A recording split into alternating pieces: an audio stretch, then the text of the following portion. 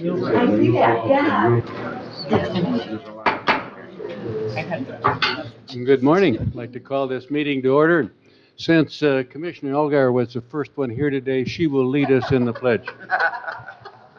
Time change one? I pledge allegiance to the flag of the United States of America and to the republic for which it stands, one nation, under God, indivisible, with liberty and justice for all.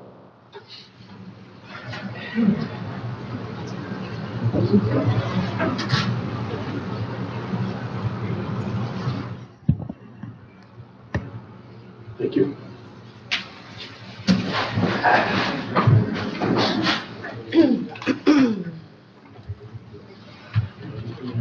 Roll call, please. Commissioner Kramer, Present. Commissioner O'Rourke, Present. Commissioner Rexroth, Present. Chairman Wessel, Here. Commissioner Ross, Present. Commissioner Alguier, Commissioner Lautner. Present. All present. Thank you. Well, we have a proposed agenda. Are there any late additions or deletions? Commissioner Rexroth. I would like to propose that we add the information shared last night from Chairman Wessel about MLI and their possibility to conduct a search for our new administrator slash CFO to the agenda. I think the timing is critical. And I would respectfully that you can take these as separate. I respectfully request that we, the special reports by staff, the MLI climate survey, that we remove that from the agenda. I think we've heard enough of that. That's we know what we're doing and we're moving forward. So I'd rather than rehash old things. That's my suggestions. Support. We're not yet. Any other additions or deletions? Commissioner Ross and then Commissioner Lautner. I'm not going to support the MLI Employment Climate Survey supplemental report taken off the agenda. I think we need to, it was new information that was brought forward. People asked for it. I think we should conclude the process and just say, okay, we've all read it and then put it behind us. But I would appreciate it being on the agenda still. I do have one more comment too, and I would be remiss not to share this with the public. I have received only comments from county residents that are unhappy with the way the extended public comment was chosen to happen at the end of this meeting today. And I only received information from people who did not want to see that happen. This is agenda approval, not commissioner comment. But it's on there as a extended. Are you asking for it to be taken off? I am asking for it to be taken off. There's a difference in that. Sorry. I understand that. I checked, and I don't believe we can take public comment off of the agenda. And I'd ask for a ruling, but I think, Michelle, you and I talked about that. This is not really an agenda item. It's the chairman gave the resident extended public comment, and we cannot take public comment off the agenda. I think that's my understanding. You can't remove public comment. I did not ask this specific question that you're now asking, but you can't remove public comment unless you need to go research that. I would just then, I'll withdraw it, but my. Okay, thank you. Commissioner Lautner? I support Commissioner Rexroth's removal and addition. Removal, it wasn't the information we're asking for yet again, so let's just forget it. And I would like to add the north facade somewhere. We got a little bit of information on that. Could we put the MLI number 14 and north facade number 15? All right. Any other additions or deletions? I have one question. Yes, Commissioner Lautner? 13A, is that new information, something different than what we did last week? Yes, Yes? it is new information. All right. Any other deletions or additions? We have a proposed agenda. We would delete by the motion the climate survey. We would add MLI contract and add north facade. All those in support of that motion, say aye. Aye. Opposed? Aye. Agenda approved, 6-1. Thank you. We have an agenda. We now have 3 reports. Administrator Allen, please. Thank you. I usually start off my comments with kudos, and I just want to take this opportunity to say kudos to the board for going through the governance training last week. I was very encouraged with the board's outcome, and some of the things that you had said were priorities to you. And as we go through today's meeting, I asked you to be mindful of what those things were that you agreed to. Project updates, I just want to give you a couple project updates. The lower level Health Department Environmental Division construction is moving forward as proposed. There will be an update on the status project tomorrow at their construction report. We are still on track for the March 31st, 2024 completion date. In regards to Beta, I'll have a report later in my meeting in regards to that, but things are moving forward in that direction as well. The 911 FOPLC dispatch will conduct a hearing next Wednesday regarding the current dispatch issue, and the county will be represented by Cole Stoker on this matter. The Traverse City Airport Authority has requested a meeting with the board to follow up on an initial meeting that Commissioner Wessel and myself had in regards to the AAP, the Airport Approach Plan. And they have proposed a date for all the governing bodies to get together, and that date is recommended for Wednesday, March 13th. So if the board can please mark your calendars for Wednesday, March 13th. I believe it is going to be later in the afternoon, perhaps around that 3 o'clock time frame. That's the date and time that they have availability for a facility. So more information on that, but please just kind of mark that as a pending time. In regards to building and grounds, and somewhat related to, I suppose, Commissioner Lautner's request, is I would like to request the board to set a building and grounds committee meeting to specifically discuss the facade. I forwarded out specific information this morning that was provided to all members of the Building and Grounds Committee in relation to where we are with the engineering component of that. So I've tried multiple times to get a Building and Grounds Committee meeting set, and we've not been able to do that. So perhaps if the board takes action, as we have proposed, to recommend that those committee meetings are held, then we can move forward with that issue that has been brought up. Lastly, I do want to mention that I received communication this morning from the treasurer, and this is in regards to the PACE program, which is an energy efficiency program. And this literally just came in this morning. I just want to read this paragraph, and then we can move on, because we'll have to come up with a recommendation, apparently, for residents to be available or eligible for this PACE program. The board has to approve it. And I think there's a resolution that has to happen, perhaps even a public hearing. So to this point, dear Treasurer Gallagher, we are reaching out to you as PACE authorized officials for Leelanau County to alert you to the amendment to the PACE statute that goes into effect this month. We have updated your PACE program report to reflect these changes. While doing so, we noticed that PACE will need to be reaffirmed by the Board of Commissioners due to language in the original report. To that end, I'm including a draft resolution of intent to establish or reestablish that states the date for the public hearing and make public the amended PACE program report for the review. Following the public hearing, the board can approve the resolution to establish so that the commercial property owners can continue to access PACE finance in the county. So I've not even had a chance to review this. It just came in. I received it this morning. It was received by the treasurer last night. So I will certainly send more information to the board in regards to this. Mr. Lautner? So I'm guessing that the expiration date allows us to perhaps take that up in March? First question? It says that there were revisions that take place this month.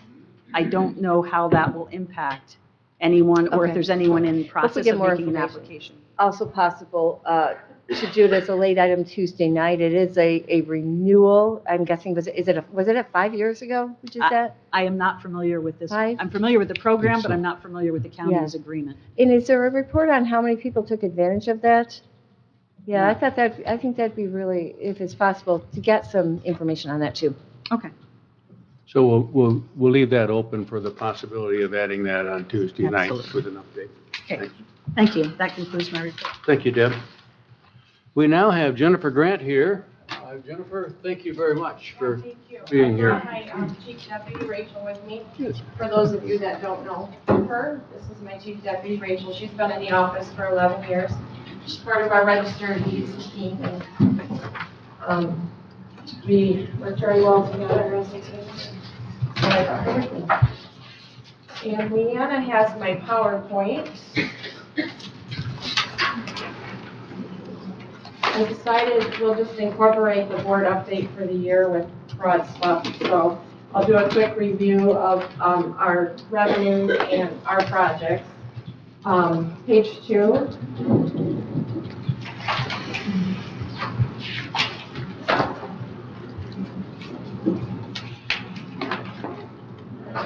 Next page, Leanna. I think we have a technical problem. So I'll just start going over it. I know there's a lot on the agenda, so we'll be quick.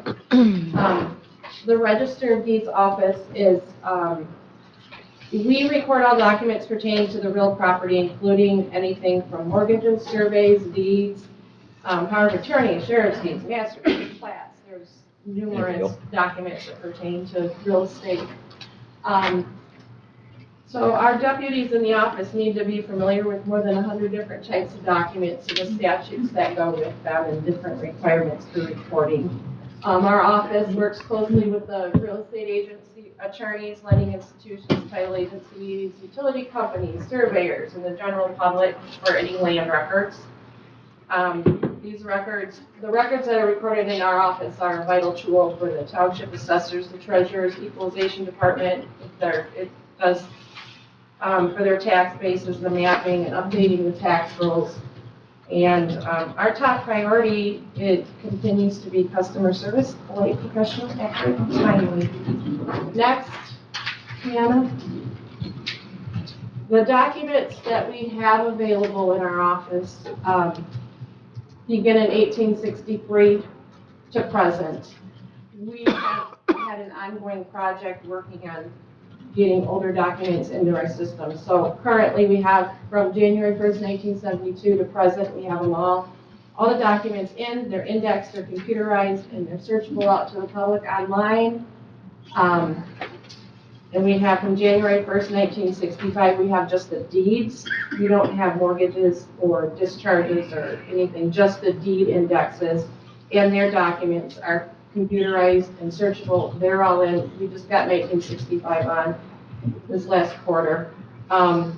And then we are from 1863 to December 31st, 1864. These documents aren't yet available for public access, but we have them in our computer so we can print them, but the public still needs to search our books for those.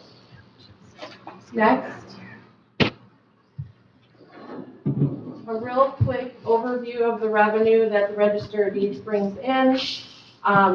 You can see that for each $30 predictable recording fee, where the money goes to. $4 of it goes to the state remonumentation program, which was extended last year to 2043. The county automation fund, which is the fund for the Register of Deeds office for updating their technology, doing this kind of stuff. And then the other $21 goes into the general fund. Next. Our office also collects the transfer tax for on all the deeds. The dollar amount from the deed determines how much money is brought in for state and county. 55 cents per 500 on the county, $3.75 for the state transfer tax, and then that gets sent to the state.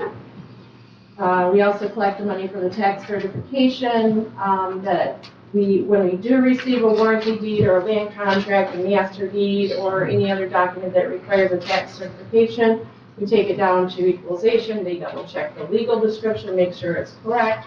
When they Then they put their number on it, what tax number that needs to be checked. It then goes to the treasurer's office. They check to make sure taxes are paid, and then we can record the document. The other revenue our office brings in are copies and website fees, so it's $1 a page per copy. The statute is there that the state allows us to collect that. Then our website searching fees, if you want to just view the index online, it's for free. You can come into the office and search anytime on the index for free. But if you're online and you want to view the images, you can buy passes, and those prices are up there to pay for our online. Next, our office, this is not a mandated service, but we do do passports in our office. So every application fee is $35. We have to verify that the applications have been done completely. We have to collect all the paperwork that goes with it, your driver's license, your birth certificates, any adoptions, marriages, anything that would, to keep your track of who you are. And then we send it into the U.S. Department of State. The clerk's office does the photos for us. We collect the $10 for the new applications, and that goes into the general fund. Every year, everyone in our staff has to do training and stay updated on what's changing. So we usually October, November do that training for the next year. We have oversight visits every 2 years. Last one was in April of 2023. And the current prices for passports are $130 for adults, $100 for minors. Current processing time, 6 to 8 weeks for routine and 2 to 3 for expedite, which is good. That's come way down. It was way up there. Jennifer, how many years have you had passports now? Did we I think transfer it that? was 2011 we started them. Okay. 2010, 2011. From the somewhere in statute change and, that. Yeah. Next.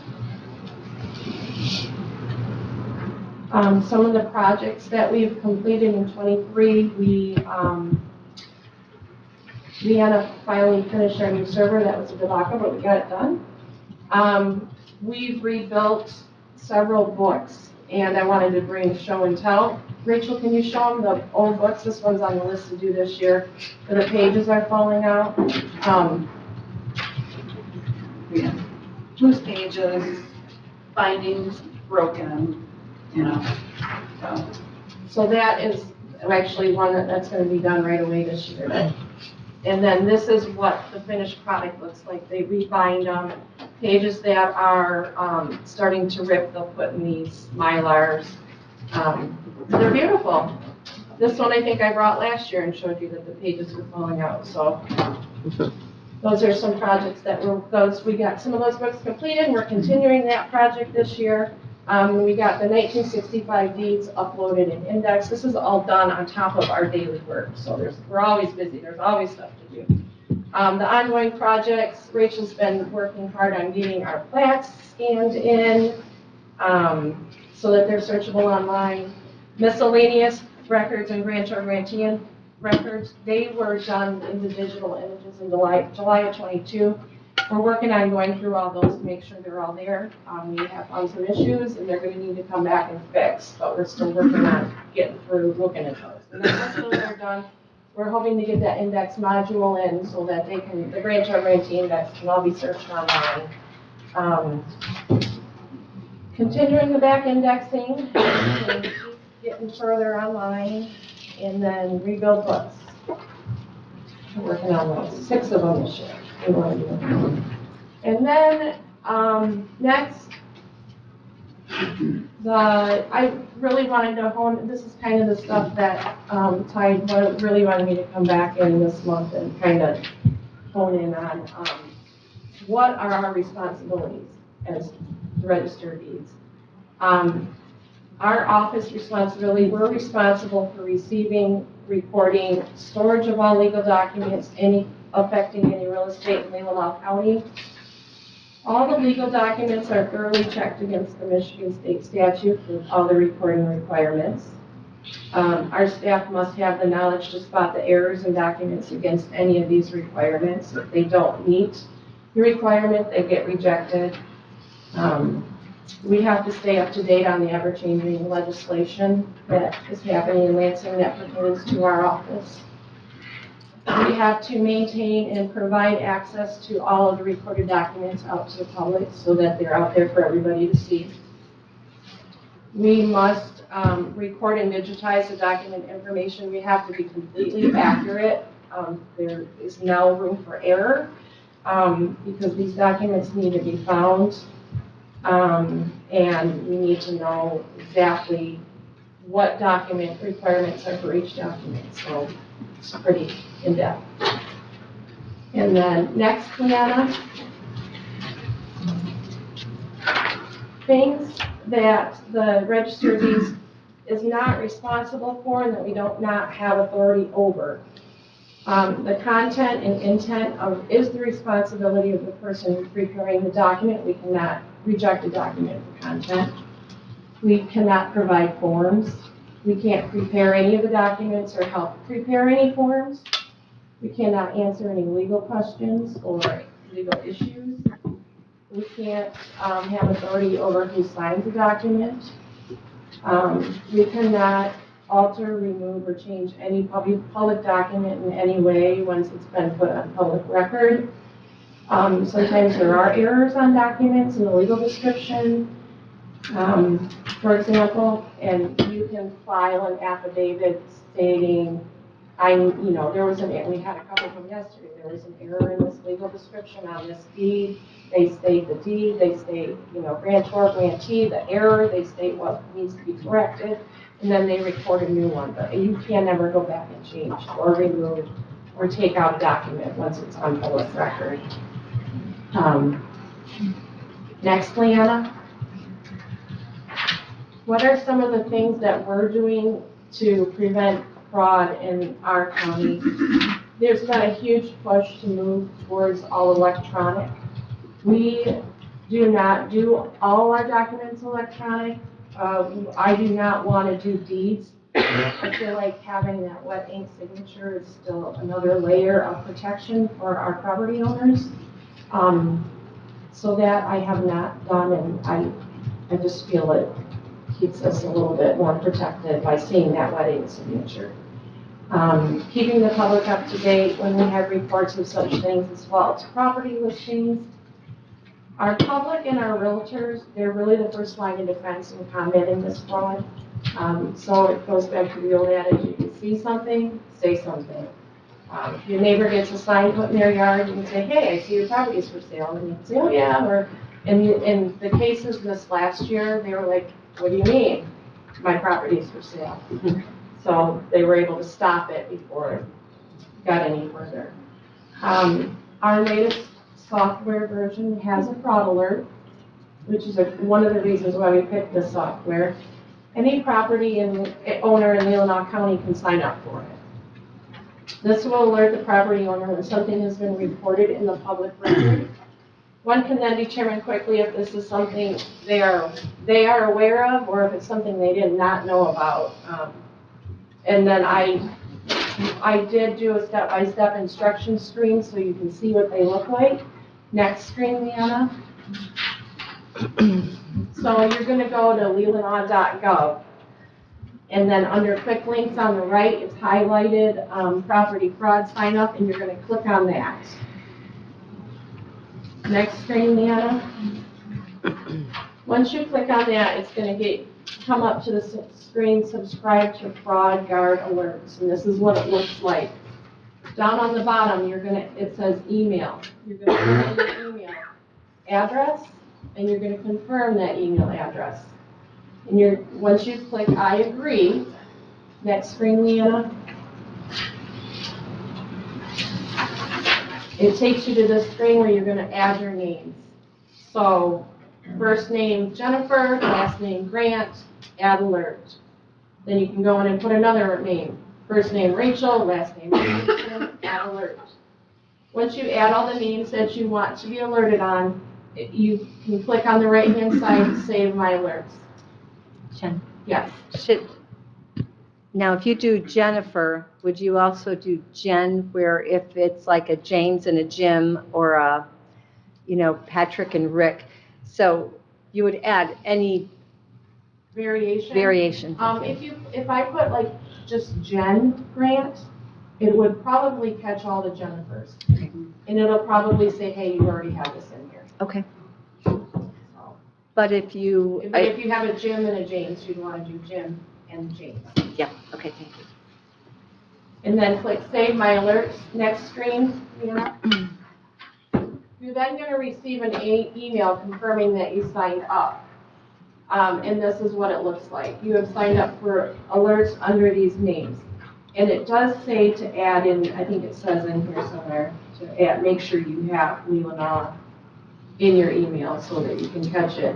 Melinda, double check your I will check. spam, see if it's in there. If it's not, call us. We'll redo it or look into it and make sure we have the right email. Okay. And then when something gets recorded in our office, next screen, Leanna, you're going to get another email. And it's going to show you the recording information. It's going to show you what it was. This one was a mortgage. And it's going to show you the names it was done in. It's going to be under the names that you sign up for. Who the grantor is, who the grantee is. And then you can say, oh, yeah, I know I did a mortgage. Or, yep, oh, good, my mortgage is paid off, I discharged, we're good. So that's what that looks like. And if it's something you don't know, you can call us up and say, hey, what is this? And we'll say, here's a copy of it. You can look at it. If there's something more you need to do, move forward with it quickly because you've been alerted. Next screen. These are some of the things that we've seen come through that are kind of scams.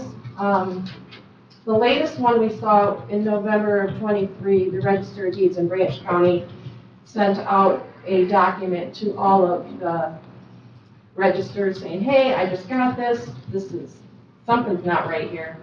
It's Cash for Houses, a Minnesota-based home buying company where they are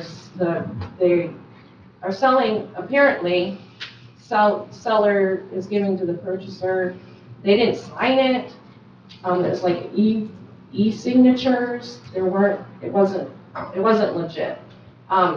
It wasn't recordable, and we have not seen any here, but just be aware that this company may contact you. Who knows? MP Realty is a program that a few years back had done these agreements. There were a few of them done in Traverse City and Grand Traverse County. It's a potential of a 40-year agreement or like a claim against your property where they'll give you cash up front, but you have to say when you go to sell your house, you got to use them. And this wasn't necessarily fraudulent, but it's just kind of a scam. You don't want that against your house for 40 years. So we never had any here in Leelanau, and there is currently, we took it to Lansing, and they are working on some legislation to kind of stop this kind of stuff. And then we had the false real estate listings that we were aware of. We had 2 of them in July, 4 of them in August, and then we had one just this last December. And as far as I know, nothing's gone further. We haven't had any recordings here in Leelanau. Next. And so as Register of Deeds, I want to assure our residents that my staff and I do everything we can to protect your land records. And thank you for this opportunity. And if you have any other questions? Yeah. I would just like to say that when you gave me a tour of your office last year, I was very impressed with your double, triple checking. You guys work very hard to keep our records safe. Thank you. Thank you for your work. Thank you.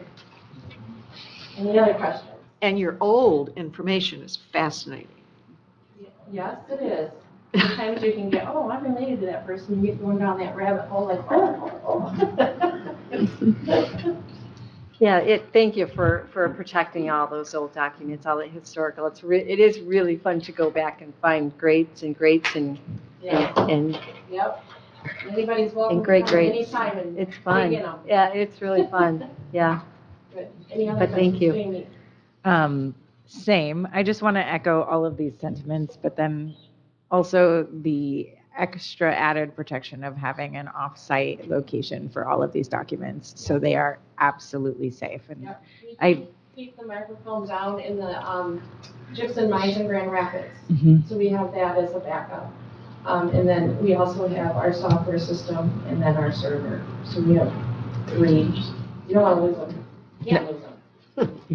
But you've done a really great job at making sure that they are absolutely safe, and I want the public to know and understand that, because maybe that's something that gets missed, because I wasn't aware of that until we had that conversation, so. Thanks, Jamie. Yeah, thank So you. if we have like an original abstract signed by Ulysses S. Grant, do you have a copy of We that? have them in our office. You have copies, if I have the original one. Yeah, cool, yeah. Yep. Good records. Any other questions for Jennifer or Rachel? Thank you so much. Thank you. Thank you. Thank you, ladies.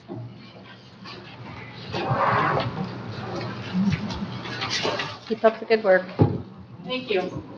Thank you, guys. Now we have our sheriff and our undersheriff.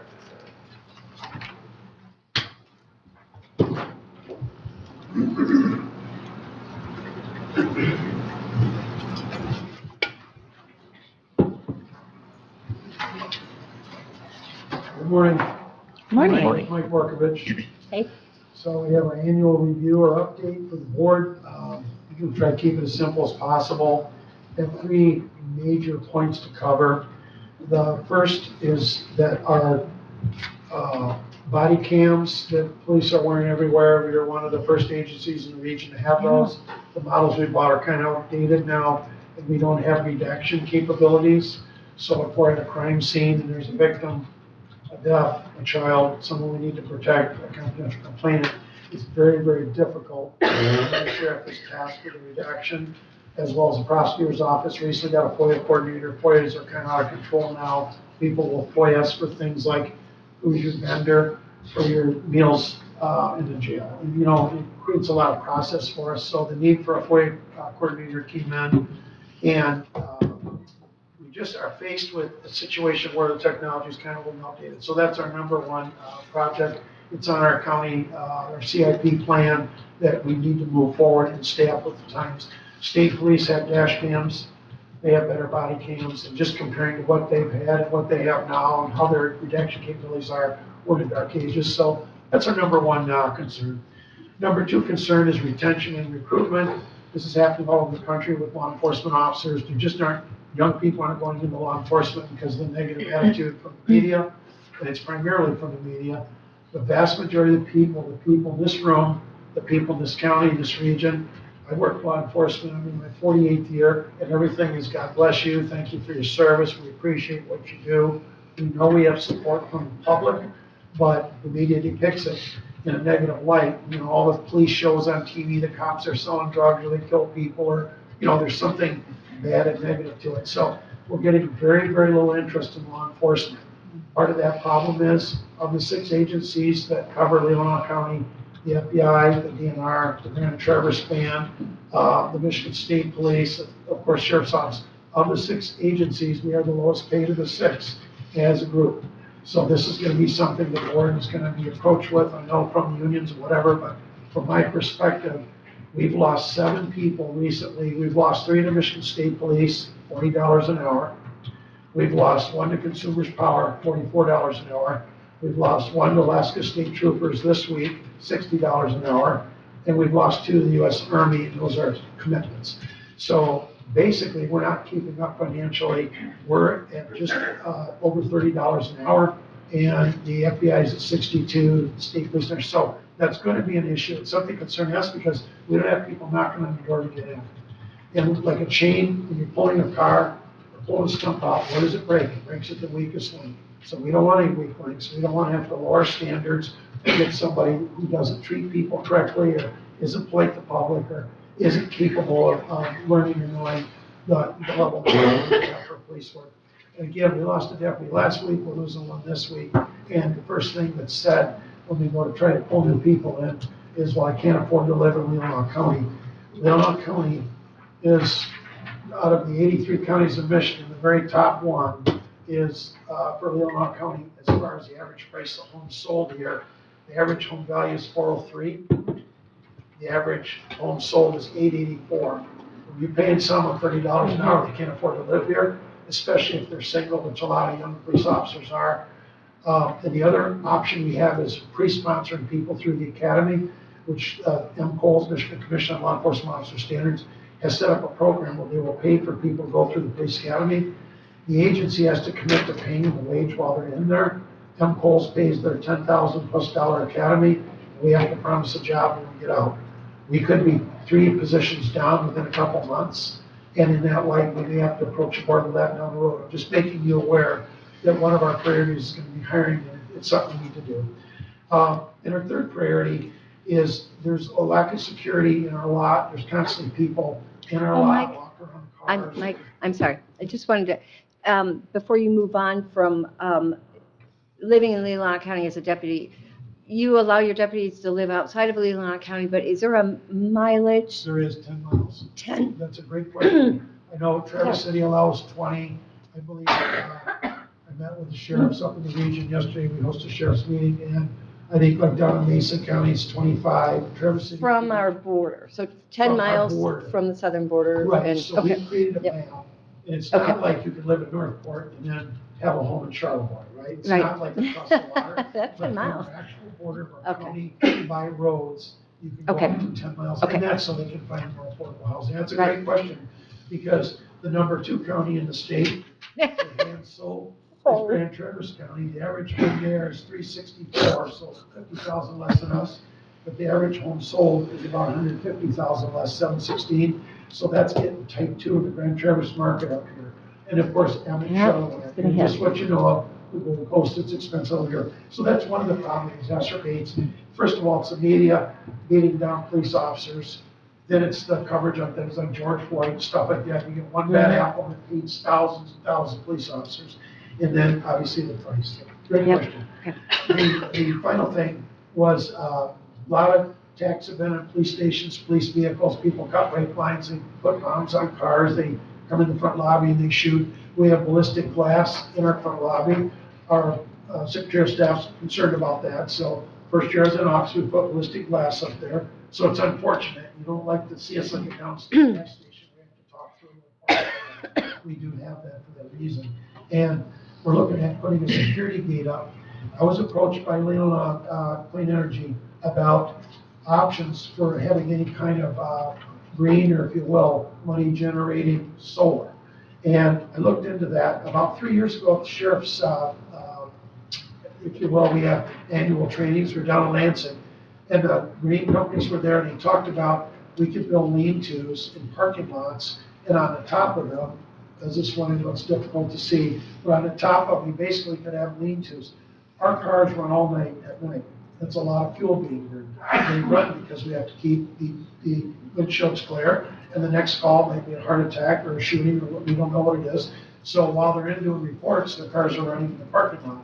And if those windshields ice up, they don't have time to clean them off where we go. So a good thing would be to use our heads, and if we're going to put solar on campus or look at it, let's make carports. You could have them out here outside this lot. You could have them on the outside our lot. This one in particular on here shows a model that you basically have a center column, the solar on top, and 2 end columns. Wayne would still be able, Jerry would still be able to plow, he would still out, but the solar panels would be charging, or necessarily obviously charge cars, we don't have EVs, but that would generate electricity for Leelanau County. So we are working in stride with them on that. To go into that project, I'd like to put a gate up. The gate would simply be an access gate at this point, because we have people, believe it or not, there's a motor home in like a big RV park just basically east of here a few miles, and they get mixed up on their GPS. They pull giant motor homes in here, they pull trailers. They actually pull in their parking lot. There's 2 stop signs on each side, say do not enter, employees only. They pull in, and then they can't back up. And I've had a couple times go out personally and unhook boats for motorhomes, or unhook Jeeps for motorhomes. We hand push them out of the way. Then we have to get the motorhome, jack them around, and move our cars to get them out. The other thing I'm more concerned with is people poking around our cars. They have no business around those cars unless they have business around the cars. So we look at it as a security issue in light of the crime that's happening nationwide, especially radical people are attacking police stations. We think that's important. That's not an expensive item either. We'd have it, just simply have a gate up.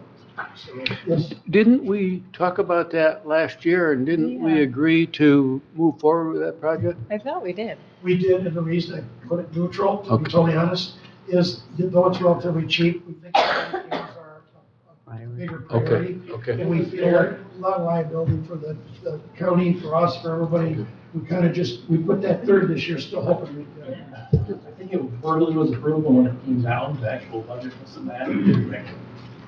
Well, it's easier to make verbal commitments than to sign. There is that, as they say. But that's, I didn't want to choke this up too long. I just want to say, we're very fortunate to have added a detective last year, thanks to your support. Those two detectives are picking up on a lot of criminal sexual conduct, especially use computers and phones and, things like that. They're working on those, they're working on criminal sexual conduct with children, like forced on children. They're working on the drug issue. We obviously have a lot of fentanyl in the United States. We had fentanyl a few weeks ago in this county on a drug, thought he was taking this drug, but it was this drug, guy and a young person. So we're very, very concerned. The detectives are doing a great job doing these investigations, and we feel like that's a big bone you threw us to be able to do our job better. So we appreciate that. One of the sheriffs that was here for the meeting yesterday said, I told him we got a second detective. He says, you only have 2 detectives?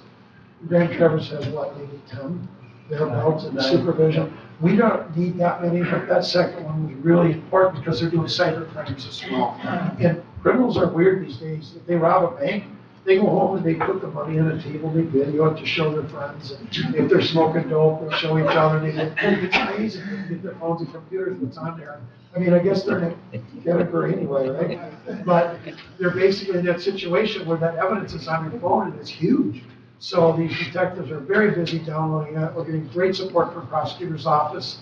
And again, with the FOIA coordinator, we're in good shape. And the last thing I'll close with is keep Leelanau. There's a reason everybody in the world wants to live here. There's a reason land values are high. It's a low crime area. There's a lot of people who moved here since the, Michigan ads have been all over, most beautiful place in America and all the other ads. People are coming here in droves, but a lot of those people bring crime or crime type behavior with them. Not that they themselves are criminals, but they're used to it.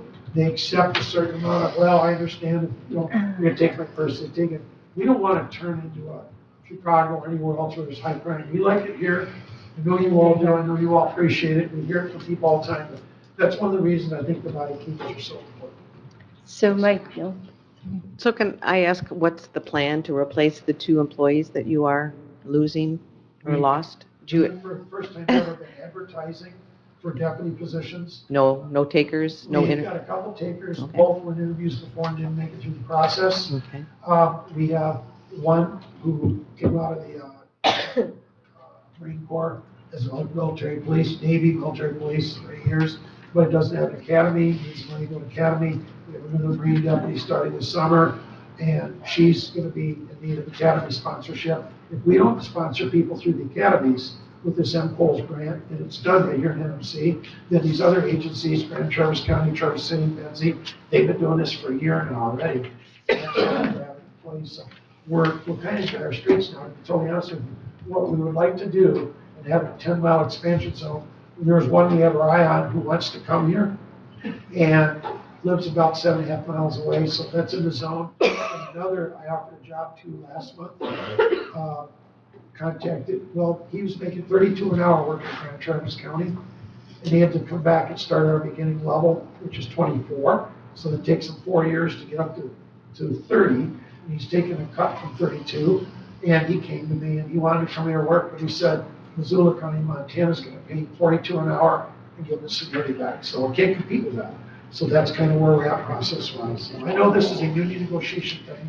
I'm just saying, the reality is this now. These other sheriffs and city police, state police have billboards all over downstate saying, do you want to be a trooper? Here's what it is.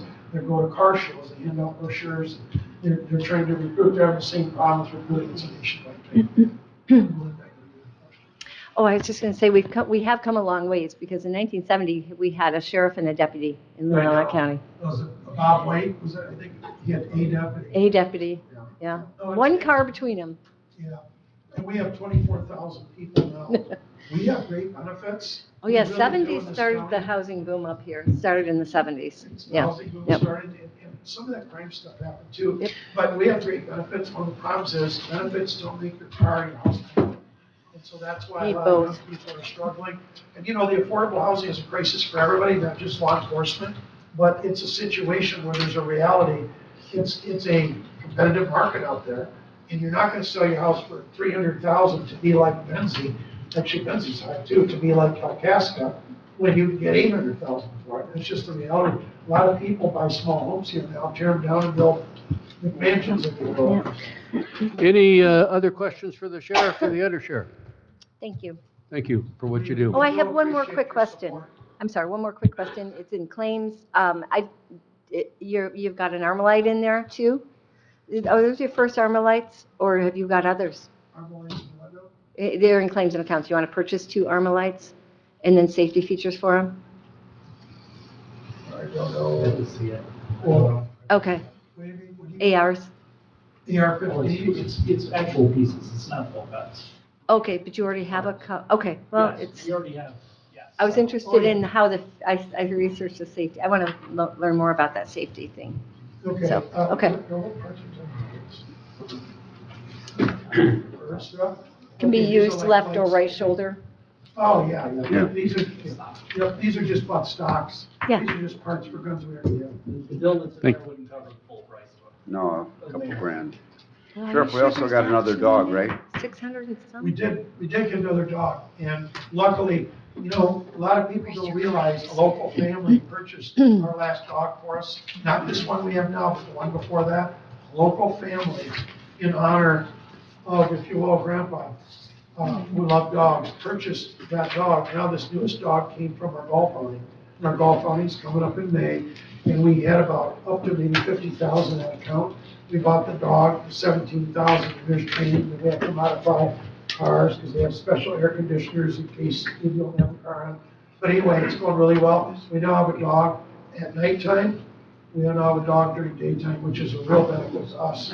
We started out 13, we didn't have a dog. These dogs will smell for fentanyl, which is the big killer, methamphetamine, heroin, and so forth. They're not marijuana trained dogs, they're for her. That's what's killing the kids. Thank you very much. Thank you. Thank you. Thank you. Thank you. EDS? We don't have an EDS? That's coming up. Later, it's coming up. Yep. Item number 1 in your action items. Okay. At this time, we have a public comment opportunity. We first want to thank you for attending our meeting. The board appreciates your input and your suggestions and your ideas. For the executive committee, we ask that the initial public comments be limited to 3 minutes and relate to an agenda item. I would ask you, if you would, to make sure that we can figure out what agenda item you're addressing when you are making your public comment. You could help us with that if you're willing. Well, I saw a hand in the back. John.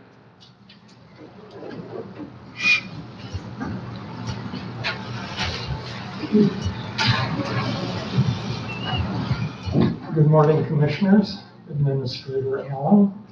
My name is John Fletcher. I live in Lake Leelanau. On behalf of many concerned citizens, I'm requesting your approval for up to an hour of time on your future agenda.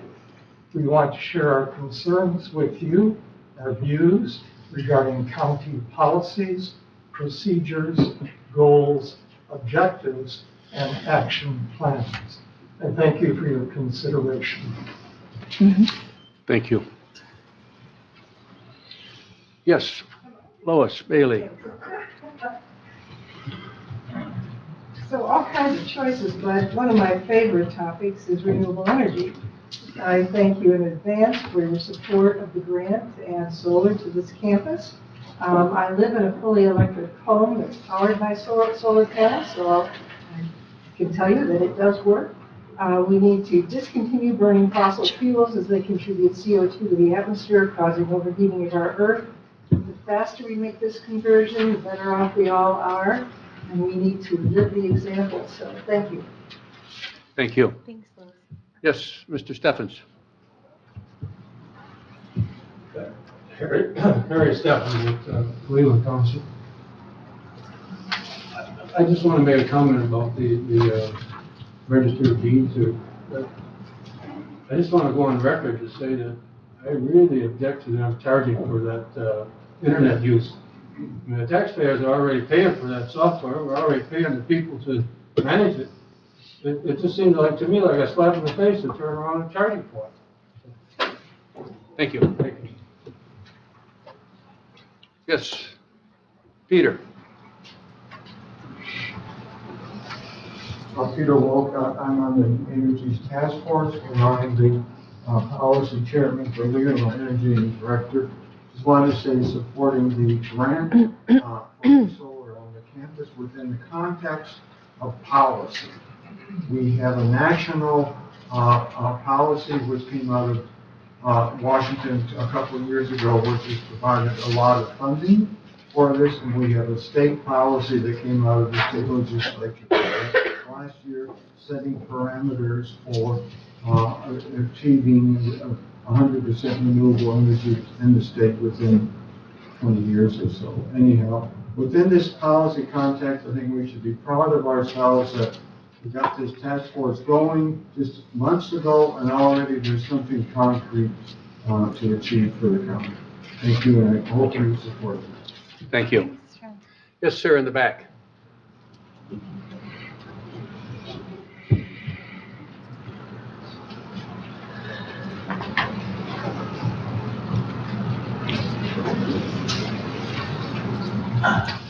Good morning, everybody.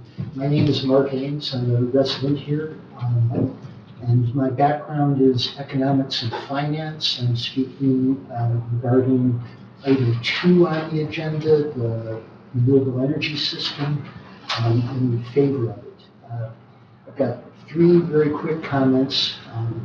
First, the solar array here will be an investment for the future.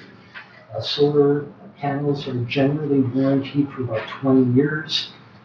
It's not uncommon for solar panels to last 30, even 40 years. It doesn't take any stretch of the imagination to wonder where the cost of electricity will go over that time period. 20, 30, 40 years, that's a long time. Those solar panels will be producing money for the county over that long time. Secondly, any kind of system that gets installed now will be scalable and expandable in the future. In particular, the cost of storage, electricity storage, batteries and the like, is coming down. And as time goes on, time of use rate programs are going to become more common, and it's conceivable at some point they're even going to be the standard and even required. Batteries will allow the county then to manage those time of use programs in a more affordable, even profitable way.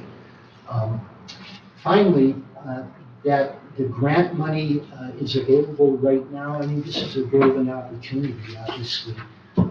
That the submission of any kind of grant like that, a grant application, seems to me a win opportunity, no risk and everything to gain, even if it just turns into an option for something in the future. Finally, I'd like to voice support for the sheriff's comment on carports and solar carports. I think that's a marvelous idea. The very best place for solar panels is on otherwise useless roofs and parking lots, and certainly far better than covering over God's green earth. So thank you. Thank you. Thank you. Thank you. Yes, sir.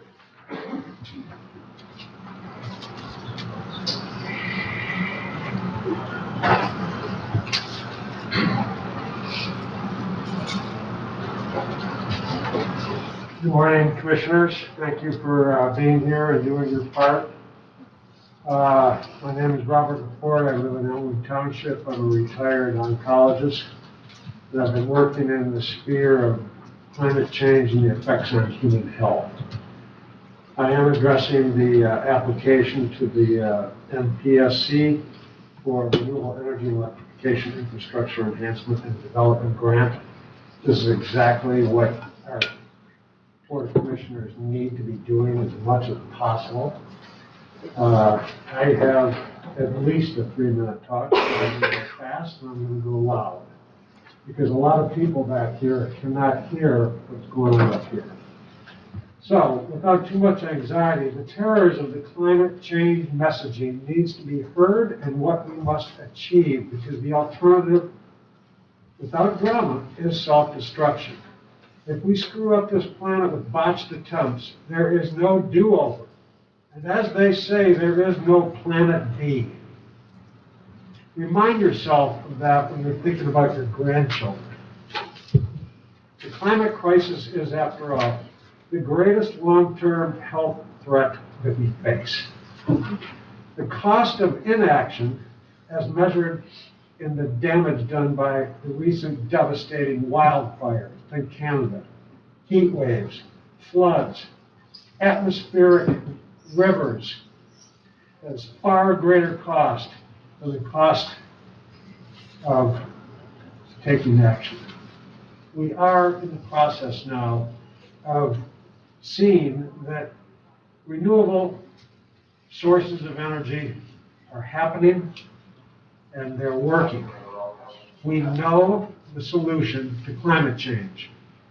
We know that it has a lot to do with decarbonizing our grid, protecting our atmosphere from any more significant, huge emissions of carbon. And the premise that climate action demands sacrifice is a deeply flawed. If nothing else, it's exactly the opposite. Climate change has crystallized the dual role played by both individual action and governmental policy when it comes to societal crisis. The need for an organized and effective response to a crisis is, after all, one of the fundamental reasons we have governments in the first place.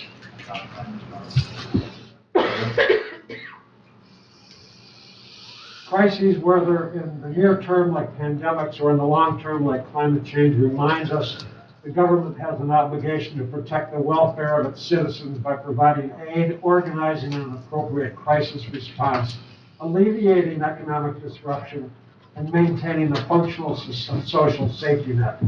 Citizens, in turn, have a responsibility to hold politicians accountable Dr. Laporte. when the government fails to uphold its end of the social contract. Thank you, and I gave you a few extra seconds because of the interruption, but I need to limit you. Thank you. Is my limit reached? Yes, it is. Thank you for being here. Thanks a lot. Thanks a lot. Thank you very much. Yes, sir.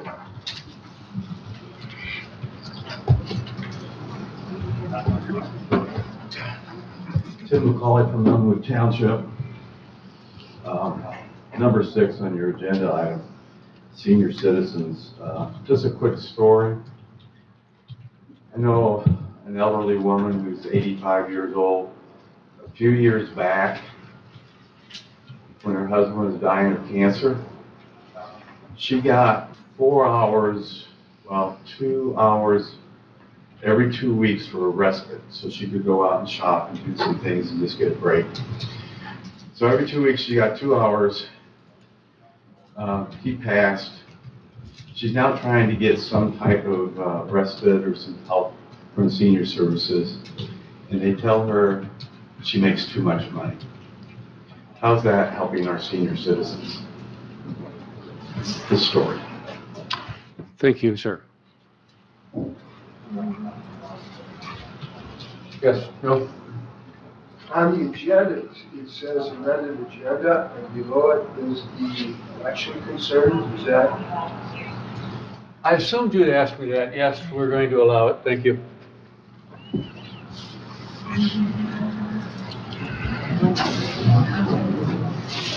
Right.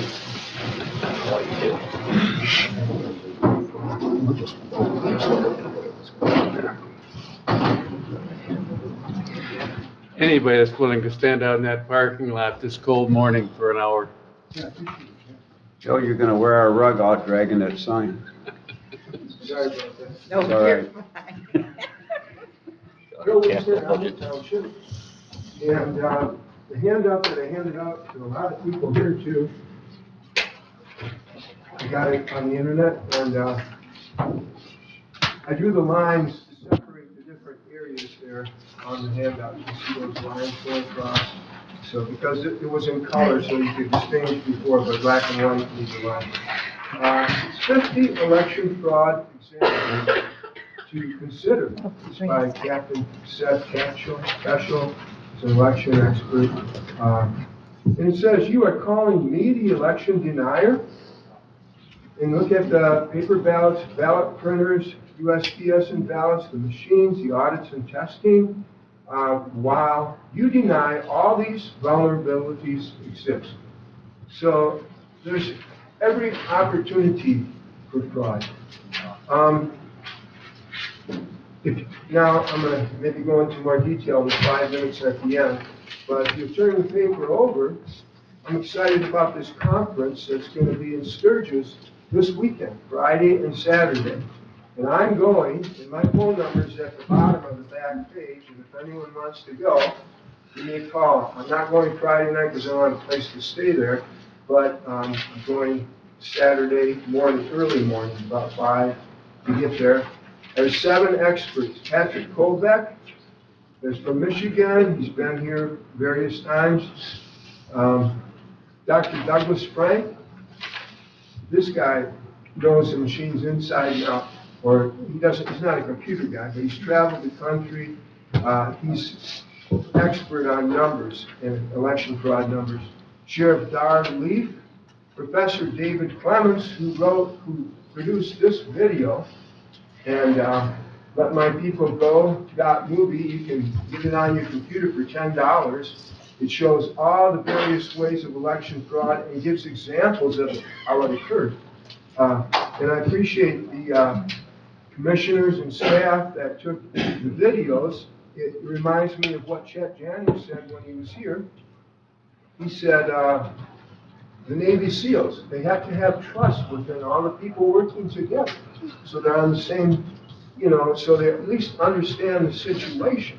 And he said, you all have decided, you need to get all the information. When the information is withheld, that's not a good thing. So I appreciate everybody that took it.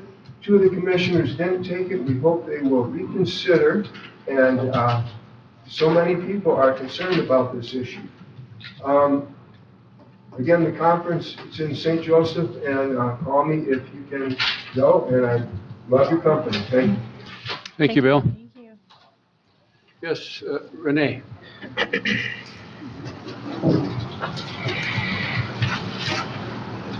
Thank you, Bill. My name is Renee Weiler, and I'm from Lake Leelanau. I give you all a legal notice of my township records, voting records. I give you one piece here of my falsified records. So I have multiple records showing that I did not cast an absentee ballot. I never cast an absentee ballot. I've always voted in person. And what I gathered from several records that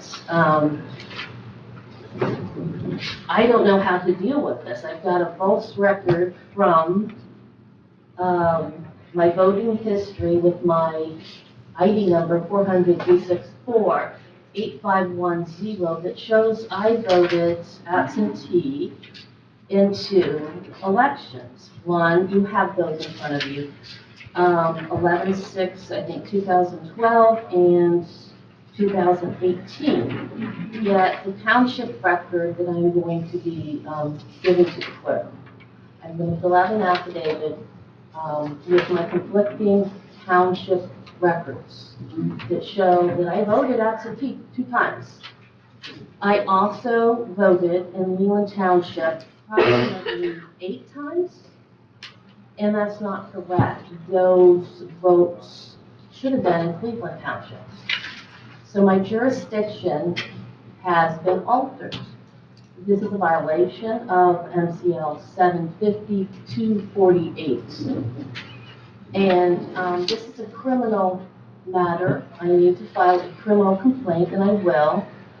And then I just received another record from my local township clerk, and I don't believe she has any guilt in what's going on here. I think she's just as clueless as we all are. Now my jurisdiction has been flipped or altered to a legacy address. In my jurisdiction, that's a legacy. That's a false record. Emma, Ross, you are my commissioner for District 5. I need you to investigate this for me. I need you to help me to get my voter records corrected. Thank you very much. Thank you. Yes, Mr. Yoder.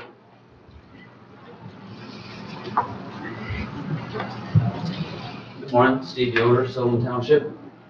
I brought a couple of these letters, but this letter I wanted to read, I understand it's in your packet as well. I want to read it for the record. To the Leelanau County Board of Commissioners, during the recent Leelanau County Planning Commission meeting held on Tuesday, January 23rd, 2024, the motion was made and unanimously approved recommending the County Board of Commissioners hire the current senior planner, Gail Meyer, as the permanent planning director. Gail Meyer has gained a substantial amount of planning skills and knowledge working directly alongside the prior and nationally distinguished planning director, Judy Gallup, for the last several years. We believe Gail is an excellent candidate as she has consistently displayed outstanding initiative for any planning project, is always detail-driven in her work, keeps copious notes, understands the layers of planning, is comprehensive in her analysis of planning documents, and is a true team player. Gail would greatly benefit Leelanau County and the Leelanau County Planning Department in the role of planning director in the years ahead. In addition to the above qualities, we believe Gail is well established in the planning department office and fully understands the skills and work required of the planning director. Her years of experience have afforded her the invaluable opportunity to work directly with all the townships in Leelanau County where she is highly respected. Gail has been a willing worker for years with numerous county initiatives, including but not limited to the Leelanau County Solid Waste Council and the Leelanau County Housing Action Committee. Of the Planning Commission members present at their January regular meeting, the following members by roll call vote unanimously recommended the appointment of Gail Meyer as the county planner. Steve Yoder, Casey Noonan, Greg Brown, Brian Fenlon, Linda Lautner, Tom McDonald, Tom Nixon, Francis Creek. Thank you for your consideration of this recommendation. Sincerely, Steve Yoder, Chairperson, Leelanau County Planning Commission. I will note that after I did put this letter together, one of the members that wasn't present at the meeting wished to have his name added, but I didn't have the time to add it on with Brian. What's his name now? One of the members did recommend to have his name added on it. Mr. Fenlon? No, Is he he is on on there? there, but it was Rodney Brush. Rodney Brush. Wasn't able to be at the meeting, but wanted to show his support as well. So we would highly recommend that. I know you have it on the agenda, but it's been an honor working with Gail, and I know she would do a wonderful job. Thank you, Steve. Thank you, Steve. Yes, Mrs. Tannenberger. Very good. Long way back there.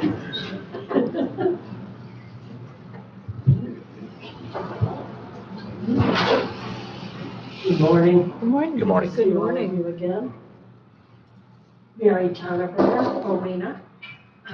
First of all, I had submitted a written memo to you relative to the public accuracy session managed by Michelle, Marion, and John, and it was outstanding. And I wanted to comment this morning on the public guidelines that came out of that session relative this morning to the voting machine fraud issue.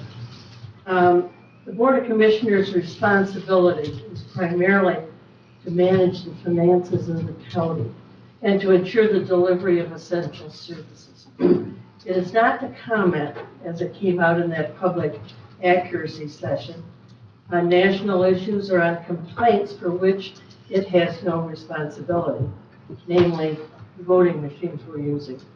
Adding this item to the agenda is a waste of taxpayer money and undermines your credibility. Citizens can comment to you in written memos or to the press on these issues. The Board of Commissioner meetings are held in public as a courtesy to constituents, a courtesy. They are exactly that, a meeting held in the public. They are not meetings for the public to run. Comments can be accepted and managed if relevant. Every minute of these meetings costs the taxpayer. We've heard a lot of discussion this morning about the cost of running our government. But every minute costs us as taxpayers. And I'm sure that Michelle and the administrator, Deb, can vouch for what it is costing for all of you to sit here, for a number of the staff to sit here. So my final comment is, a lot of this discussion on voting machine fraud is part of a national plan by a certain group of people who are trying to undermine citizen faith and trust in sound government. Thank you. Thank you, Ms. Tonberger. Yes. Sue.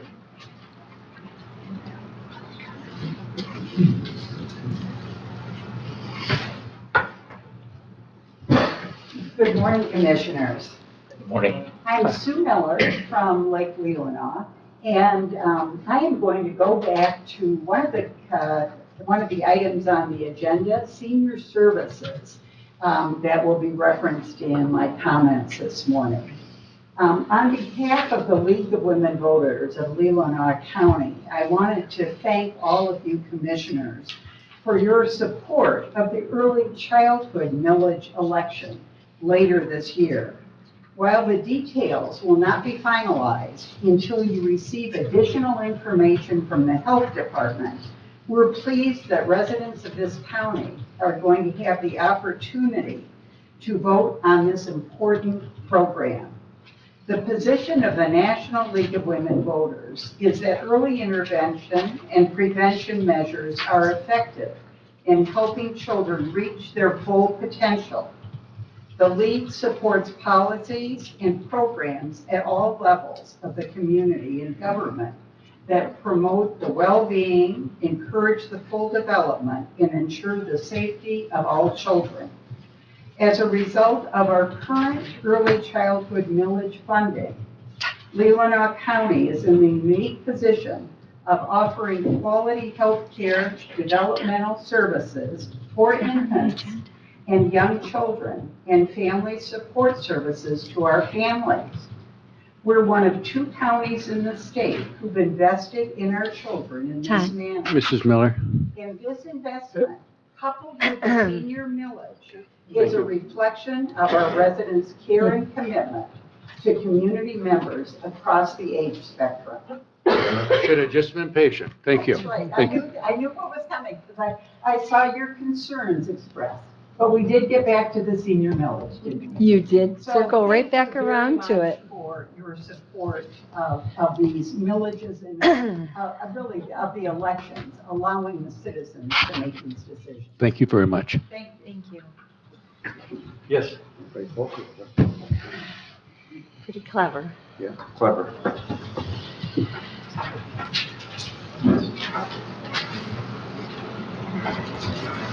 Good morning. My name is Susan Cacciarelli, and I live in Maple City. And I wanted to thank Michelle Crocker and her office for their efforts to ensure and assure safe, efficient, and accurate sorting procedures in Leelanau County. Each commissioner present must believe this, or he or she wouldn't have taken his or her oath of office. If you believe the voting system is inaccurate, then accepting the results would be hypocritical. The act of taking your oath means you have accepted how you were voted, and you have accepted the outcomes. I want to just thank you for your role as county commissioners and enabling the clerk to do her job as she was elected. Thank you. Thank you. Any other public comment? Yes, John. I'm buying around for the commissioners. I will not forget that, promise. Yeah, yeah. When? John Hunter, Cannon Township, District 2. Good morning. I'm here today to advocate on behalf of renewable energy. We're truly blessed here in Leelanau County. We have no coal mines with the 100 freight train cars blocking up our roads, or the electrical generating coal-fired plants polluting our resources. We have no oil or gas fracking wells injecting hundreds of chemicals into our water. We have not lost 400 plus acres of our beautiful shoreline to a nuclear plant. However, we seem to be quite content to let other communities suffer the immediate and long-term health problems and lasting pollution effects with energy production. It seems our only complaint is our monthly bill. We don't have other communities, we don't suffer like other communities do daily. The Palisades nuclear plant will be reopening.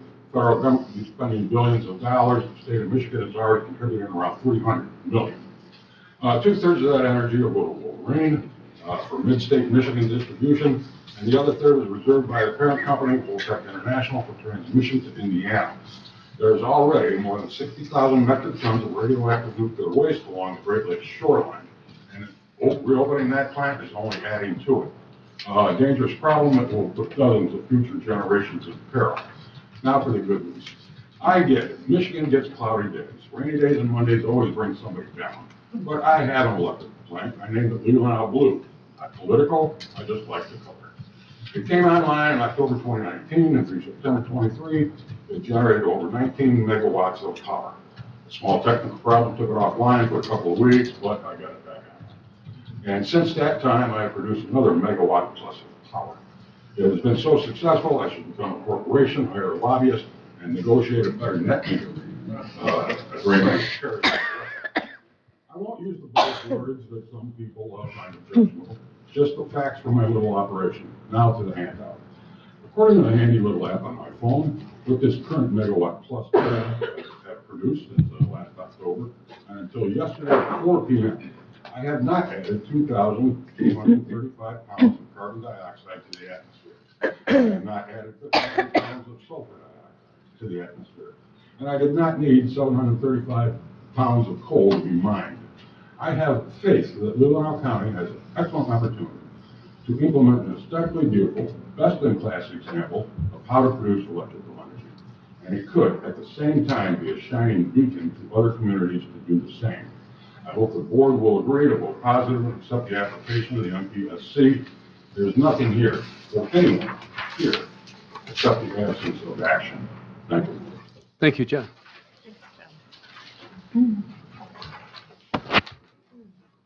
Any other public comment?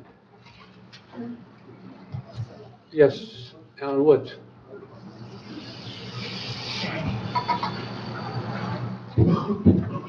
Hello. Good morning. Thank you. I'm not nearly well as prepared as the others, but I would like to take this opportunity to say that I actually disagree with climate change. Now, if you want to go through, yes, I appreciate all the comments that were made for it. I understand. Yeah. Don't talk to our public. You gotta talk to us. When you actually take a look at it, how much energy actually goes into creating a solar cell. And then again, we do have on average, Michigan is referred to as the bloom belt. We have about 100 days average of the sun. Now, can you put up a solar array and generate what you want? Yes, but it will take its money. And will you get that cost back? There's the argument of that, whether or not you are actually just paying ahead of time for your energy as what you will actually generate. But if we could, This whole thing, renewable energy is about climate change. And when you really consider it, it is such an issue. And I'm not saying either way. Unless China is involved in this just as well as we are, which they're not, all that we are doing is nothing. We will drag our economy down. We will destroy our economy. Wait a minute. We're already doing that because we are going to oil anymore. And so there goes our economy. And so there goes rising prices. It's a never-ending loop, and I think we just have to consider whether or not we're really doing the right thing. Thank you for your time. Thank you. Thank you. Yes, Sam Guttinger. Good morning, guys. I know you've been sitting here a long time, and I know you're going to be sitting here a lot longer today, and I'm really sorry about that. I'm going to address two things. The FOIA, I believe it's every person's right to be able to ask for a FOIA. I don't think it's any person's right to ask for somebody else to pay for it. I certainly don't want my tax dollars going for somebody else's FOIA. I think if you ask for one, put the money on the table. The other thing I'd like to comment on Mary Tonnenberg and having you guys focus on just what you can actually do, I think is really important. You sit here a lot of hours and listening to things that you have no control over, I think is a waste of your time and mine. So I hope that you have a more focused meeting on things that you can actually do, and that you don't get bombarded by a lot of things that you have absolutely no control over. Thank you. Did everybody notice Sam didn't bring cookies today? Any other public comment? Yes, Jan.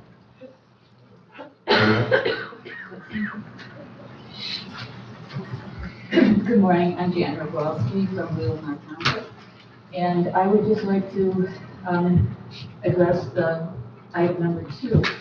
I think the science is clear that fossil fuels have caused major damage to our environment. There's an urgent need to transition to alternative sources of energy that don't cause the same problems. If you look at this grant that's being discussed, I think this is an unprecedented opportunity to be able to provide energy that does not hurt the environment and also results in a significant cost savings for our county, which is tremendous if the grant is approved. I just would urge you to be supportive of it. Thank you. Thank you.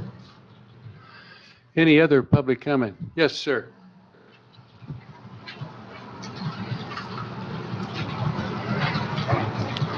My name is Joe Welsh. I live in Grand Traverse since up to school. I completed a canvas in late 2021, early 2022 for a group in Michigan called Election Integrity Fund. And it's published, it's in their database. It was a sample canvas based on certain criteria, 200 houses, 200 doors in Grand Traverse County, in a certain precinct in the city. And what we found was a 40% anomaly rate based on that canvas. And we're going to hear a lot of things today about the election system and the election process. And I just like to throw a few facts on the table. And whether or not this commission has authority, there's some room for debate there, but without any awareness of some of the facts in the matter, citizens won't be informed of what remains as the greatest threat to state and nation, which is systemic elections corruption. Fact, in 2017, Secretary of State Ruth Johnson signed new contracts for the state of Michigan with software companies and voting machine companies that have extremely nefarious ownership structures that lead to the Chinese Communist Party. Okay? Fact, our voting machines and our systems are all online. poll books are moving data in and out of polls. And then we have absentee ballot drops that are going on. And we as citizens have no right under procedures set up by the Secretary of State and by Jocelyn Benson's office and the Board of Elections to audit our elections, even though it's written into law that we have that as a constitutional right. Fact, Secretary of State Jocelyn Benson has been found in violation of the law 6 times, but because of systemic elections corruption and the dominant nature that it has had in placing certain people into government positions, we have no accountability under the law. Fact. We have a southern border because of these things that is wide open, with all kinds of people pouring into our country and all kinds of narratives going on about it. And these are facts. So if we're as a group of concerned citizens, as elected officials, if we're not willing to take an honest look at these things, what's the result of it? God knows, and God help us. Thank you. Thank you, Mr. Walsh. Any other, please do not abut. Thank you. Yes, sir.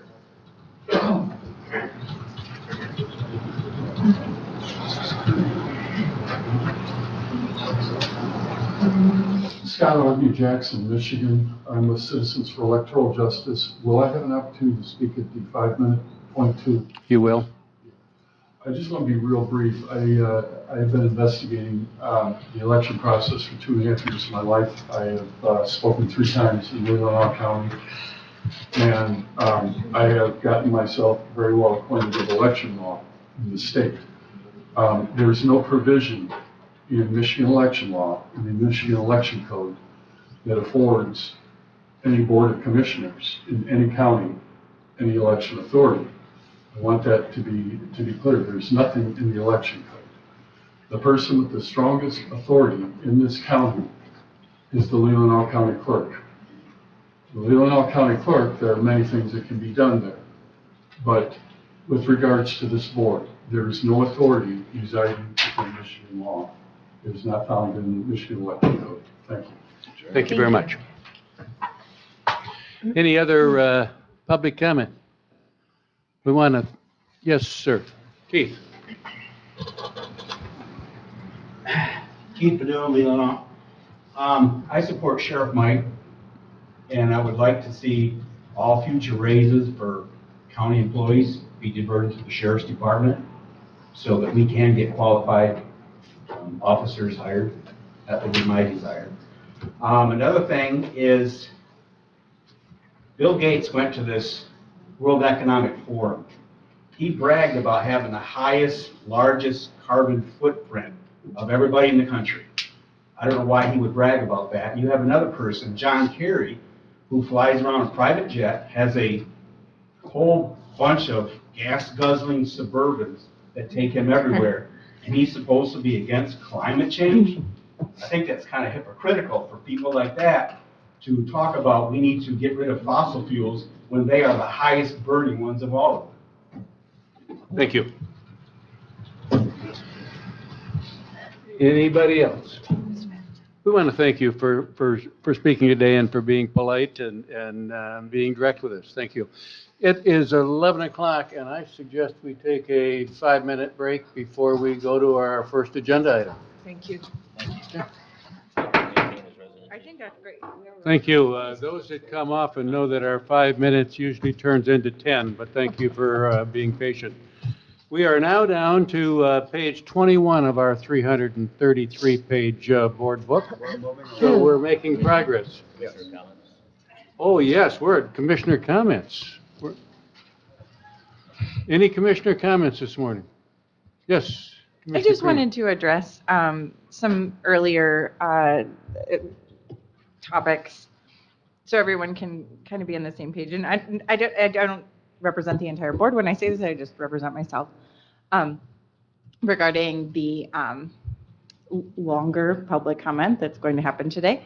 There is no legal issue with it, so I just want to keep everyone informed that how I see this and view this is it's our job to listen and hold space for our neighbors. And I hope that we can all see that. So when positions come up on either side of the aisle, that we're here and that we're listening and responding, whether or not we agree with said topic. I think it's important for us to do that. And remember, at the heart of everything, this is a community.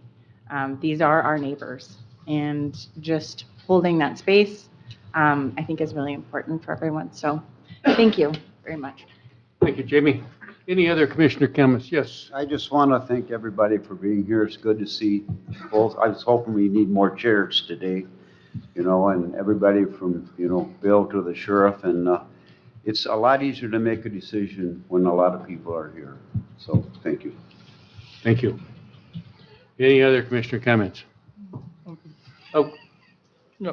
Okay, we are now down to action item number 1 with the sheriff's office. You have 2 requests for us.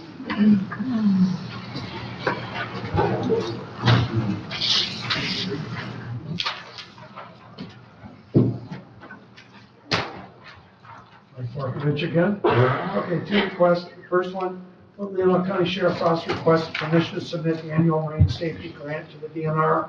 We get $40,000 for this grant. When registrations are sold for boats, DNR is in charge of the program, but Michigan Sheriff Association is involved in enforcing that, obviously. So that's our share. It's kind of a thing we do every year, but we do need your board approval. Commissioner Ross? I move to recommend that the County Board of Commissioners allow the Sheriff's Office to apply for the 2024 Marine Safety Grant through the Michigan Department of Natural Resources to cover a percentage of the costs of the Leelanau County Sheriff's Office Marine Safety Program. Support. Any discussion? All those in support of the motion say aye. Aye. Opposed? Motion approved 7-0. Thank you. Thank you. Number 2 item, 2 lieutenants, we have a lieutenant on the roadside, lieutenant correction side, would like to be in their own union. So this is an FOPLC request. Did you all get a copy of it? Yes. It's basically just kind of everything. We're dealing with multiple units, so we think that, that's something they can do, so we ask for your support. Commissioner Rush? I move to recommend that the County Board of Commissioners approve the voluntary recognition letter between the Fraternal Order of Police Labor Council, Leelanau County, and the Leelanau County Sheriff's Office. Upon approval, the board chairman and sheriff are authorized to sign and enter into the agreement. Support. Any discussion? All those in support of the motion say aye. Aye. Opposed? Motion approved 7-0. Thank you. Is that mine or? Is it? No, I think I have mine. Is it? We are now at our number 2 item, Energy Futures Task Force application to the Michigan Public Service Commission. Mr. DeFore, thank you.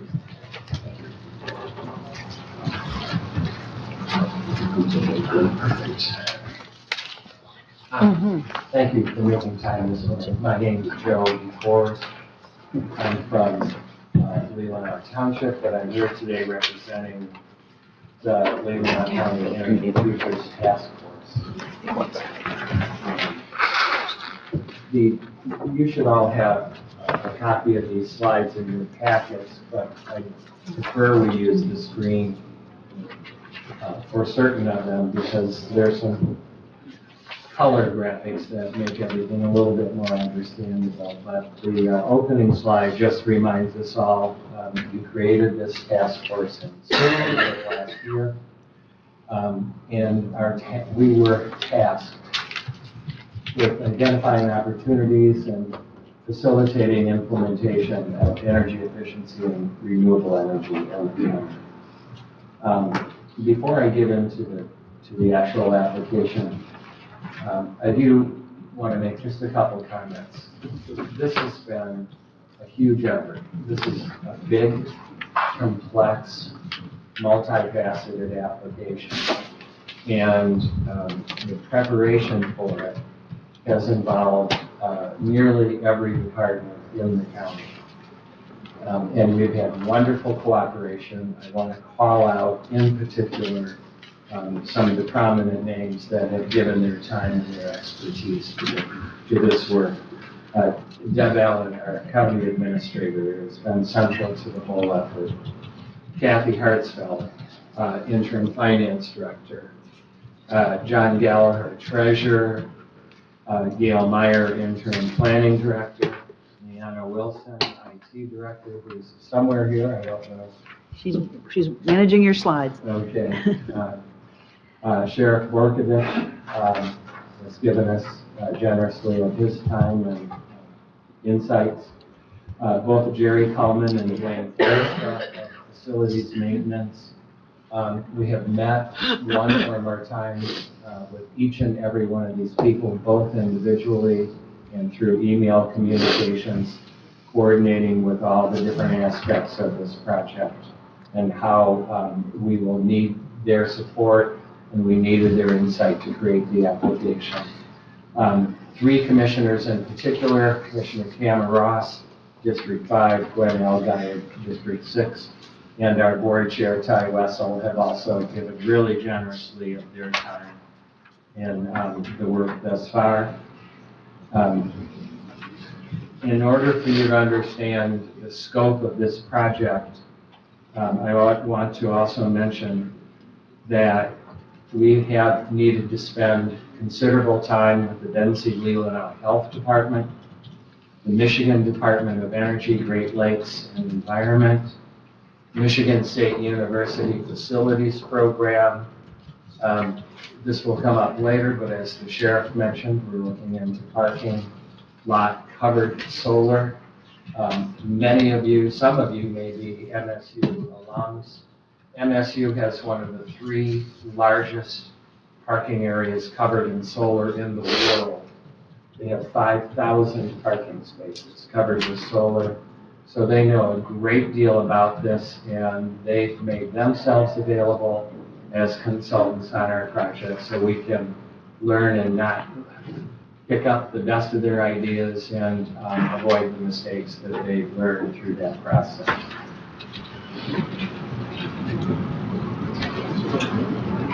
We also have a number of organizations and individuals that have contributed letters of support. After we've spent time educating them about the project, I'll mention a few more are expected to come in. But a Michigan-based organization, Great Lakes Renewable Energy Association, has given us their formal endorsement.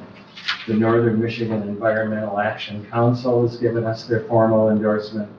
The Groundwork Center for Resilient Communities has given us their formal endorsement. Flow for the Love of Water, the local organization, has given us their endorsement. Mr. Stanley Pruss, former director of the Michigan Department of Energy, Labor, and Economic Growth, has given us his endorsement. Representative Betsy Kofia has given us her endorsement, and Senator John DeMoose have all given us their endorsements for this project.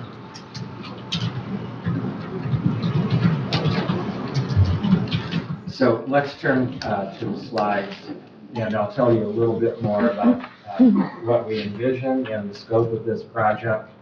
I will tell you that even as we say, the slides are just a tad of detail because the final contractor quotes came in, the deadline was yesterday at noon, and because I needed to submit this packet to get it in front of all of you folks, it had to be done a few days earlier.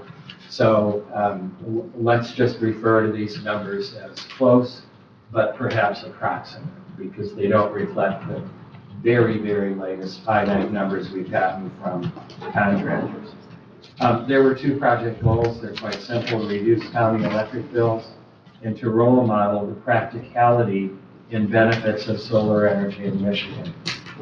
Not everybody does understand that solar energy is viable in the state of Michigan. Somebody mentioned earlier we have some cloudy days. That's certainly true. We're not Arizona. I wish we were in terms of solar. The payoffs would be faster, that's true. But solar is still a respectable investment for everybody in the state of Michigan. Next slide, please. What we're looking at collectively on the campus is approximately 400 kilowatts of solar.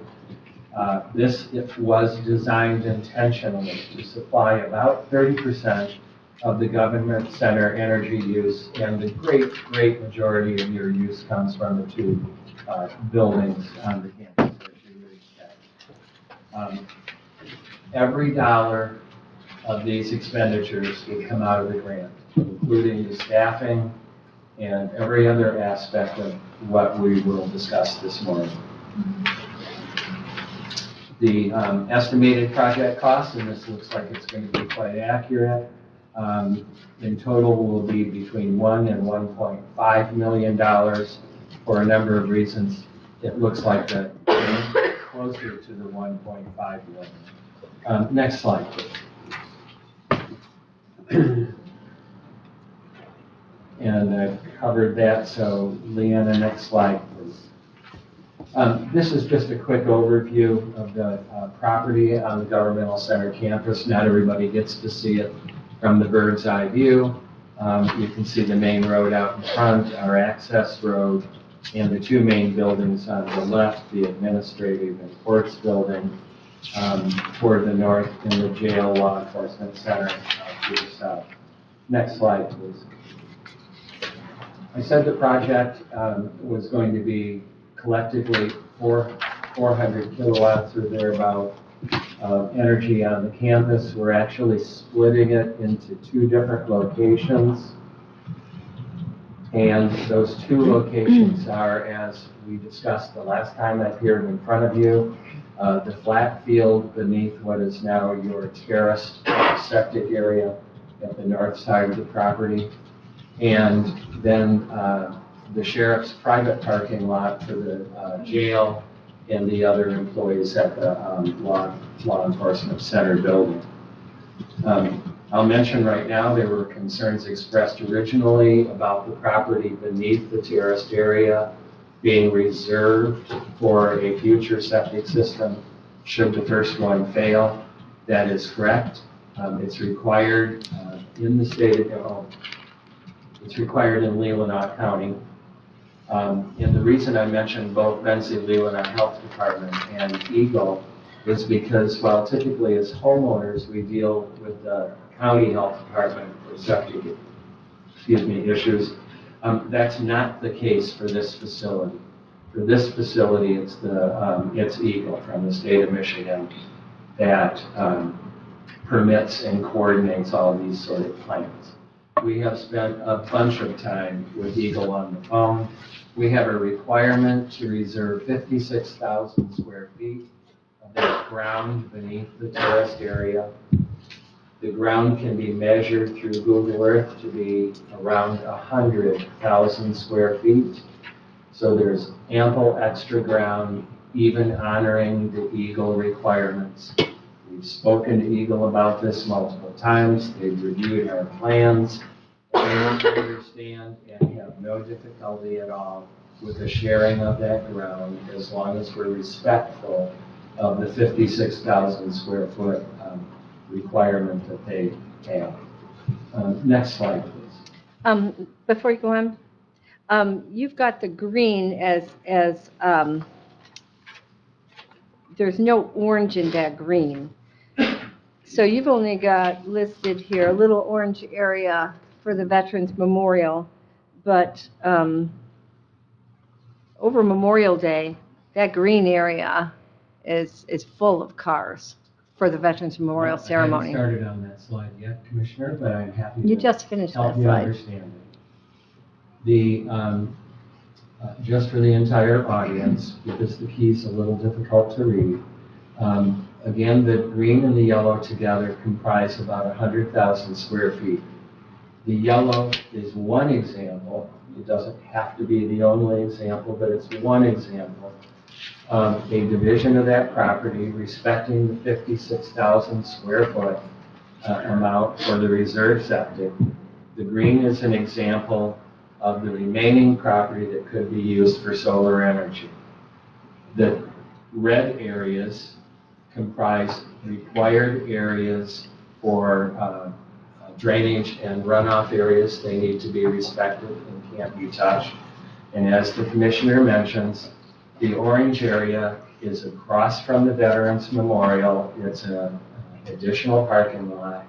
And we've also indicated, this is a graphic that was created for the contractors, so they knew what ground was available and what ground was not, and the orange is not. Now, Commissioner, your question was? At our Veterans Memorial ceremonies every year, for Memorial Day, that green field is full of cars. That's what I'm saying. So let me understand this correctly. For one day a year, you use that field, even though you have thousands or hundreds of parking places out above. Do you not believe that with the $1 million profit we would deliver with this project, that we might rent a bus that day and offer a free shuttle? Who's going to rent the bus, Mr. DeForest, yourself?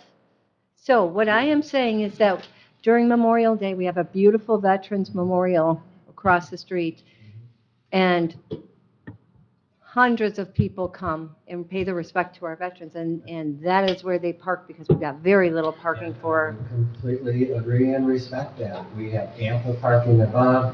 We could speak to data. We might even own our own vehicles someday. You have $1 million of profit in this project. I don't think 364 days a year when it's unused is a viable argument. I understand your opinion. I understand it very Could we well. let him finish the report, and then we'll have discussion? Well, let's go.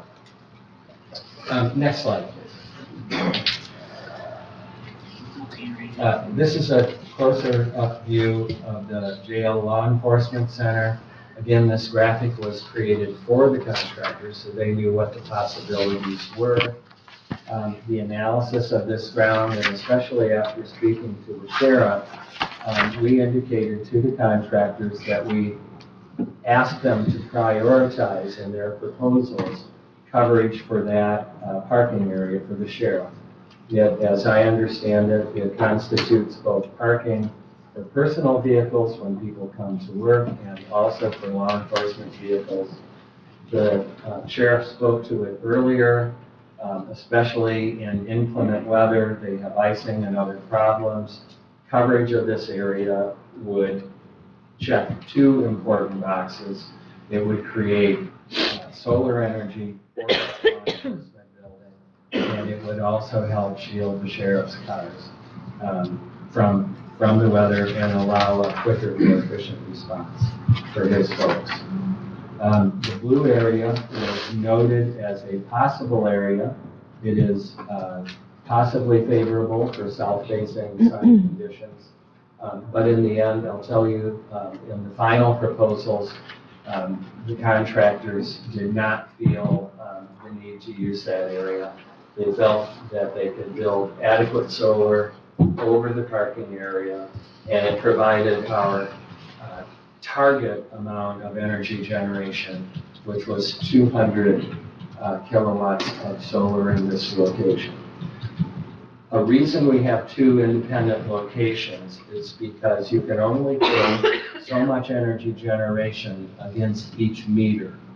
And the two biggest meters in all the county system are the meters for these buildings. They're the two largest consumers of electricity, and therefore the project was sited in two locations to defray costs for each building in the most efficient and maximal way possible. Slide, please.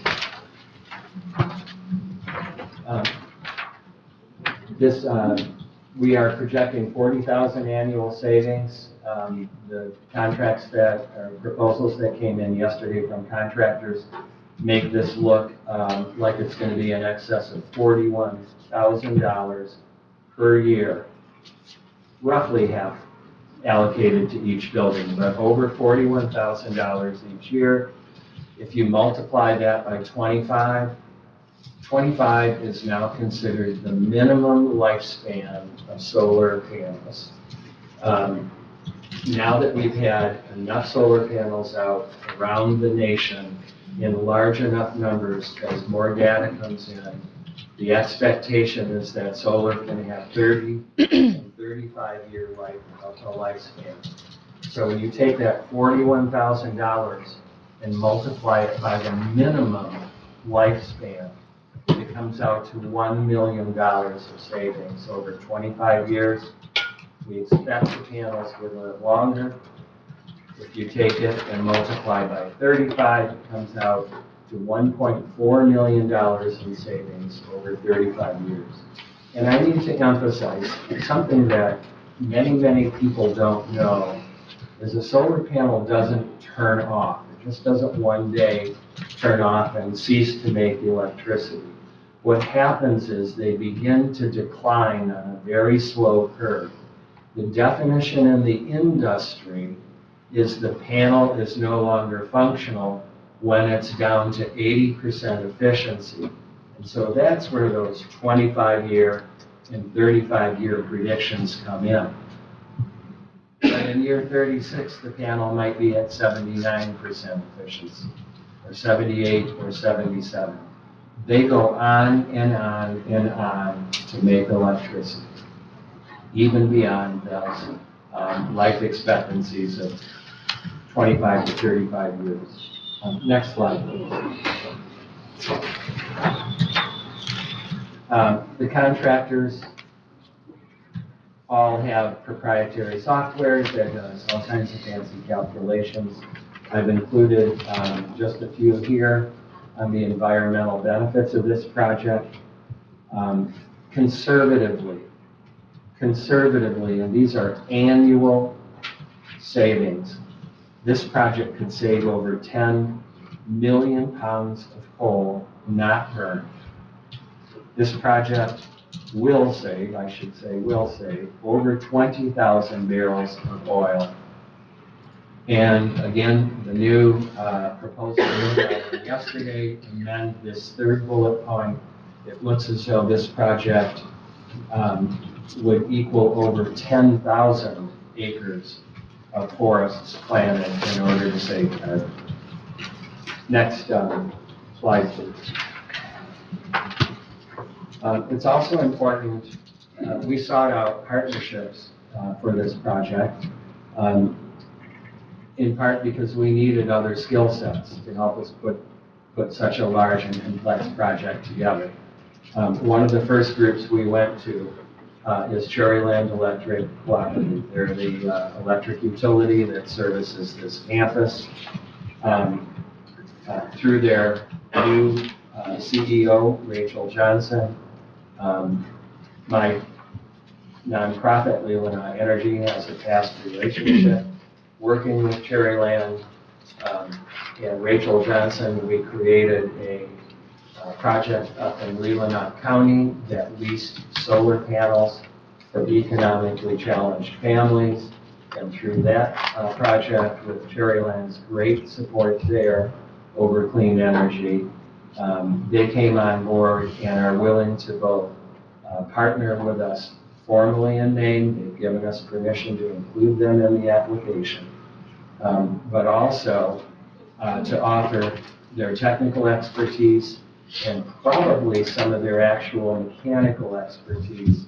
Some of the big costs of this project are running big copper wires through the ground between where the solar exists, connecting back to the main panels in the building. And Cherryland signed on to do what they can when we have more detail along those lines to provide their skills and machinery to help mitigate those costs. Right in this building is the MSU Extension Office. A part of the project that I haven't mentioned earlier, or at least emphasized earlier, is beneath the ground of the solar array. We have an intention to plant native plants in pollinator habitat, turning what is right now a pretty much sterile gravel field. It's simply the tailings from the earlier landscaping that was required to create the terraced area up on the hillside for septic. It's now pretty much a fallow, rough gravel field. MSU Extension Office, as well as the Leelanau Conservation District, have come on board with using their planners and their expertise. We will be turning what's a relatively ugly parking lot into flowers, we hope, native plants and pollinator habitat to improve the aesthetics of the area. Finally, Leelanau Energy, you've heard from this nonprofit before on other things. They're a Leelanau-based nonprofit that educates and advocates for energy efficiency and renewable energy. We have a number of highly skilled people inside of Leelanau Energy. They also have volunteered their expertise in the design of this project. So may I ask a question at this time? I just want to point out a couple of things. I did check with Cherryland Electric, this had not been to the board of directors. And Rachel said, yes, she had no problem with you, quote unquote, listing them as a partner. No different than they've done any other projects in the county. So in other words, they would help with things like boring. She said they're not helping with the grant. They'll do borings, data sharing, that sort of thing. I did not. I'm not sure what your point is. Well, my point is that they're not going to be in any way financially involved in this, other than helping with borings and that kind of I thing. never said that. So so if I may finish, so it's a partnership no different than just any other projects where Cherryland Electric helps with them. Leelanau Conservation District did not sign on as a project. They have no idea why they're listed as a project. I'm not sure who you spoke to there, ma'am, but Mr. I Chairman, may I spoke with the finish? director. You spoke with Buzz Long and Buzz for 15 minutes, and Buzz had no idea. He said he listened to your presentation, but he did not sign on as a project. I really don't think he has the authority to do so without his board of directors.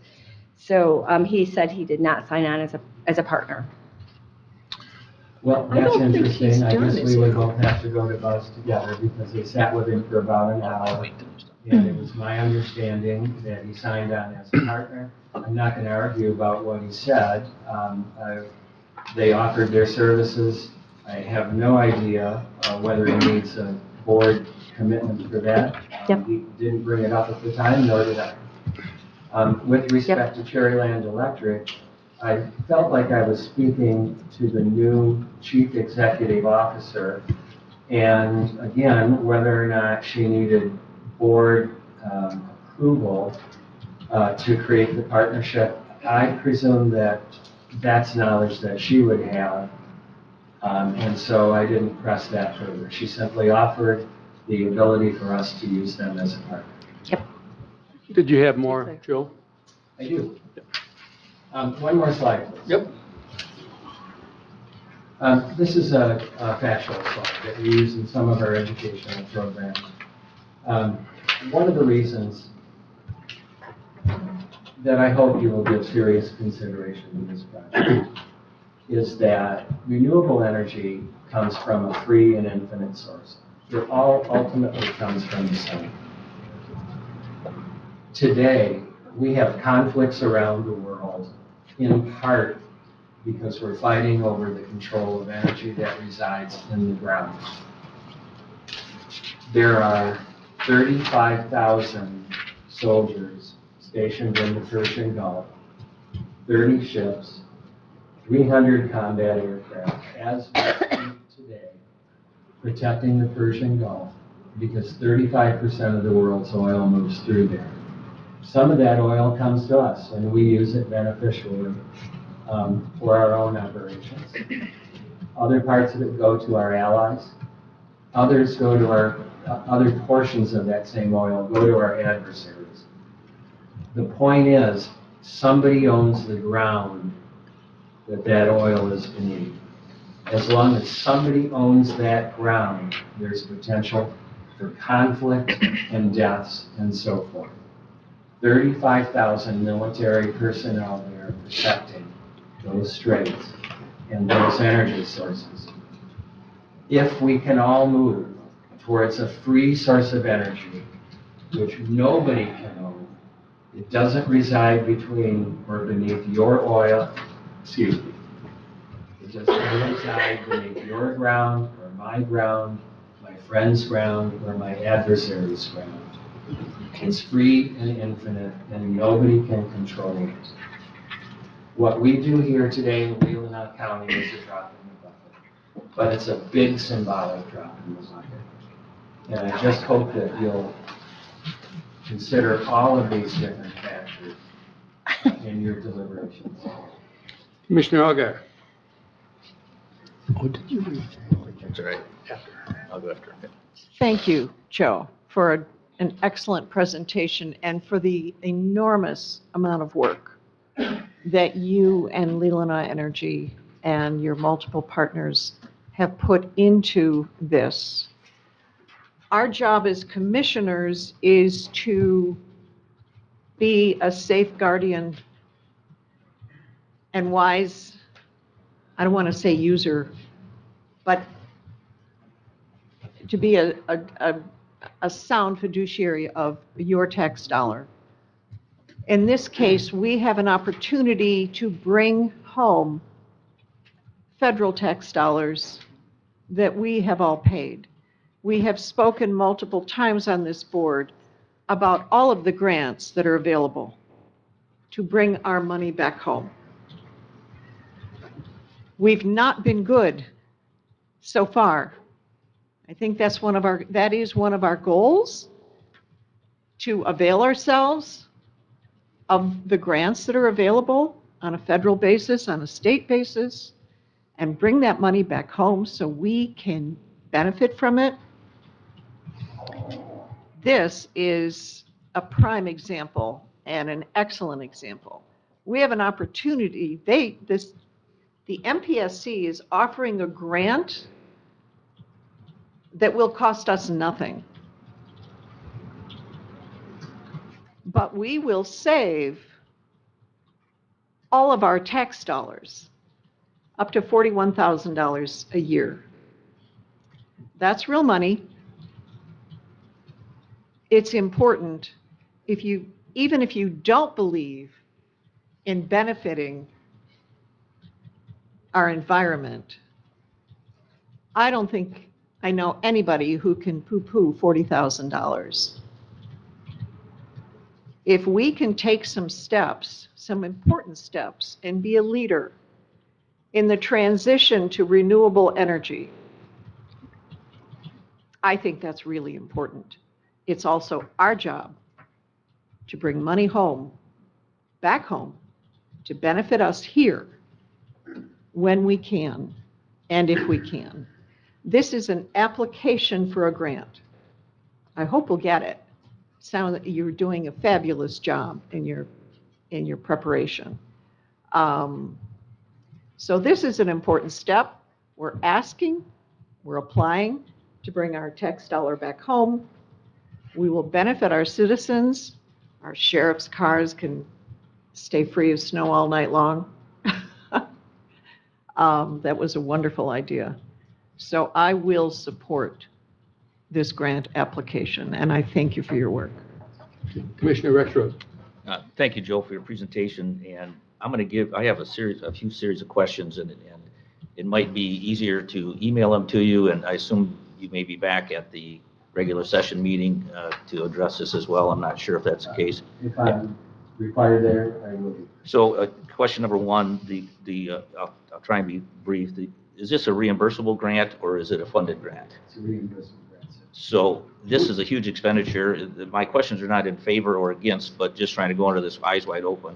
That would mean that this county would need to float this project during the time and waiting for reimbursement, and we have just committed to some incredibly large capital improvement projects. So I would need to hear like a payment expected expenditure schedule and input from our treasurer and our finance director as to whether we can actually float that in the meantime based on our current financial commitments. So I should give you a short answer if you wish. Sure. I have spoken with the treasurer, and we talked about the time cycle that would be required.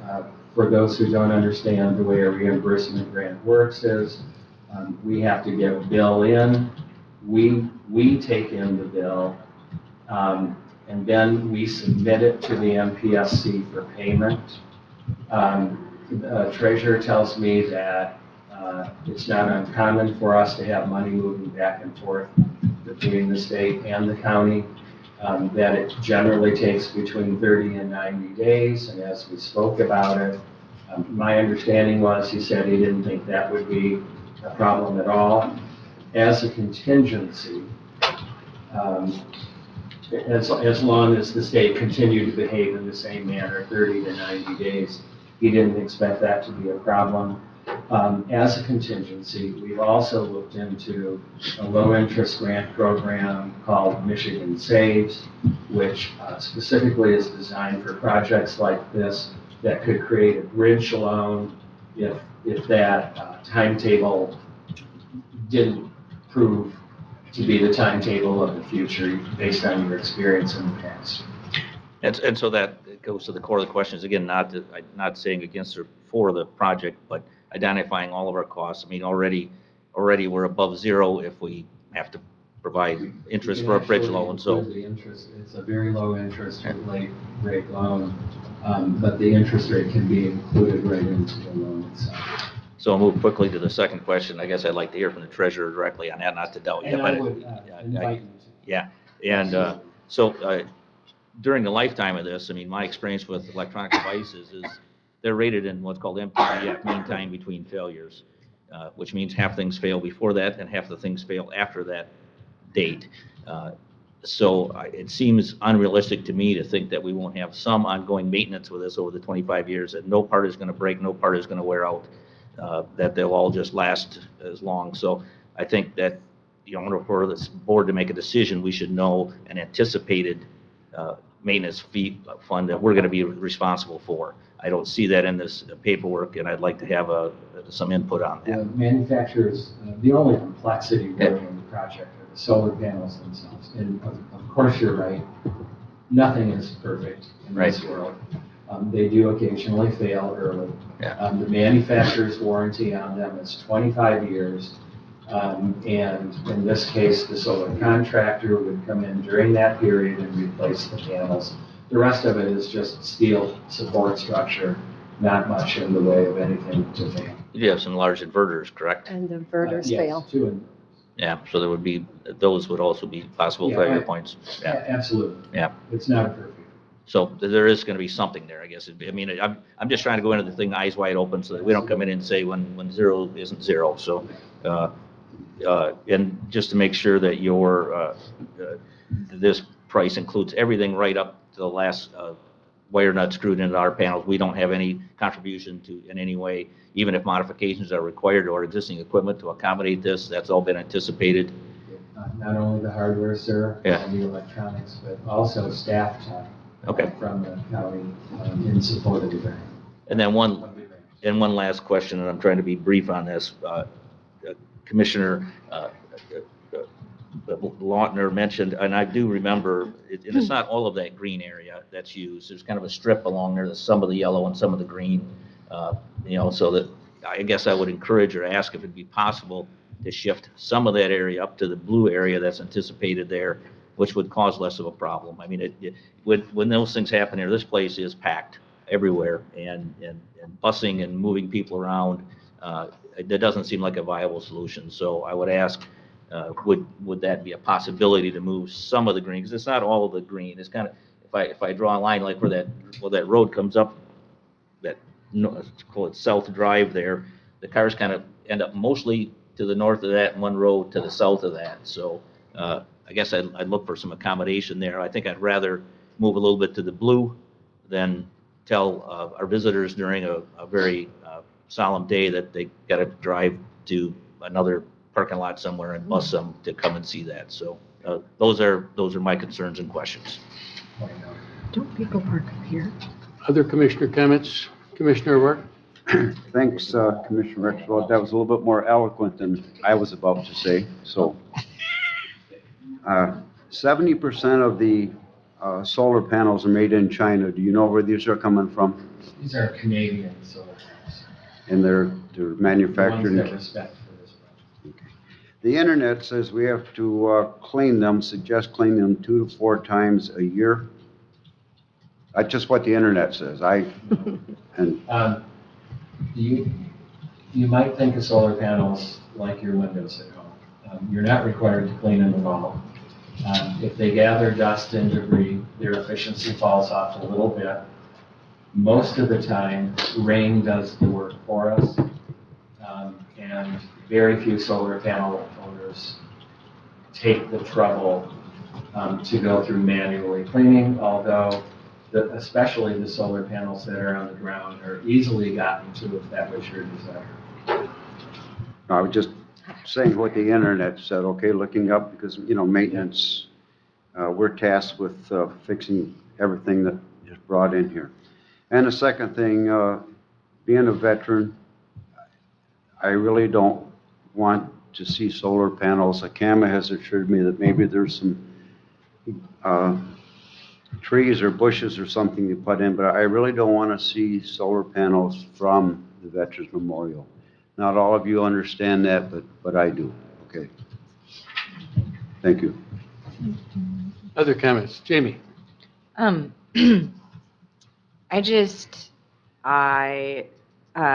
will definitely support this, but we've talked about this, and I think that since I have public office and I can sit here and actually talk about things that I'm passionate about, it's important that we talk about consumption, because really solar panels and solar is just they're kind of all Band-Aid methods, right? They all come with their own environmental degradation that we see and we hear about, and I think that, a lot of people sitting on the right are concerned about.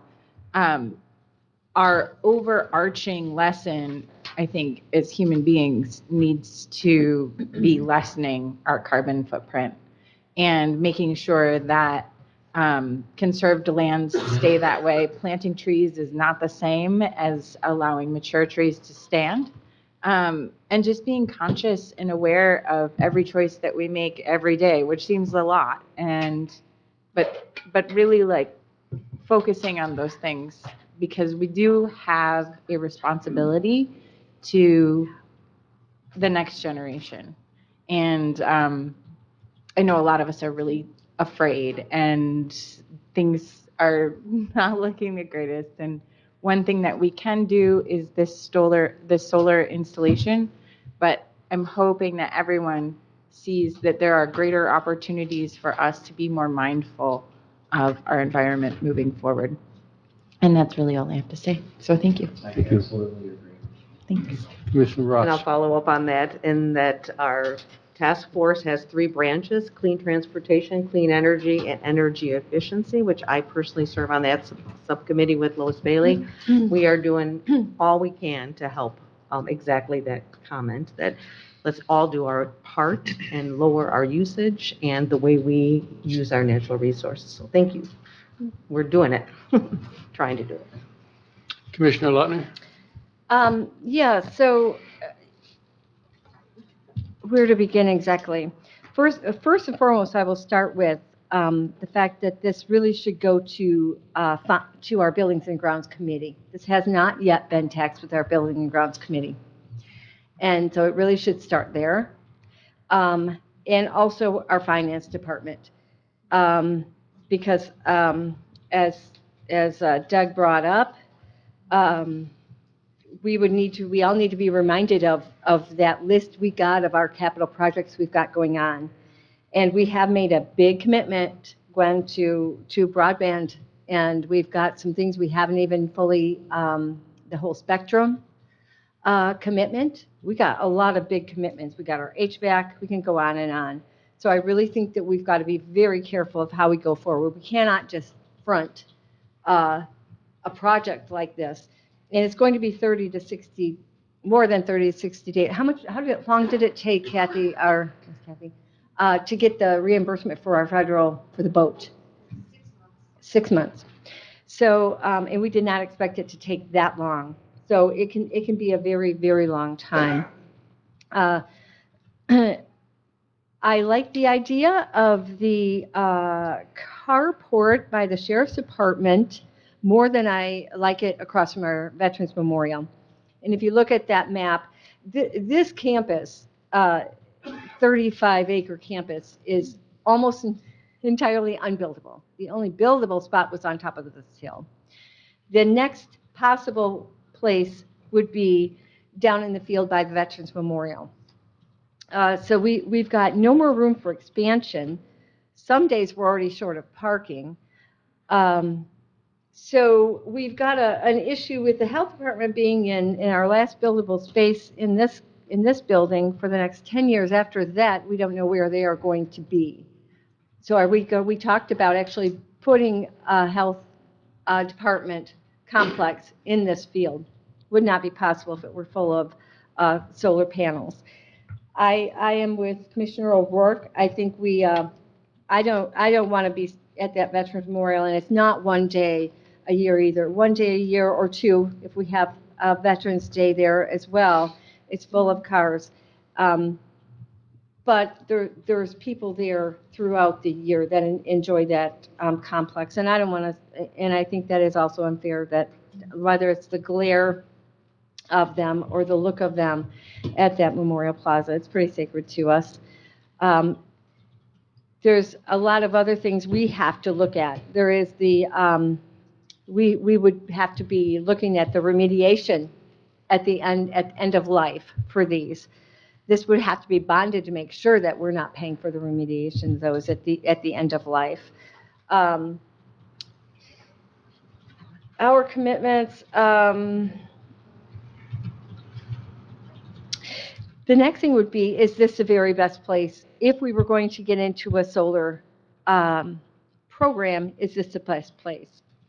As I said, carports, I think that would have to be studied because I don't think just snow removal is that easy, but we could look into that. But we have more accessible land and a larger bit of land in the unused portion of our park at Miles Kimmerly.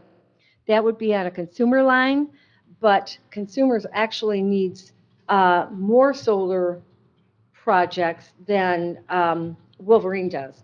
So I think that would be something that would be much more logical, especially if you're going to split the project, they'll perhaps look over there. But as I said, I think this should go to our Buildings and Grounds Committee.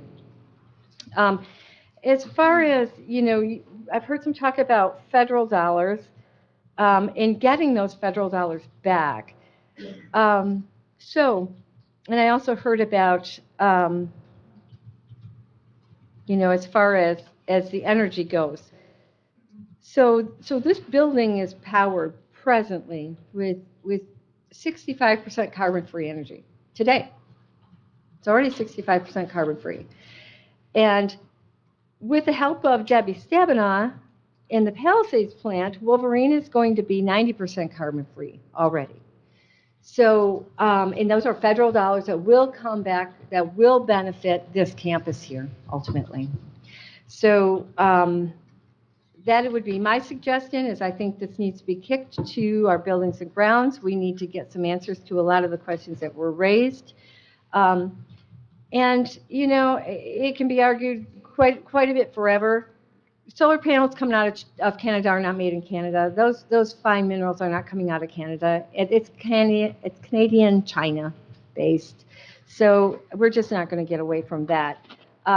So mining of those materials that go into these solar panels, that's a whole nother issue that I believe would parallel your argument for natural resources.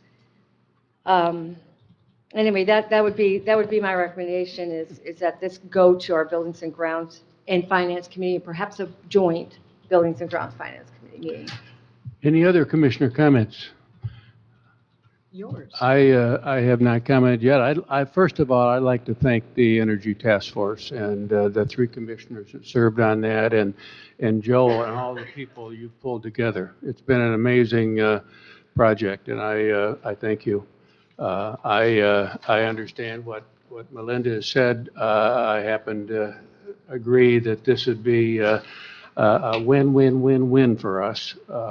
We can take all the time we want to consider whether we want to accept the money when the money comes. We're just sending in an application, and I think some questions have been raised that we can get answers to. I think we can talk to the treasurer. I think we can talk to the Building and Grounds Committee. We can do all of the stuff that we've heard we want to do, but I support getting this grant in. There's no risk to us. There's no commitment. Before we accept the money, we will get a legal opinion on a contract. We can move forward with that. Before we accept the money, we can answer all the questions anybody has. But I would urge that we support the grant application going in and then begin to continue to discuss what we might do if we're fortunate enough to get this grant. Yes. I would move that I would recommend that the Leelanau County Board of Commissioners move this grant application forward to our board meeting for final approval. Second. Any further discussion? All those in support of the motion say aye. Aye. Opposed? Aye. Motion approved 5-2. Thank you, Joe. Thank you, Joe. Thank you to the entire committee. Joe, if we could see like a blueprint of where those panels are gonna be, I mean, I'm kind of with you, but it's kind of a tough sale, okay? Fair enough, sir. Now having You received may just want to ask for the more detailed quotes we got yesterday, I can provide that for you. Okay. Let me make a comment. Maybe even by next Tuesday. I'll make the comment in an email. All right, sounds good, sir. Yeah, can you provide us with your budgeting mechanisms, the numbers behind your calculations so that we can see? Sure. And could you also then Profits and expenses and so forth. attempt to provide us with a realistic maintenance budget? I mean, obviously there's something there. There's not zero. I mean, nothing is ever zero. So. Well, again, I'll see what I can find there. It wouldn't come on us because the installers use the manufacturer's warranties, and that's their obligation to you and I. And again, the manufacturer's warranty is 25 years on the panels. So it's their obligation to maintain the systems for that 25 years. And that usually is a product warranty. Is that a labor warranty as well? In other words, they're going to come through and they have to replace a panel and all that labor is covered? I've not seen that universally from a manufacturer. It is, but I'll double check. Yeah.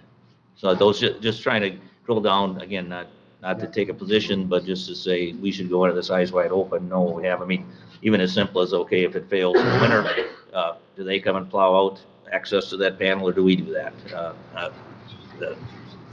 I'll do my best to get those answers. Thank you. Thank you, Joe. Thank you. We are now down to the information technology item number 3 on the agenda. Ms. Wilson. You don't have to agree. Thank you for your patience. But it wouldn't mean I wouldn't Do support you need another chair? I think there's another chair over facts. there.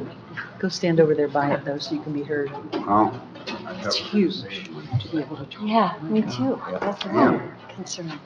I couldn't talk for years. Thanks, I didn't even know it was behind me.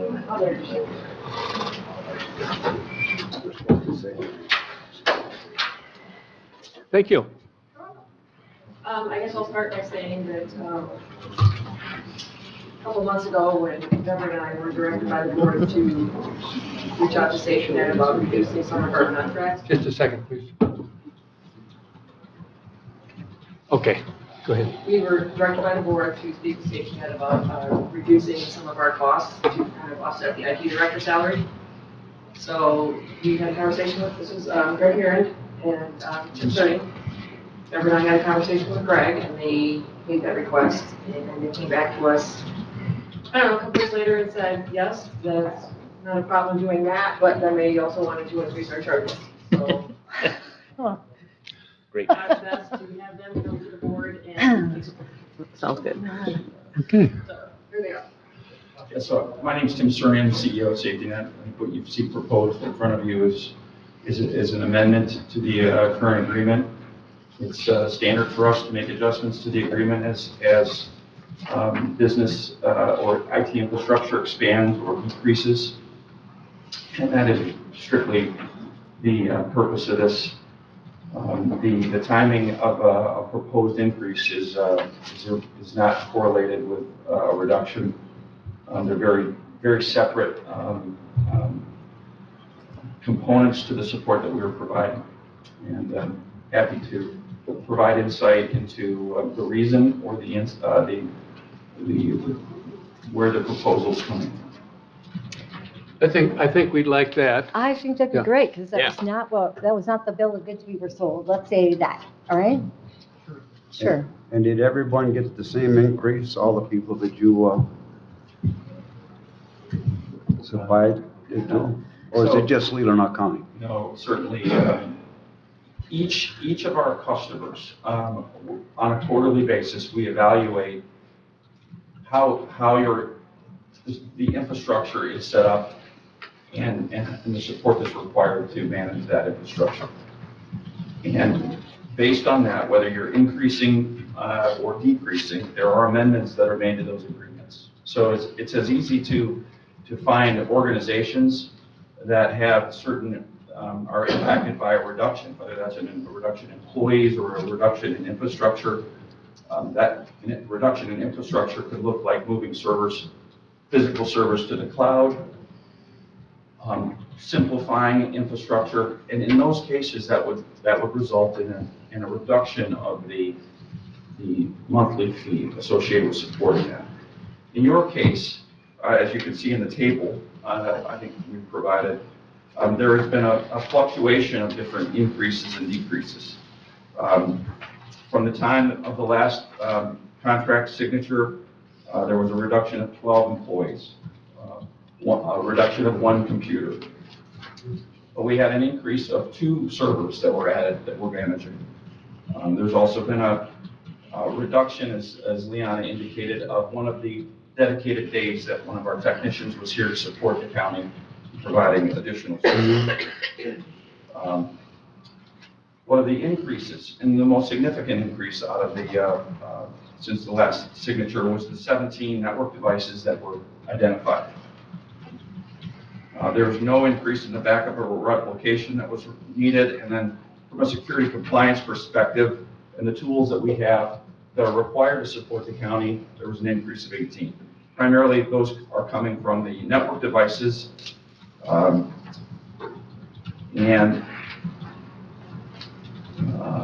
the 2 servers. Is that correct, Greg? Yeah, correct. So those 2 servers and the network devices are the reasons for those the compliance increases. The county has required us to provide proper support to add compliance tools and services that surround those tools. Those tools come at a cost.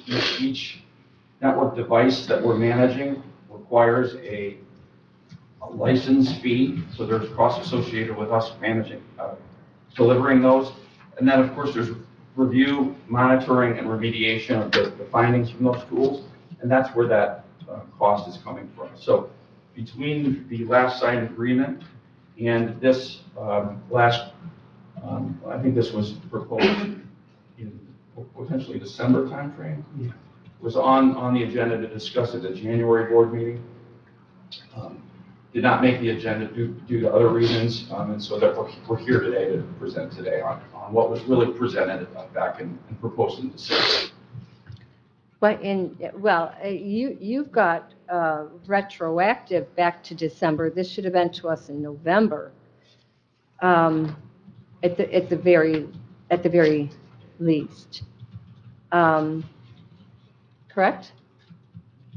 I mean, right? You're going, the first bill is a retroactive, okay, the monthly fee beginning December 1st through March. That's correct. This is That's a start. When we proposed this in December, that would be when this increase would take place. So you expect Retroactive to December. it's retroactive to December, correct? But why? You said you explained why is this coming to us in February if it's retroactive to December? From my understanding, to get approval on the increase, it requires the commissioners to come to vote. So I think it's not fair of me to ask you that question. Why is this February and not December? I'm going to allow the IT director to address that. Because I was asking for some more detailed information about what these charges actually entailed, and they were not forthcoming as quickly as I had hoped. Okay. So you just got the information, you just received the information, or you wanted more information from I what they... wanted more details to explain justification for all these costs. All right. Yes, Doug? What's the length of commitment we're looking at here? What is that? Our contract term ends on March 31st of 2027. And there's no way out of that prior to that. I don't advocate changing vendors like this often because of the sensitive nature, but this is a pretty good increase, and I see the table. I don't see numbers next to the table. That actually, I got some minuses and pluses of things, but there's like, hey, we take out so many support people. There's no minus next to that. There's just a gross number at the end of it, and gross in every term, every meaning of the word. But I'd be less comfortable I mean, again, that puts a whole lot of mess on Leanna, but I think, when's the last time we reviewed this contract? When's the last time we had a competitive bid for this service? Before I came on board here. Which will now be some $150,000 or $60,000 a year on up. It would be my interest to do this much shorter term. I mean, I don't think we can do anything right now. That it is what it is. I guess you got to, but I'm not interested in a contract that lasts that long without a competitive look at this. I mean, absent this increase, we probably wouldn't be having this discussion, but this increase, I think, requires us to take a look at this and see, can someone do it? That doesn't change what we got to do for the next year, whatever time it would take, but I have a hard time just endorsing this and saying, okay, cool. Are you suggesting a motion to approve a one-year contract at these rates? I don't even like that, but I guess I don't know what other choice we have, but I guess that's probably the motion I would entertain, and I know, Leanna, I'm sorry that, I know I'm saying, okay, there's something else for you to do, but I think it'd be fiscally responsible to not take a look at this due to the amount of money involved. So yes, I'm so moved, I guess. Is there a second to that? I'll support that. And I'd like to follow it up with, I'm new, this is my, 14th month, but I think I've heard lots of information coming from the staff that things have gotten so much better under our new IT director, and that it was our total understanding that we support her, we have to rely less on you. This is just hitting me really hard, and it doesn't feel right. We're hearing from our staff that we want to support our IT director, and they find a great deal of support, technical support from her, and they're not feeling that from Safety Net. To be honest, that's just what I'm hearing as an individual commissioner. So supporting an increase like this is I'm not gonna be in favor of that. Doug? Just to follow up, and I wasn't here, but it's my understanding, and the reason that question came up is when this last contract was approved, we did not have an IT director, so the expectations out of Safety Net were much higher because they were providing some of the day-to-day services that a full IT director would have, and it's so. And when I look at the table, I don't see a minus column for that. I just see we want this much money more. So I'd love to see where that landed in the column too. I mean, I don't in your table of pluses and minuses, that isn't even in there. So. Well, I can just speak to the fact that we were told that would be approximately a $10,000 savings annually, 13,000, excuse me. One of those documents in the packet, I think it was $11.70 per month. Mhm. It's a staff reduction. That's what the difference is. Yeah, it's the overview, I think, speaks to that. Yeah, it just doesn't, there's not like a math table that has that Right, number incorporated. But that was into part anywhere. of the discussion that was had when we were negotiating. Absolutely. If I could address a couple things. And I don't have the previous agreement in front of me for details, but the structure of the support contract that we have today mirrors in many cases what was the previous agreement in place prior to Biana under a different IT leadership team. And I believe his name was Ron, I forget Ron's last name. London. Forgive me, London. And acting in a similar but somewhat different capacity than Leelanau is today, and I'm not in a position to articulate those differences, but the structure today is very similar, with only some exceptions, and that is that in some areas, the infrastructure that we're supporting today is increased. One of the things that, when it comes to your employees of the county, I'm thrilled to hear that they're finding great support from Leelanau. They wouldn't necessarily see or work directly with our staff, as this agreement is what we would define as a co-managed agreement, in that we are a point of escalation for issues that are not available to be handled or able to be handled internally. So from an employee perspective, the feedback that you're getting is certainly a direct reflection of the work that Leelanau is doing, but isn't a real reflection of the work that SafetyNet is doing, because it's essentially, we're a point of escalation for Leelanau and her team, and not the employees of the county. And I'm happy to kind of provide additional explanation of that, but we're providing support to the network infrastructure. We're managing the servers, the security, the backup, the disaster recovery. These are the things that we're providing. We're managing the compliance tools, ensuring that we're available to remediate any challenges that come up. We're also in a position to provide project support when needed on issues or challenges, IT related, that where they're looking to bring in outside skill sets. That's the role of this agreement. Deb Allen?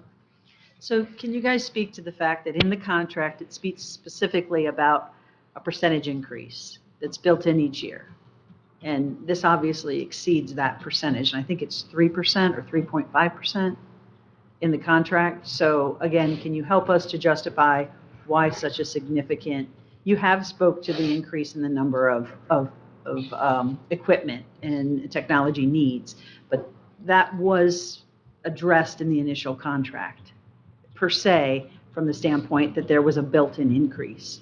So help the board to understand that thought process. Sure. Thank you, Administrator. In all of our agreements, across all of our client base, we have an inflationary increase each year.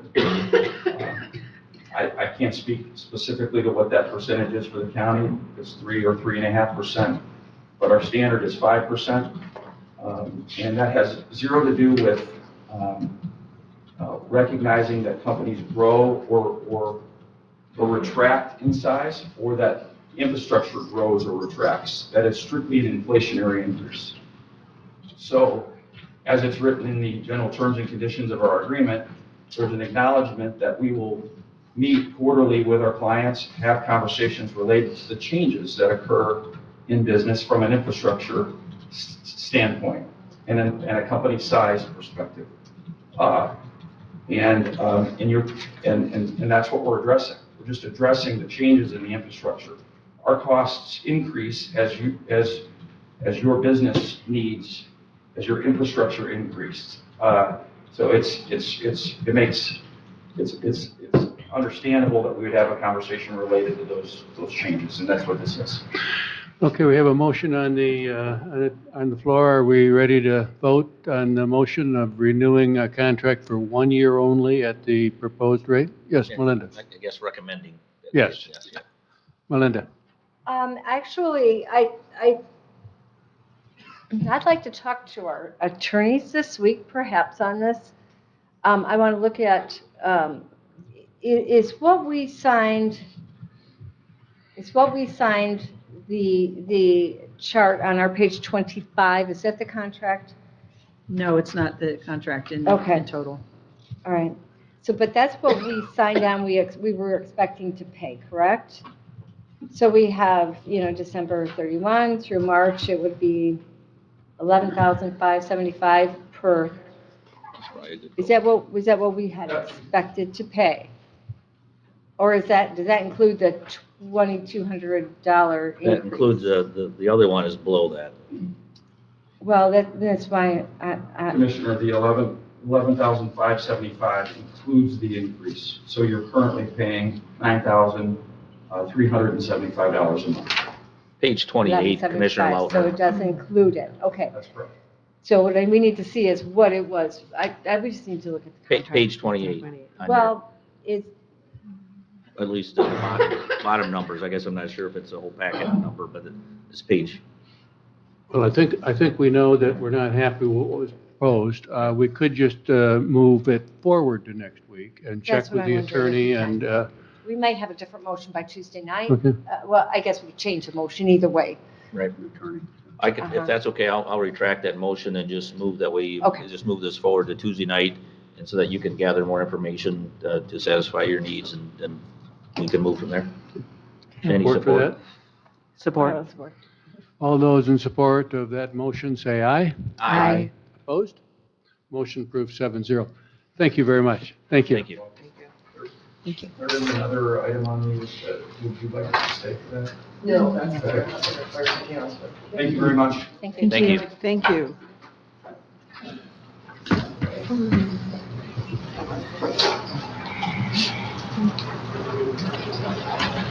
Thank you, guys. Thank you. Welcome. So the next item, my understanding is there's been some complaints about audio and all of you not being able to be heard, so I got updated some quotes. What? Exactly. You know, your microphone. Andy, are you with me? This is Andy from BIS, he's the one who supplied me the quotes, and he's going to give me the. Audio check, yes. Gotcha. Can you hear me okay? Yes. All right, good morning, I'm meeting this afternoon. Not yet. So there was 3 quotes for various microphones, and they all include new and improved speakers and equipment in the rack to connect the microphones to. But I wanted Andy just to kind of give a quick run through over which each of those options are. And can you tell us where they would, which ones are you talking about? The microphones up around here. Up here, not out there? Not out here. Okay. They would include the ones that are on the public comment in 2 of the proposals. Oh, okay. So we're reusing the existing microphones and wired options. So we gave you 3 different options. One for wired boundary mics that aren't as obtrusive as your gooseneck microphones currently. We can adjust the sensitivity of those microphones using some software. There is wiring involved. Wire would come back to the rack where the clerk sits. But essentially, you've got the labor for pulling the microphone wire, et cetera. But essentially, boils down to what type of microphones you want to consider. So the wired option, option A, least expensive, but most effective microphones. Option B, same style of microphones, but they're wireless. They basically they have a 3.7 volt lithium ion battery. They go to, when you're not in use, they plug in to a USB port and they recharge themselves. Extended battery life, set them out when you charge them, or excuse me, when they're not being charged. Put them back in a USB charging device when they're not being used. Again, the advantage, wireless. You don't have to pull any wires, just basically set them out, set them and forget them. Positioning, there's no wires or cables to worry about. And the third option, option C, is essentially the similar style of gooseneck style microphone, 16-inch microphone, but it's designed for a conference type atmosphere where the chairman has control of the meetings. He gets meeting management with regards to the microphones. You can press to talk. I'm opposed to that option. So it can be ad hoc where all the microphones can be hot and you can continue to deliberate, have dialogue without having to request to speak next. But it's basically a little different design, and it's designed for Board of Commissioners rooms from a manufacturer called Televic. Did I see a question raised there from one of the commissioners? Oh, I'm sorry if you weren't done. I was waiting. Usually, are you done? Oh, okay. That was option C, most expensive, but it is designed for a Board of Commissioners room where there's decorum, there's meeting management, and the chairman has control of the audio, who speaks, if they want the control, if not, it can be set up so it's ad hoc, it's always on being recorded. Our philosophy, first and foremost, is you've got some issues in the room with regards to the audio pickup and then also the audio distribution. So all three of the proposals do include a new amplifier as well as some additional speakers, because you've only got the two that are directed out to public comment. And I understand there's been some concerns with regards to the distribution of the testimony from the microphones to the public comment. So we would address that by utilizing two pair of 4 ceiling microphones strategically installed above the towel drops for better distributed audio for the general public who's seated in the back. So we can open up to questions if you had any. Kind of a good, better, best, and really the only decision you need to make is what style of microphones do you want? Yeah, I guess. Wired boundary, wireless, or conference style. I mean, as I look at this and look at our use, we don't move these around. They sit where they sit. I don't see any benefit in spending an extra $6,000 or $7,000 to get a wireless mic at these locations. There's not a connection more dependable than a solid piece of wire between A and B. And so I guess I would move to recommend option A. And as you said, either one of these, any one of these three improve the audio problem to the listeners in the back room in the same manner, right? Yes, sir, that's correct. Yeah, it's just a battery to go dead in the middle of a meeting, and so I think option A is what I would move to recommend. Option A. I'll support it, but then I have a question. Okay. The low, these low ones, if we put paper on top of them, like I tend to do, is that a concern versus the gooseneck or the one that's on a, is that a concern? Yeah, no, because what we've proposed is stands for those. We have a little U-shaped stand, a D-style shaped stand that makes it sit up about 3 inches so you don't get paper rustling. And we can get those up on stands for better audio without the paper rustling and pen tapping. Correct. Thank you. Other questions? Okay, Jamie? I'm unaware of these brands. Having some limited background in production and things, I'm just wondering if because I take it this is an omnidirectional mic? Those are cardioid, heart-shaped pickup pattern, and we can adjust the sensitivity with that software that you have in the audio processor that you currently own. Okay. I really enjoy the tried and true goosenecks because I know that they're here. The Sures seem, I mean, I don't know how old these are, but I believe they were original built in 2008. they came with it. So they've been here for a while. I mean, like, I just know difference between microphones and brands and things like that. Like, they can vary a whole world of, difference. So I really don't know. Yeah, I don't know. Jen? At one point in time, Leanna, we did a proposal for new gooseneck microphones, and we can certainly look at that. If you wired boundary microphone or as well as proposed, but we can certainly swap out a gooseneck microphone. I mean, the closer the audio engineer will tell you, the closer you get the microphone to the audio source, which is in your mouth, in this case, right, the better off the audio will be. But there's been some issues with regards to commissioners that lean back, and you're not going to be recorded as well. So with a boundary microphone, it's not as so it's fixed, and it can be, you can adjust the sensitivity from the software within the audio processor. It's the advantage of the boundary. It doesn't have to be directly right at the within 3 or 4 inches of the person speaking. With a boundary microphone, we can kind of compensate for that. I know the clerk's office often gets concerns. Jen, do you have any input for us?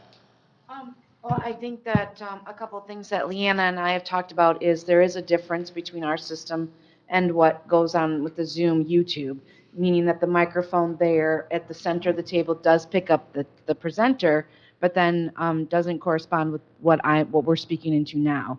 And it's the opposite with our program that he's discussing. I can pick you all up with your microphones, but I can't pick up the presenter. So we're looking, when we had spoken with Leanna, we're looking for a balance, and a balance where a loudspeaker like me, the audience can hear me, and someone speaking softly, they're not able to. So I do think the idea of more speakers in the area is definitely major, and maybe that would pick up on both Zoom and in our system here. That'd be a question for Andy. Yeah. I am confused. Willie? Yeah. He froze. Can I ask a question? Still here. Oh. But can you hear my audio? Yes. So just to Okay. The Yeah, and to address that. Yeah. That fact with regards to the microphones, those can be used at the output, the room output, within the audio processor, so you can send the audio that you're recording to Zoom or YouTube for your live audio feed as well. So that's an advantage with our system. that would be part of Once this, it's upgraded. that would be part of any one of these proposals then, A, B, or C, you would address that need? Yes. Jamie, and then Gwen, and then Melinda. Maybe Leanne. So it was my assumption, and which could be totally inaccurate, that it's really just the guests' mics that need replacing. No. No. My So- understanding is some of you all are hard to hear during some of the meetings, so we were proposing to replace all of your microphones. Okay. That's correct. Is that a technical Utilize the issue three. or a commissioner issue? Could be both. Okay. I'd be happy to. I've worked in broadcasting for a long time. I mean, if it's just a matter of someone speaking into the mic and being mindful of that, I don't know if. Well, I can tell you a couple of months ago when I had quotes here, you all agreed to do that, but you don't, so why not? I think we've been, the clerk's been holding up signs for about a year now saying, speak into the microphone. Yeah. Louder, please. No, yes, she's got one already. Gwen. So, number one is also corded. So, like these. Okay. Yes, I, that's correct. okay, Option A is all wired, yes. I like wired because nobody's perfect. We're not always going to get these things charged, or somebody will say, darn, I forgot to charge, whatever. I also, so being one of the main people who doesn't speak loud enough, I hear, it's a reminder to me to have a boundary, to have this mic, not the boundary, to sit forward and speak into it. And if I just had a little thing on my desk, I would get worse, I think. But I like number one with a standing mic. I mean, do you have those available? I mean, like you could try one or another to see, because I think some of the fears about because if I understand the boundary mic, it's more of an aiming issue than a close issue. I mean, if it's looking at you, if it's within its cone, you don't need to think about being right up here. It's gonna pick you up back here. Right. As long as it's looking at you, because it actually has an aim to it, and it's also omnidirectional, so it won't pick up 3 conversations next to you while you're having it. Oh, so I can still sit back? Okay, you convinced me. No, I'm, Within reason. Right, you can't go to the wall. But, Okay, Jamie? Jamie? so it'll pick up everything we say. I am a little concerned about that because there is times where you know you're on and when you know you're off, and like you say something that you don't necessarily want the audience to hear. No offense, I love you guys. If you ask me in person, I'll tell you, but I do have some decorum. So, not much.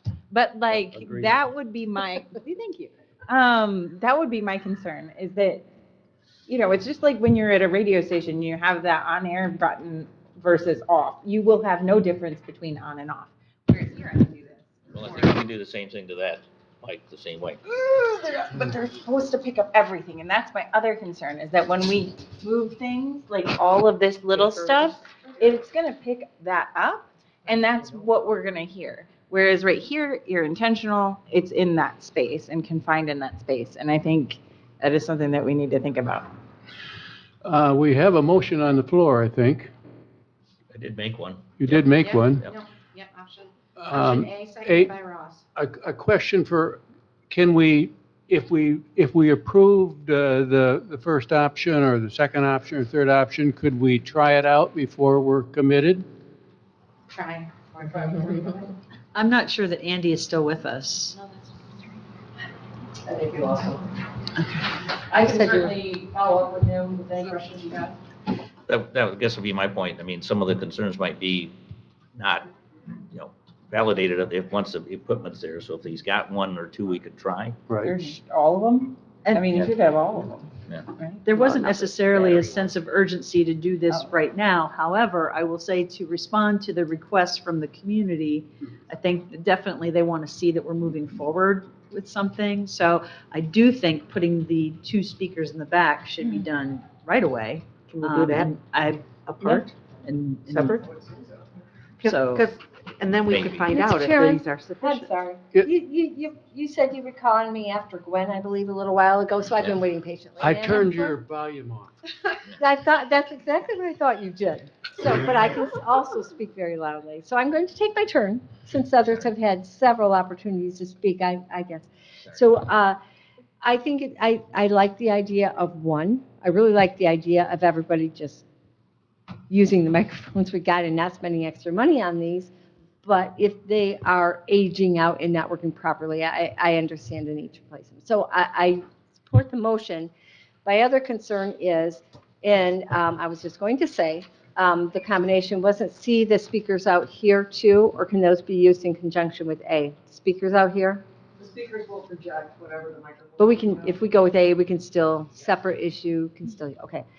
And my bigger concern is that the recorder picks up the whole Zoom and public comment conversations. So can we be ensured that that will do that for us? I believe so. Cross that bridge? Okay, okay. Okay, so that's where I am on the issue. Or we could just do So- lapel mics forever. Just to address the. You could needs, not can I- handle a lapel mic because you are. I have. you- I Are went you to the guys- bathroom with one on before. Are you guys, are you, So sorry. This is when I need that off button for all of you.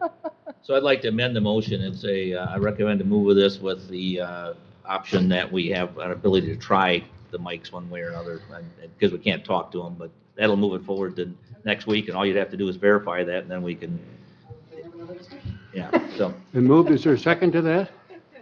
Support. Can we vote on that motion? Are we ready? All those in support of the motion, say aye. Aye. Opposed? Motion approved, 7-0.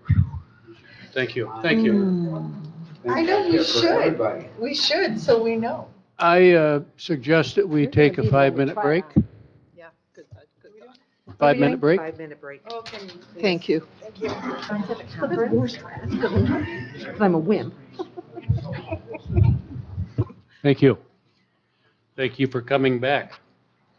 We are now down to item 4 on our agenda, and in the board packet, there's just a notice. We don't need to take any action, but Deb, do you want to say anything about that? Excuse me. So this is just kind of the second issue in regards to the district court as well as the judicial court and the implications of Antrim County's decision to move forward with a separation. So this is just communication from the judge regarding this, and we anticipate that probably in the next few months, we will need to meet with the judges and have a formal discussion. I believe they are meeting with Grand Traverse County in the next few weeks to talk about a potential increase in costs.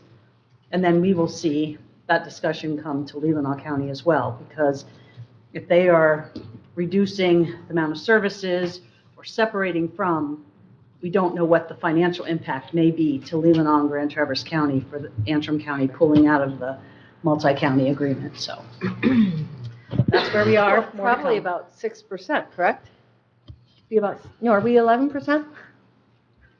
And they're about the same?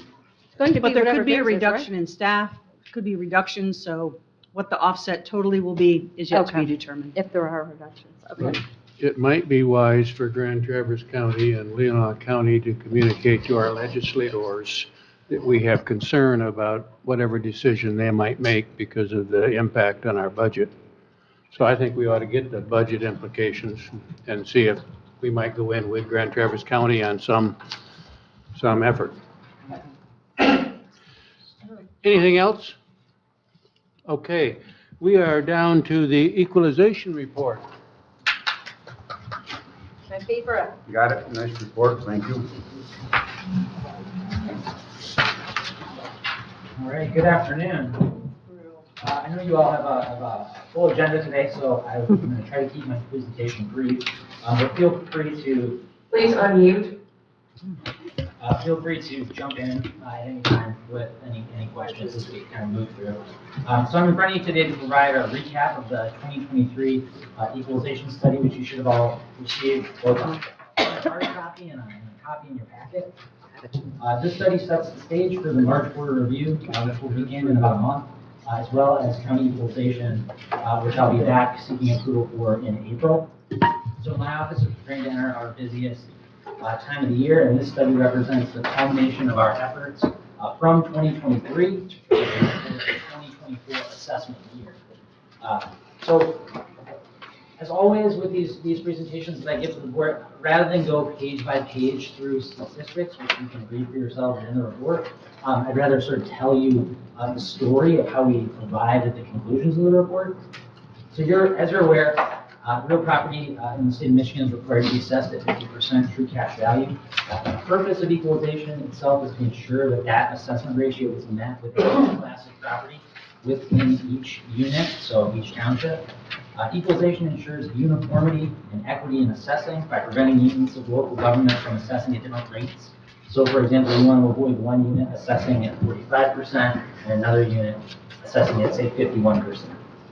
So the way that we achieve equalization at 50% of true cash is by looking at sales, conducting appraisals in the field, and then by collecting and studying data. So the report that I'm presenting to you today shows not only what we studied and where, but where each township stands as we head into March quarter review and equalization season in the spring. So in the report, pages 4 through 15 of the report, those are the maps that indicate the parcels to be studied in each township. And then page 36 provides a summary of the total parcels studied by class and the assessment ratios that our studies identified. Most of my comments today are going to draw from page 36, which shows that summary for the county. So to gather data for our studies, we visited 128 agricultural parcels, 119 commercial parcels, 70 industrial parcels, which is the entirety of the class. There's only 70 industrial parcels in the county, and we get a big gold star from the State Tax Commission for doing a 100% study in a class, so we're very proud of that. So overall, 317 properties were visited in person by equalization staff. We're typically accompanied by the assessor when we do these site visits. Those 317 properties were used in our appraisal study to determine levels of assessment. 68 additional properties were visited for our land value study, and these are predominantly vacant properties. So a total of 385 site visits were carried out, roughly between late April when the snow goes away and mid-September of 2023. So our field visits, typically they include speaking with the property owner, taking some photographs, and taking measurements, creating a sketch of any structures or improvements that are on the property. And depending on how complete our records are, a site visit can take anywhere from 5 minutes to over an hour. In 2016, Lori Spencer and I, so former director Lori Spencer and I did Sugarloaf, because that property gets sold in that year, and that probably won't take a day, because there's so much there. So, depending on what's on the site, can take either a very short period of time or a long period of time. So, equalization, staff technician, or our staff appraiser, Jim Stockton, spent 28 days in the field in 23. And for each of those days in the field, that's typically usually 1 to 2 days of preparation beforehand, and then 1 to 2 days of sort of analysis and processing the data into our database so that we can actually play with that data. So the classes that I just discussed, ag, commercial, and industrial, those are where we're obligated to conduct what we call an appraisal study in the field, because there's not usually enough sales to support a sales study within those classes. So for example, there were only 16 recorded agricultural sales in Leelanau County during our 2-year sales study timeframe. Andrew, can I, if I may, because I did, this is my favorite part every year. The ag sales, and this is by no means a reflection on you, it's agricultural land that sells, but it sells for something else. So, the Solon, I think Solon, like I said, there's very few. Solon had 3. But they sold for 19,000 an acre, 14,000 an acre, 26,000 an acre. So they're no longer agricultural pieces. They're just zoned ag. So that's the kicker, it's actually been sold for housing or for a business. So it drives up, because I see one of my parcels was a study piece, I picked that up. But it drives up the value of the ag land around it. And I don't know how to get away from that, other than talking to legislators in the past about trying to get those pieces as they're sold, if they're not going to be actively farmed, zone something else before they sell, and then it won't hit the ag class. Right. So if it goes in at March Board review as being in a particular class, it stays in that class for the year, regardless of whether it sells within a year. And then the assessor will change the class, obviously, to whatever it sells for goes into residential or commercial or what have you. It's damaging. Yeah, okay. So that's just talking about the classes where we have to conduct an appraisal. In the case of a sales study, we're able to compare the sales price of a property to its assessed value at time of sale and determine whether that property is over or under that 50% assessment ratio. That does require having a statistically significant number of sales rather than just a handful. So in the case of ag, we have to go out and actually visit properties because there just aren't enough.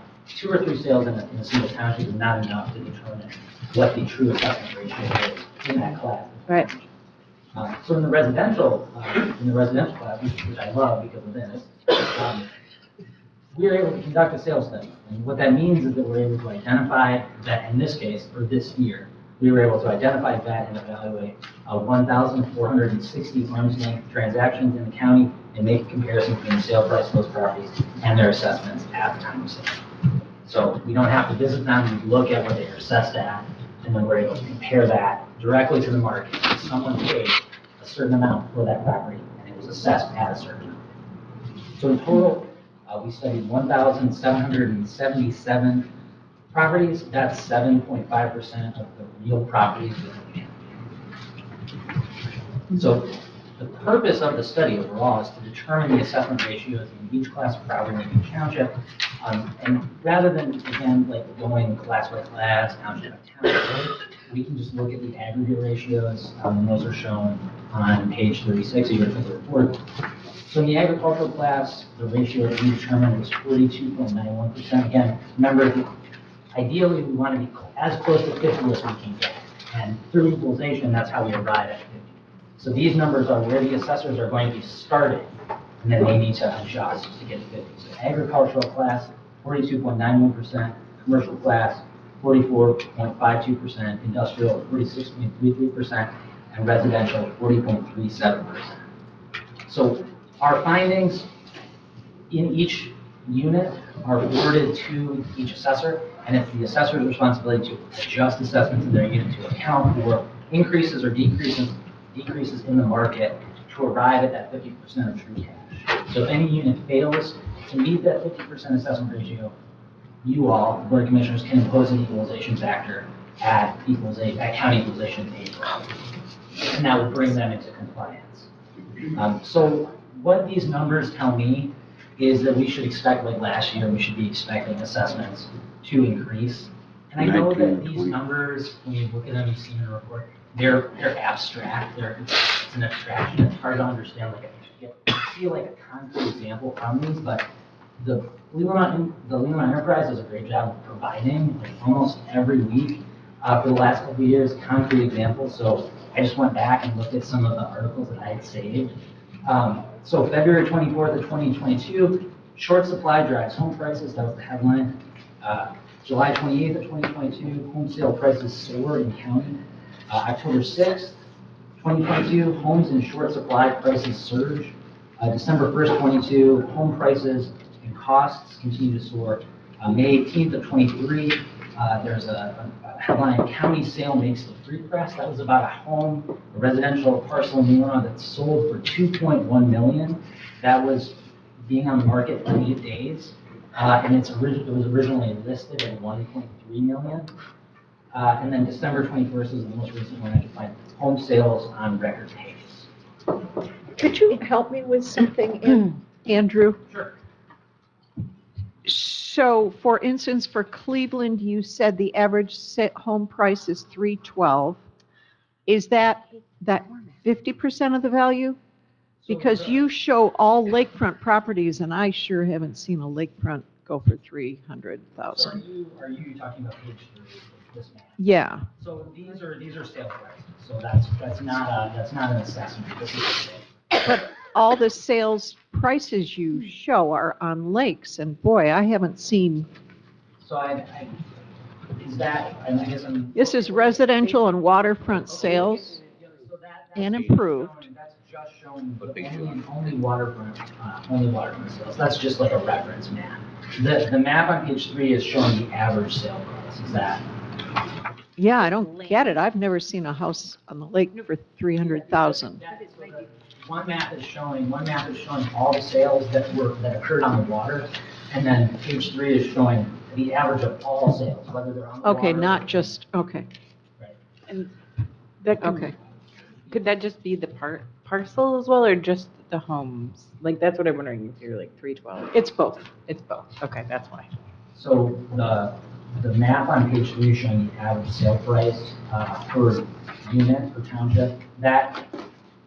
Those are actually, I think those are sort of undervaluing, because that includes your vacants and developers where increase. So. Okay, that helps, because I was stuck there. Yeah, so Leelanau Township was the highest average sale price, over $900,000. And Centerville Township was the lowest, and that was $282,000. So but again, that includes improves as well as vacants. Vacant lots, okay. Waterfront, non-waterfront. Yeah. So, what should taxpayers in the county expect, moving forward? Assessment notices should be arriving in mailboxes soon. I think this week we'll be lucky enough to get those. These provide taxpayers with the first glimpse of the tentative assessed and taxable value of their property for 2024. And I always try to remind taxpayers, and I know that I'm going to get phone calls again, that your assessed value is different from your taxable value. The assessed value reflects the market value of the property, while the taxable value is the metric that is used to calculate the taxes. So both the Headley Amendment and Proposal A include limitations on how much that taxable can increase per year. So your assessed could go way up, and your taxable can't increase more than the rate of inflation, or 5%. This year, the multiplier is 5%. Because of inflation. It's still the same as last year. So, Right, correct.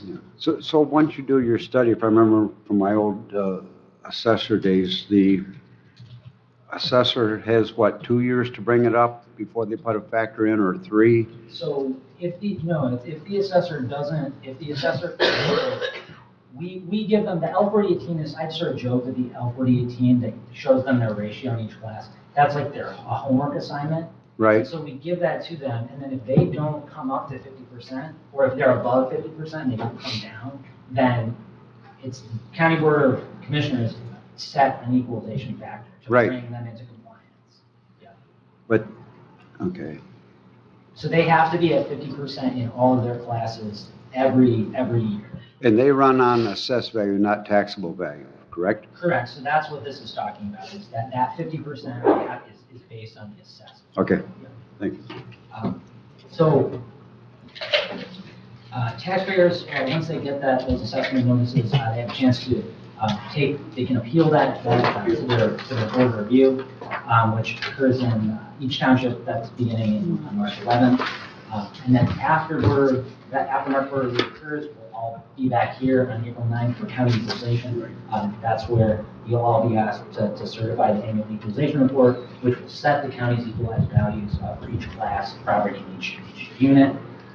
So while the task of equalization is carried out by my department or our department, the Board of Commissioners is ultimately the elected body that authorizes county equalization each year. So that's what happens at equalization. So the report that you have in front of you is just presented in demonstration of the work that we did in preparation for county equalization. So I just want to thank you for your time, because I know that this is just informational, and I know that you're very busy. So, Any other questions? Yes, Commissioner Lautner. Well, I have a comment. Today, I believe it was in the Record Eagle, there was an article about, I think Traverse City Schools is going to go for a millage increase, and it's just inevitable that they made the pitch that, boy, our millage rate up here is so small. And so comparatively it is to places in the state that have no value.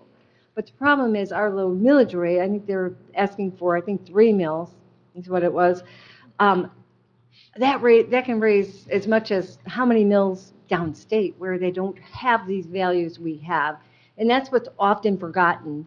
So we have, and I don't think we've ever had a year where the same millage rate didn't bring in more money every year.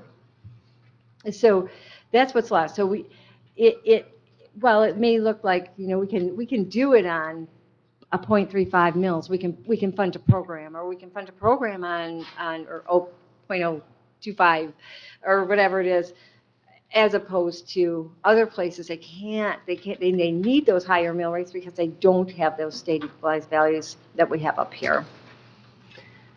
So that's our homework assignment, not to raise taxes because we can't afford it anymore. Right? Anything else for Andrew? Thank you, Andrew. Good job. Thank you, Andrew. Thank you for this great report. I look forward to it every year, too. And We this will don't be need to online. officially accept that, right? No, it's just information. All right. And these, you all have reports. These reports are also available. I will put it online, and then they're available for the public in my office. Thank you. Our Senior Services Director is here for a resolution for us. Good afternoon. On page 82 and 83, you will find the 24 senior service millage resolution drafted by legal. I'm seeking approval for the resolution and certifying ballot language to be on the August 6th, 2024 ballot. Commissioner Rush? I move to recommend that the County Board of Commissioners to accept the resolution authorizing millage election for Leelanau County Senior Citizens Services millage renewal and restoration proposal and certifying ballot language from Cole, Stoker, and Toski. This is to appear on the August 6, 2024 ballot. Support. Any discussion? Commissioner Lautner? So case in point, you're just asking for a renewal. So this renewal will bring in how much more in revenue for you? We don't know yet. You don't know yet. We have a proposal. They're not assessed. We don't have the taxable value yet. Did John give you he gave us a projection? I could not get a projection. It will be more. It will be more. Of course. Yeah. Same millage rate will bring in more. Yep. Okay. We can work with those numbers next budget. Yep. All those in support of that motion, say aye. Aye. Opposed? Motion approved 7-0. Thank you. I would like to make a comment because one of our citizens asked why services were financially limited.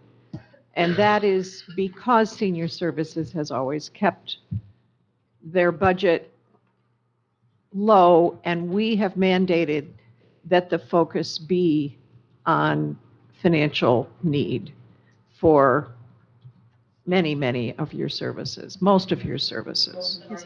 Our in-home services and our financial assistance are all income asset tested. There are other programs like our social activities, the wellness programming, lunch bunch, foot care vouchers, MAP counseling, taxes that aren't all based on income asset testing.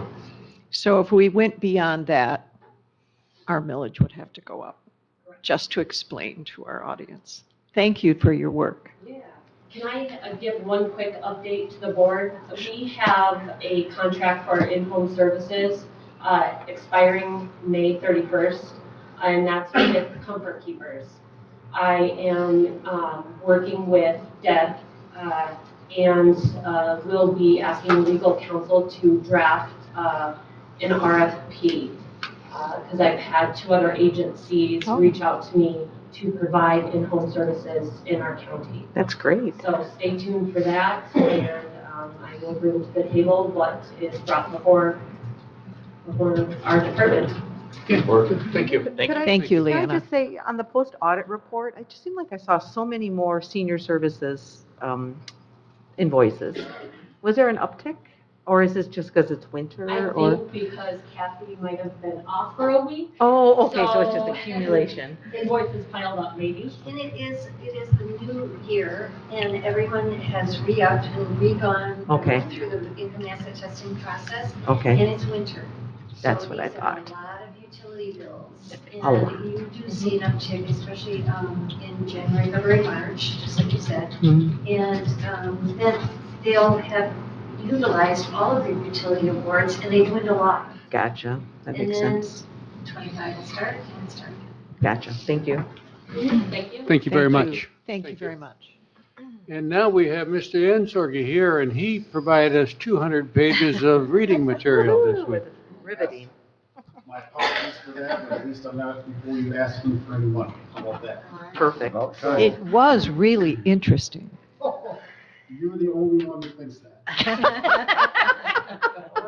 My intent was to skim, but it was interesting. It's a very involved document. It's been many years in the making. We started this back in 2019. Unfortunately, with COVID, everything got put on hold, so we had some extra time just of we couldn't actually work on it, but when the grant was opened back up, we were able to get participation from every municipality in Leelanau County, so every township and village has put fingers on this document, which is an excellent thing. And now we're just, achieved acceptance by the Michigan State Police Emergency Management Homeland Security Division and FEMA. So now we just have to bring it to all the local municipalities in order for adoption. I will be up in Leelanau Township this evening for them to adopt at their board meeting. And so that's the status of this wonderful plan. It was fun reading as well. I just happened to find the newspaper article of that April 3rd, 1956 tornado that swept through and devastated Leelanau County. And so they're very interesting reading. Yeah, the historical data is, as long as we don't live it, it's Yeah. Do you need anything from us on We that? need to pass a resolution. I need to provide a resolution to the state, and then the state will provide it to FEMA for our adoption. So That's we are officially covered under this plan. In the event we did have another disaster to deal with, this plan allows us to be eligible for reimbursement. So that is the most important. That resolution is on 291, I believe. Is that the same one Elmwood had last night? Elmwood, yes, okay, because I was at that meeting, so I approved it, okay. So I would move for approval of that resolution. Is that a, 290. is that a motion? Right, sure. I'll Yeah. support that. Do we need the actual language or? I think you probably should read the language. Yeah, as If we ever I'm get trying to to get it. there. Yeah. I know. 289. I Just move, scrolling. Almost It's- there. As presented, it's It the is- language as presented. It's so, Yeah, she's it's got kind it. of amazing. I though. move to recommend that the County Jen Board of has it. Commissioners. Okay. I said as presented, so yeah. The XXX. Mm-hmm. She'll number it. All those in support of that motion, say aye. Aye. Opposed? Motion approved, 7-0. Thank you. Appreciate it. See you in Northport tonight. Looking forward to it. And then I have to say, when we had our straight line wins, our emergency manager could not get down our road to get here. It's true. They were real, and it was not good. So But I thank got you to for your, spend some time with you in the living room of that house for a while. My first time meeting you. That was nice. Okay, we are now Thank on you for your page 291 of our board book, and we are Parks and Recreation, and Gail, yes. I'm almost there. Thank you, Gail. Yeah, I just want to start off by saying that the EDS was not prepared by me. I was out of town, and so somebody else prepared it and put my name on it. So this is actually coming from the Parks and Rec Commission. And they are requesting, they're asking the board to waive its policy of requiring the solicitation of competitive written sealed bids on all capital items and professional services over $5,000. The Parks and Rec Commission is working on updating their plan. And it's my understanding that they use Goslin and Zubek to prepare the plan. And they hold a Word version of that. So the parties would like to go back to them to provide the update. Okay, and Commissioner Lautner, you're on the Parks and Recreation Commission. I am, and I'm still scrolling for that. So what I wanted to say is that this isn't the correct motion. So I hope that this motion isn't approved, because there shouldn't have been a dollar amount in here. Yeah.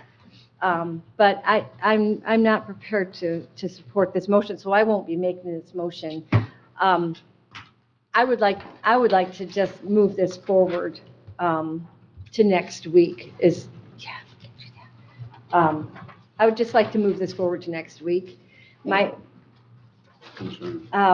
And have a different motion next week. I want to do a little bit more research with Gail on this. I did talk to Trudy last night. Trudy, Gail, and I had a good conversation, and it raised a lot of concerns. So your motion is to move it forward. Is there a second Yeah. to that motion? Support. All those, yes, Kemma. I just have a comment. I am also on the Parks and Recreation Committee, and I was at Leland Township last night where they also discussed their update to their plan, which they do in-house. So they do have an editable version without, having to work with Gosling or another firm. So, the intent of the Parks and Recreation Committee is to not have this exceedingly high cost, just to maintain a plan. But we're in this cycle where we don't understand where we can jump out. If we don't have the edible version, non-proprietary material, we can't edit it on our own. So I think it's the intent of this is just to get us to a place where we can make the edits on every 4 or 5 years when it's needed in-house. We just would appreciate some direction, and perhaps Trudy Gala would be able to provide that, more historical information on how we get there. But I'm in support of what they want to do. It's just, it was done incorrectly. So it's been moved and seconded that we move this forward next week. All those in support of that motion say aye. Aye. Opposed? Thank you. Gail, can you come back on Tuesday? Or work with the administrator on that? Yeah, thank you. Now we have you up here for Bay Area Recycling and Electronics, 292. This was actually approved last month, I believe. Yeah, I thought we had done this too. Where are we at? Yeah. Find mine. Page 292, and yes, this is one that we already approved. Yeah. Yeah. So That's Oh, the easiest agenda item I love of that the one, day. yeah. It was on there still. I'm not sure how it got in submission, but. I don't either.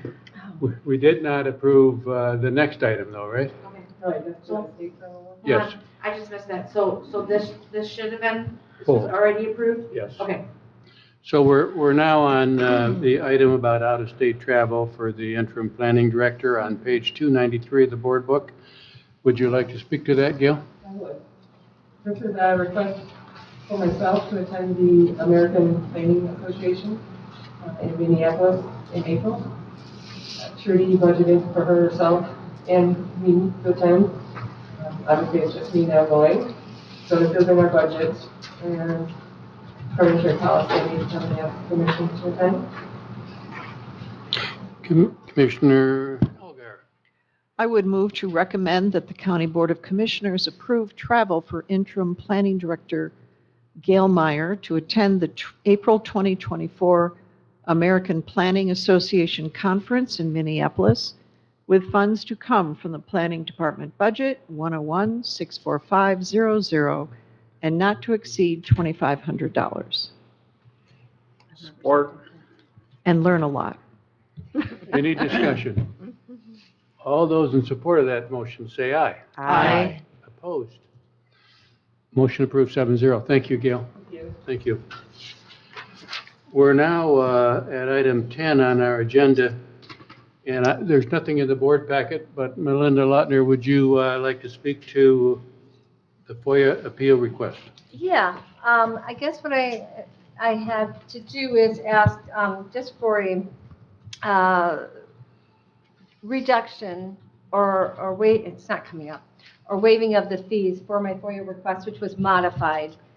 And I couldn't find the original Tristan sent me.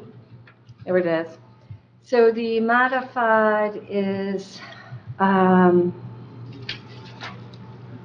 modified amount,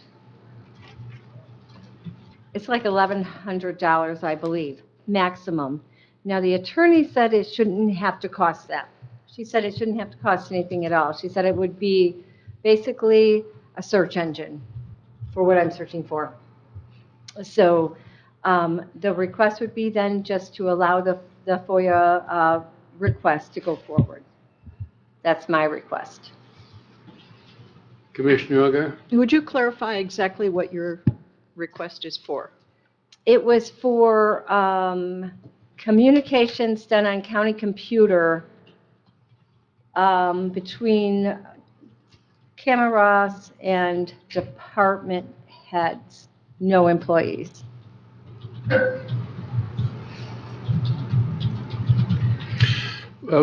Commissioner Lautner has made a request. Is there, we don't have a motion yet. Does anybody want to make a motion? I think you have to deny it so it can go forward. We don't have If I anything in choose to. writing to deny. We could move Do you want me this to put it forward to till Monday, next week. Tuesday night? Okay. Yeah. Yep, that's Move this fine. forward and Yeah, we'll then I'll something in have the, writing. then I can find the actual document. Thank you. All right? Do I need a motion for that, or just, you're just gonna move it? Just moving it, please. Let's You take, probably do, I would move to, move item number 10 forward to next Tuesday's meeting. Support. All those in support of that motion say aye. Aye. Motion approved 7-0. Opposed. Motion approved 6-1, I'm sorry. Understood. Sometimes it's hard with the mask on to see if your lips are moving. Hard to read lips, that's for sure. We now are at our finance on 2 items. Kathy? Sure. MGT contract extension for fiscal year 23 and 24, our cost allocation plan. This document is drafted each year by MGT, and what it does is it helps identify the cost of indirect services provided by central service departments in Leelanau County based on actual expenditures for the fiscal year. And this one is for 22. It's always an audited year, so they'll be doing 23's cost allocation this fall.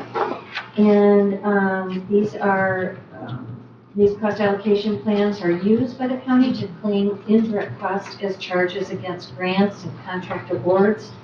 And it's submitted for use by the Michigan Department of Health and Human Services and other state and federal grantors as well. If you're unfamiliar with the document, it's interesting reading. It lays out the organizational chart of the county. It also takes into account, I'd say, thousands of transactions. We download the general ledger to them. We download payroll information. They get as detailed as how many transactions, how many receipts, say the treasurer's office issues, how many receipts building safety issues. And our departments, some of them provide services across the board to everyone, like accounting, payroll, everybody benefits from the costs of running that office. So it's just a way to allocate the costs across the board for intersecting departments. And this company has been doing this for a number of years. They're not asking for an increase. It's the same amount of $7,500 a year for 2 more years. So I didn't have an EDS, but I found the original motion when you approved them back in 2021. It was a motion that the Leelanau County Board of Commissioners waived its bid policy and approved renewing the agreement with MGT Consulting for 2 additional years in an amount not to exceed $7,500 annually to come from the Board of Commissioners contractual services line item. So moved. Support. All those in Yes. support of that motion say aye. Aye. Opposed? Motion approved 7-0. And you can sign this out and read it if you'd like. Okay, Kathy, and then we got some heat pumps. Sure, you've got an EDS in front of you, identifying 10 heat pumps that, in our committee of the whole, you indicated we're going to heat pump replacement. Yes. The treasurer and I have presented how we would pay for that over time. We're not going to buy all the heat pumps at one time. We're going to replace them on critical need as required.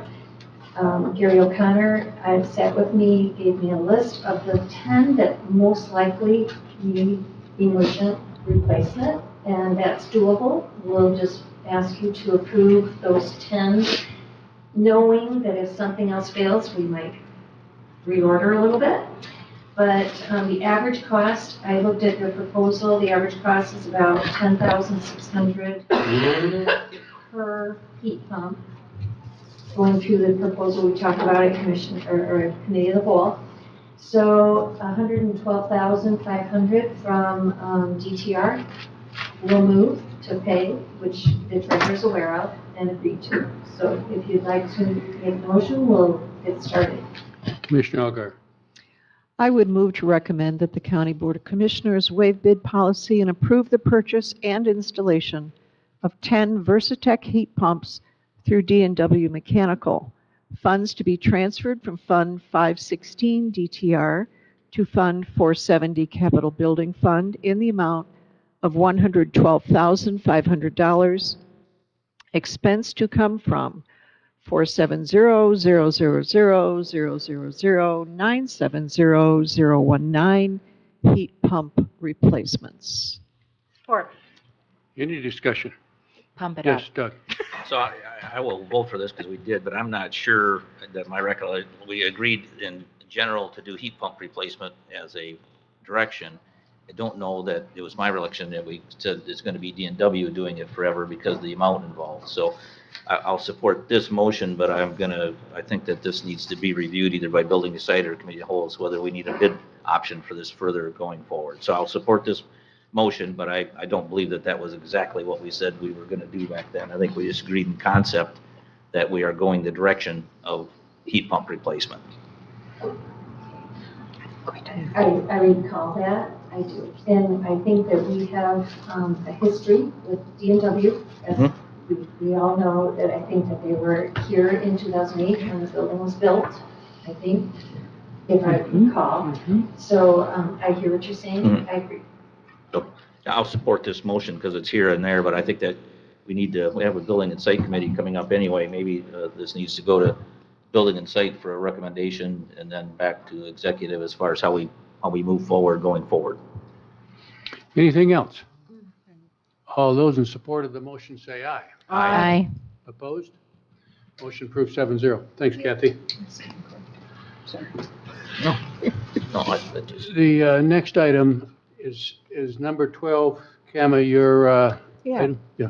Thank you. I just wanted to just bring to this board the desire of a personnel committee to still function with the intention of how it was created. We know, the three members know that we need to just wait and sit back and get direction from the executive, but I just wanted to make sure that everybody understood that this committee is willing and able and interested in helping whatever needs to happen at the county to make things better for the employees, the board, all elected officials, and obviously for our residents that want a well-functioning county system. I am in communication with the leadership team, with Administrator Allen and Judge Kromkowski, to offer our leadership or our collaboration in whatever way that might look like. But again, our understanding is clear. We will wait for direction from the executive board. But just wanted to update everybody on how we were feeling. Thank you. Thank you. Don't need any action on that, right? So No action. No. Okay, we're down to item number 13, and then it's to our administrator. So what you have, I think we've already acted on page 296. okay, let me just double check. So yeah, in terms of the first item that's on there, I just want to let you know that based on the discussion last week, there was the recommendation that we reach out to MMRMA. I did that before I contacted the legal firm of Micah and Myers, put them kind of a little bit on hold so we could confirm.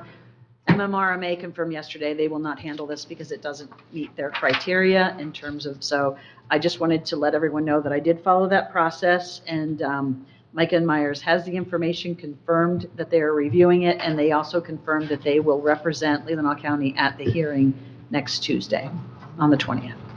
So no action, I think, is needed, but it's just an update. We don't need to do that? No, because we already did it, the meeting. Yeah, we did it at The the special session. And on the next item is item 13B, and our clerk has been in touch with the attorney on that, and has a document to hand out with a couple of proposed rule changes. We've approved the packet with always the opportunity to amend, and if it's okay, I'll give you this, and I'd like to Okay. Thank you, ma'am. introduce this item. And Ty, if I may, I also put this item on the agenda because there is one other item in the board rules just to make the board aware of, and you can make the decision if you want to change it or if you think that there's enough leeway. But on page, it would be 303 of your packet, but it specifically relates to Article 4, Executive Board of Commissioners meetings, under that section number 8, and it speaks to, it's the goal of the commissioners to complete the executive board meeting within a 5-hour period or less. That would be previously from 9 to 2. So in light of the change of the meetings to 9:30, we would in essence be going to 2:30. And the board has the option to change that. I don't know if it requires a formal change, but if they're going to be making other changes, perhaps we can incorporate that all. As long as we all know 5 hours is the stated time frame before action needs to happen. Thank you. Thank you.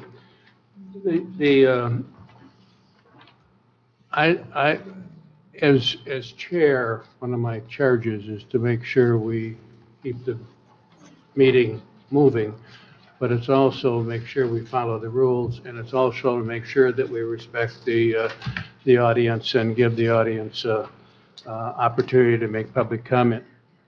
I propose, and I looked at the Antrim County, the Ottawa County, the Kent County, and the Grand Traverse County board rules, and I've just suggested a couple of board rule changes.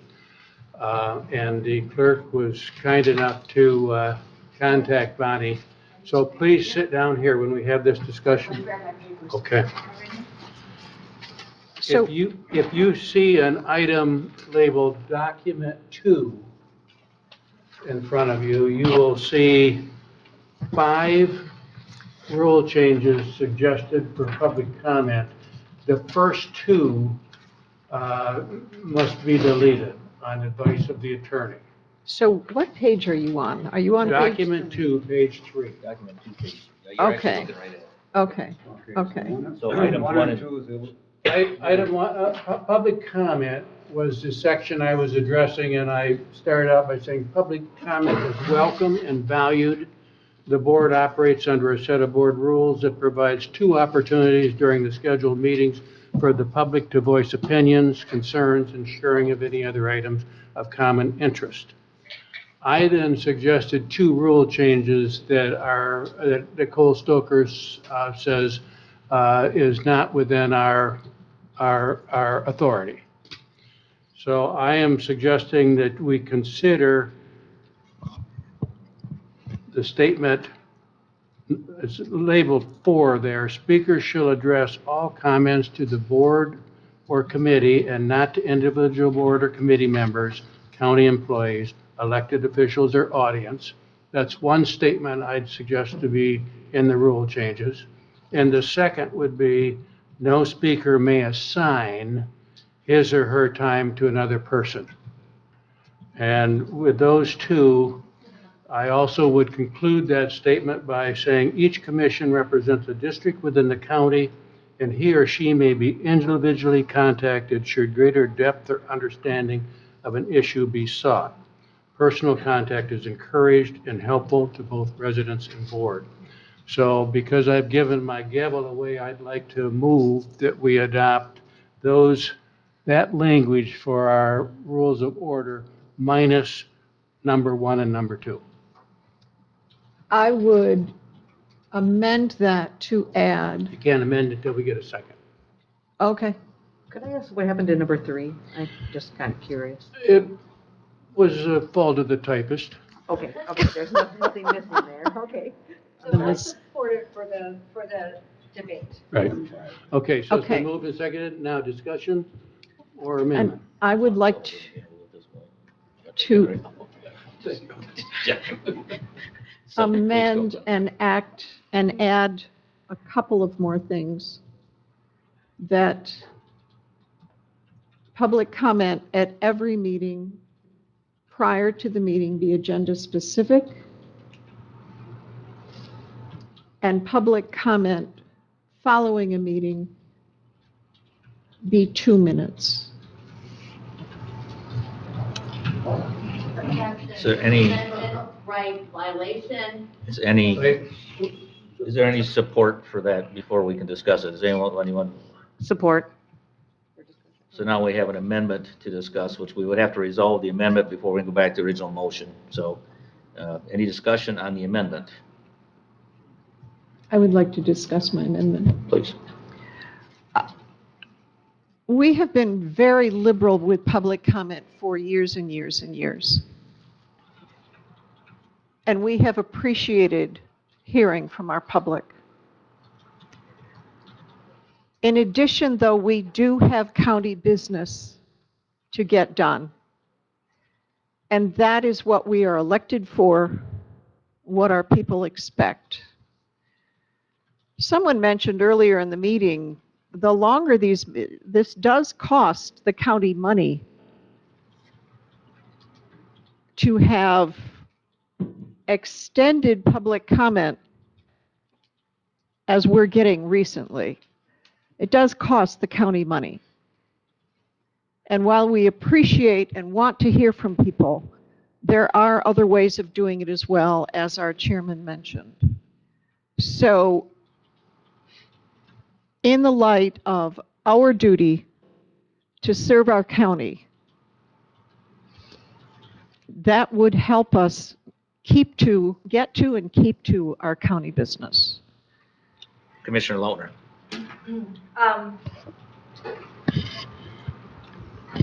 I have, I think we already have it, that our first public comment is agenda specific, at least for most of our meetings, et cetera. I can't support. Actually, just this one. One meeting. Just this one, okay. I won't support any change from that, so we would have to have a division of the question. I won't support the 2 minutes at the end of the meeting. Well, I understand it does take staff time. Our time is pretty much the same. It's pennies for what we're expected to do up here, and as I say, listen. And if somebody, bless her heart, that they're here at the end of our meeting, I think that we should listen to them for the 5 minutes or, something different. I think what you're looking for is maybe perhaps to disallow extended public comment presentations. Is that perhaps what more you're looking for? We did open the door and allow it a couple years ago.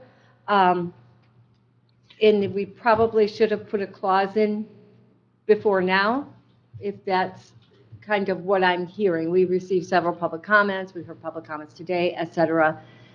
If that's maybe more of what you're really driving to do, I'm not quite sure.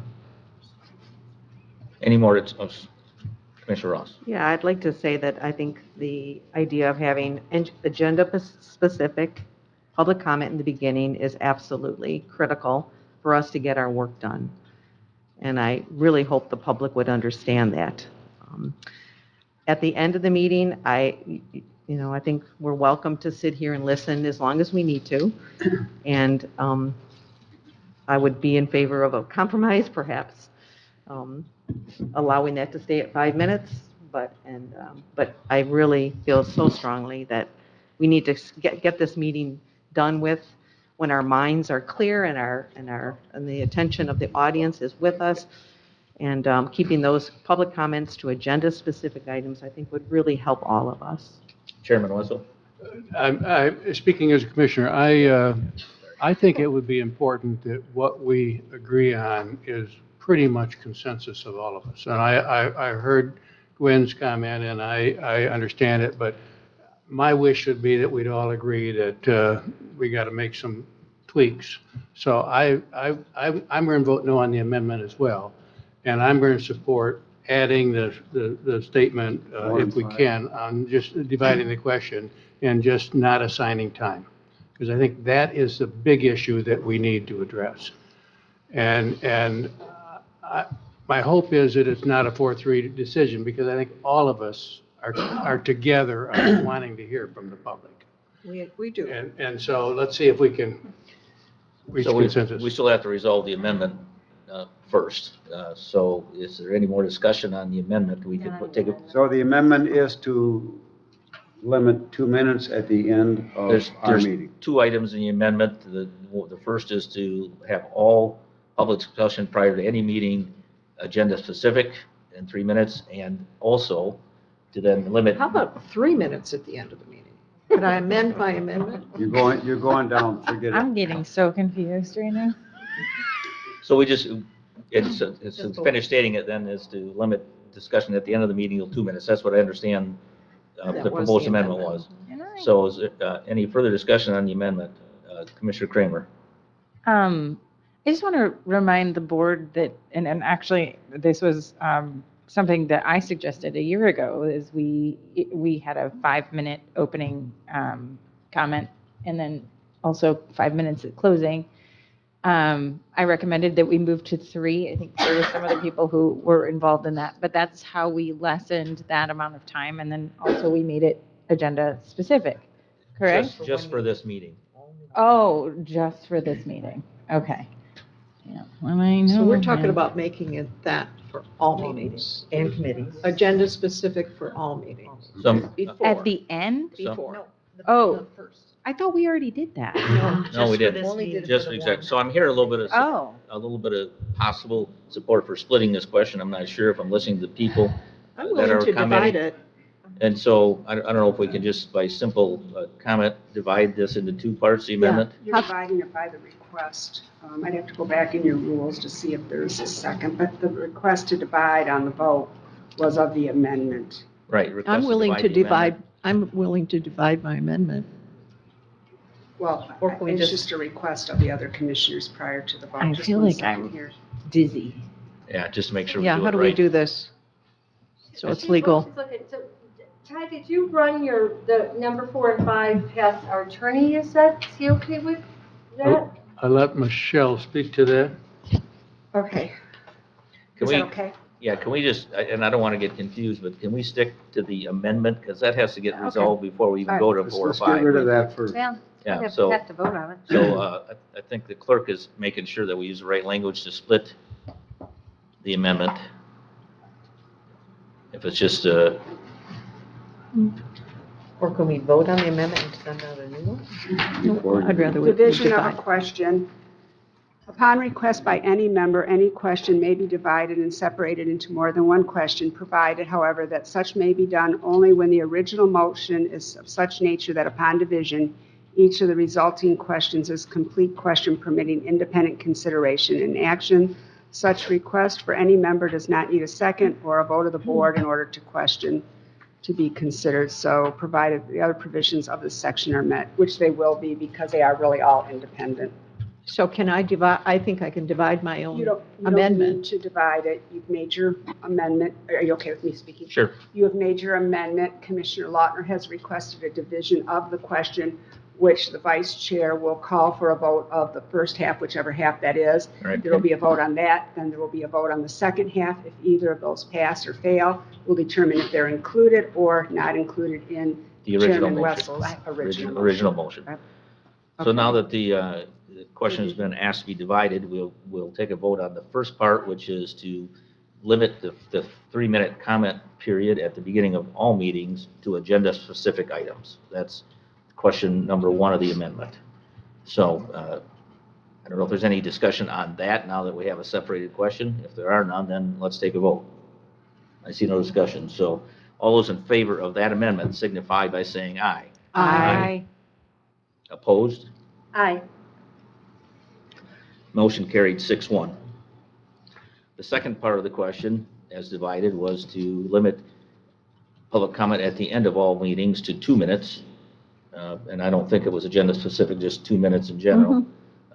General. So any discussion on that item before we vote on that part of the amendment? There being done, all those in favor of that motion signify by saying aye. Aye. Opposed, the same? Aye. Aye. I didn't, Kim, were you I was aye. Second time. I oppose? Okay, so motion defeated 1-6. So the amendment now to the original motion is just a 3-minute agenda-specific on all meetings. Commissioner Now I- Kramer. Am So I we're allowed? adding that to My question wasn't answered. Chairman So Wessel's. now we're back to the, discussing the original motion, which has been amended.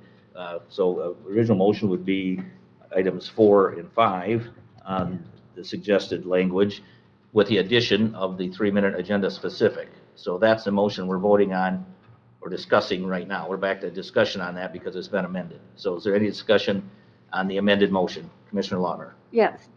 Did our attorney approve this language?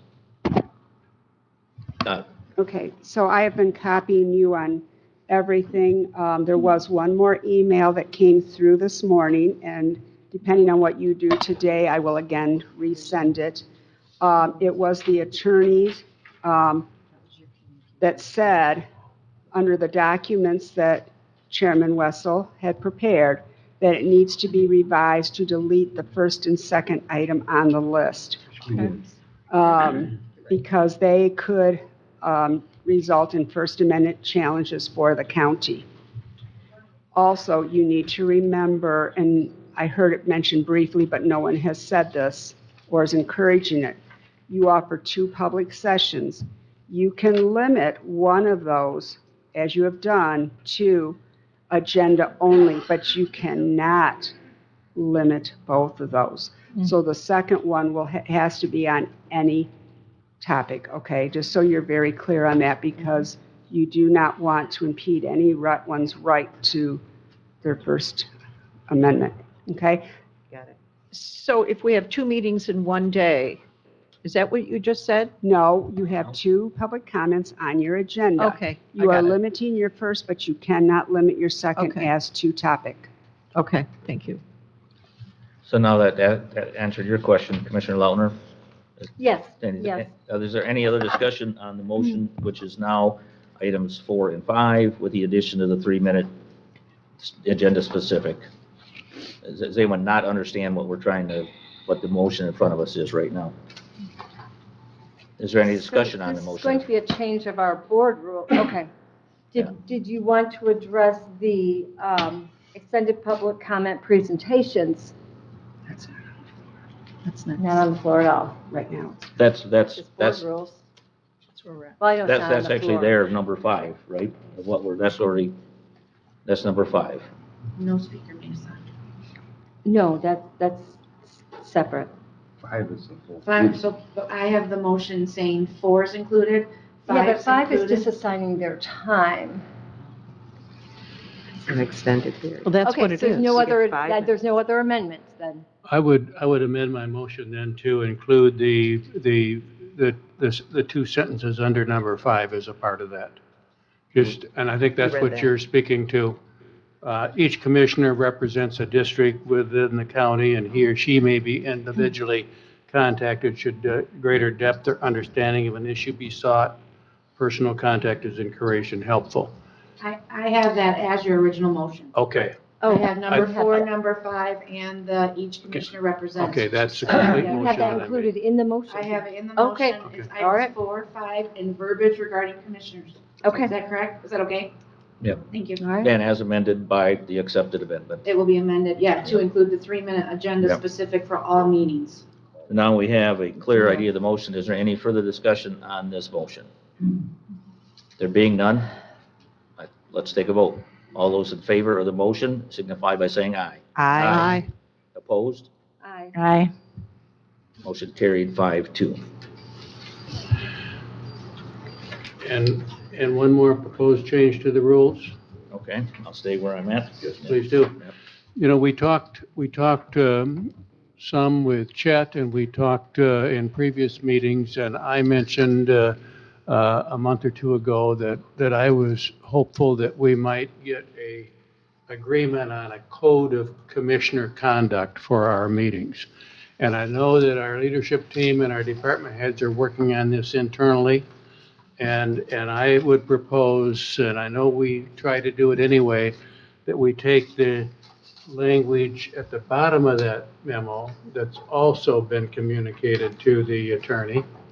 And so my motion would be to adopt the Board of Commission commitment to respect as presented. Support? Is there any discussion? 1 second. So I just didn't come through, so this is the first I've gotten a chance to read this. Is this something you were supposed to know, or what we've been doing? It's reaffirmation. I mean, help me out here. Can I speak? Please. It is my sense that it's always helpful to have spelled out in writing what your commitment is to how you work with colleagues. And I looked at board rules. This came from Antrim County.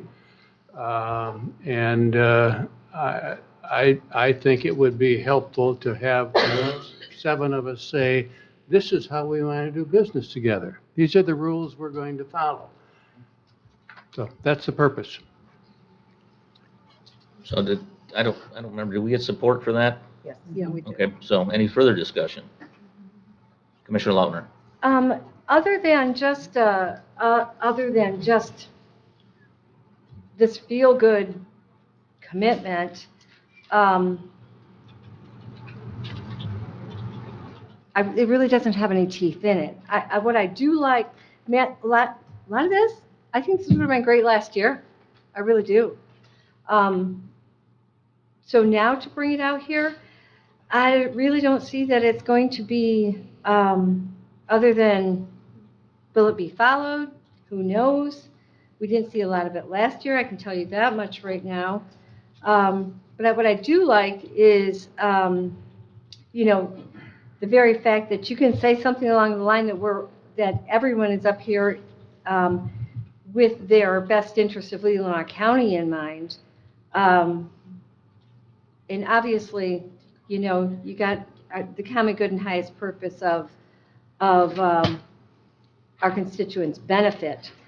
The rest of it, I just don't, I just don't think it's necessary. Any other discussion?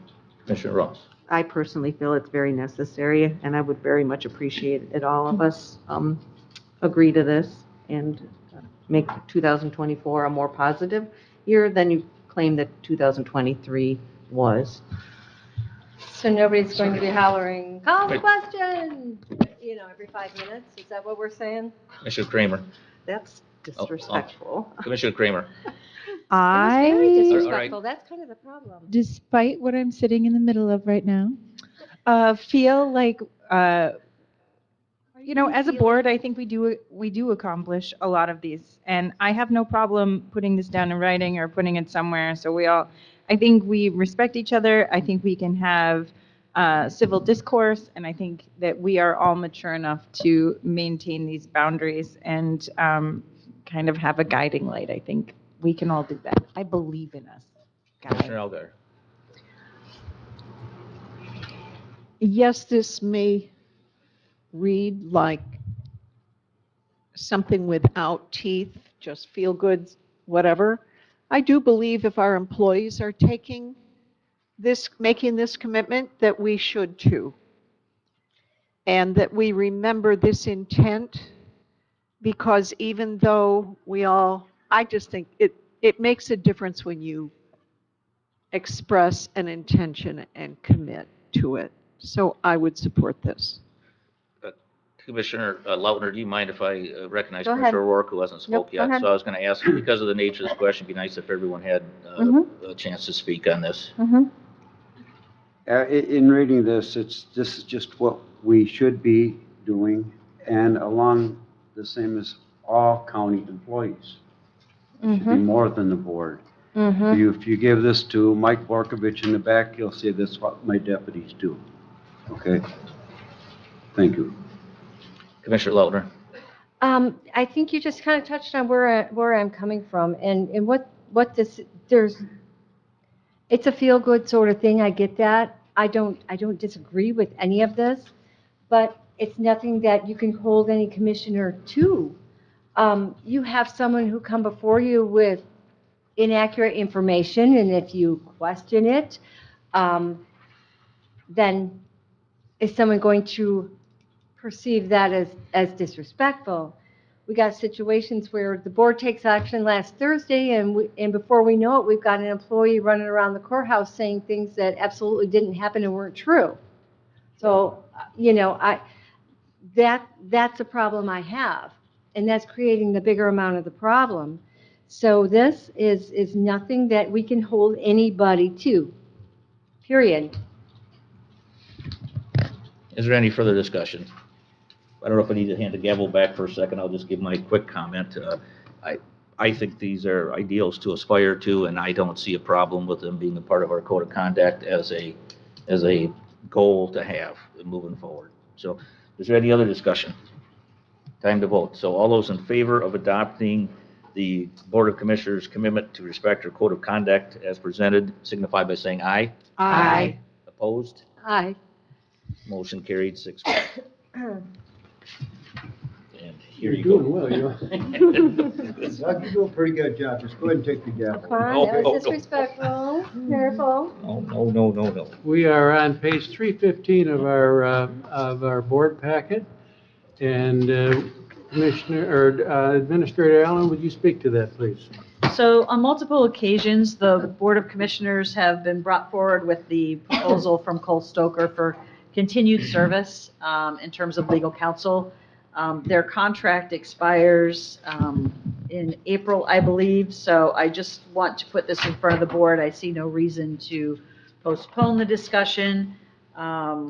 It is before you. You saw that Matt spoke to it previously, a representative from Cole Stoker, in terms of a I believe it was a 3.5% or 3%, excuse me, increase from the current contract. And you have before you the red line version and a recommendation to move forward.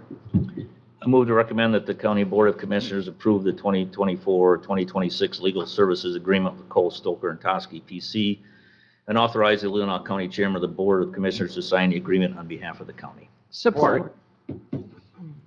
Been moved and supported. Any discussion? Just because I made the motion, I think they're doing a great job, and appreciate their advice on the issues we have. Any other discussion? All those in support of the motion say aye. Aye. Opposed? Motion approved, 7-0. Thank you. There's no $2,200 addition. You just voted yes on that thing. So. Now we're moving to page 323 of our board packet. Ellen? So again, this has to do with staffing levels. We've heard before at the Board of Commissioners meeting that there was a resolution that was passed back in 2011, 2012 timeframe. And the resolution stated that the Board of Commissioners reserves the right to hire or fire a planning director. They can designate, which they have done in the past, I believe, the administrator to be their representative on this issue. I think everyone is aware that we currently have an interim planning director with Gail Meyer, and we have had recommendations from the Planning Commission, which was unanimous from their board. We have had multiple members of various committees who the planning director reports to that have participated in the interview process, and we've narrowed that down to 2 individuals before we knew that there was a resolution. And so we move forward with the interim until the resolution issue, the new resolution issue could be resolved. So at this point, I would recommend that the Board of Commissioners move forward with formally naming Gail Meyer as the planning director for Leelanau County. Commissioner Unger. I would move to recommend that the County Board of Commissioners designate the county administrator to finalize the employment offer of planning director for Leelanau County to interim planning director Gail Meyer. Support. Been moved and seconded. Any discussion? It's nice that they're still coordinating with Trudy and everything, and we're not really, it's a continuing work in progress. Gail. You made the motion. You want to speak to it before we go to Commissioner Lutner? I appreciate that Gail Meyer has worked in that department. She has history. She knows what we do. And that history right now is very, very important. She's also working hard. The recommendations of the people that she works with is also really important. So I would support her appointment. Commissioner Lutner? Yes, I'd like to make an amendment to that motion, please. And my amendment would come in right after interim planning director, and that the Board of Commissioners also appoints Kathy Hardisfeld as finance director for Leelanau County.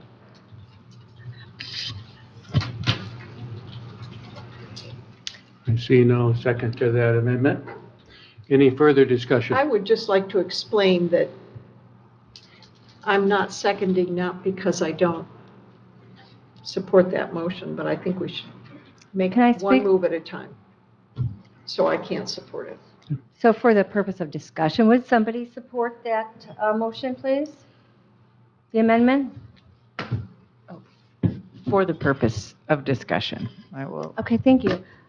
So what we have here is Kathy has been acting as financial director interim longer than Gail has been acting as interim director to planning. So she has worked very hard. She's brought all of us right back up to audit standards again. She has the history. It's very, very important. She's working very hard, and she comes highly recommended. And I see absolutely no reason whatsoever that we wouldn't appoint her today. We need a financial director and allow that whole department to move forward. With our decision to go administrator CFO, that CFO is not going to be an active person in that finance department. So we still need a finance director. And Kathy's doing just a phenomenal job. There's absolutely no question about it. We're coming up on, we're going to be we're going to be bumping up against a timetable pretty soon here. And if that department doesn't have its legs under it, then it's not going anywhere. So I think we really need to consider this very seriously. You know, I think this is not the way we've normally done business in that we approved an agenda.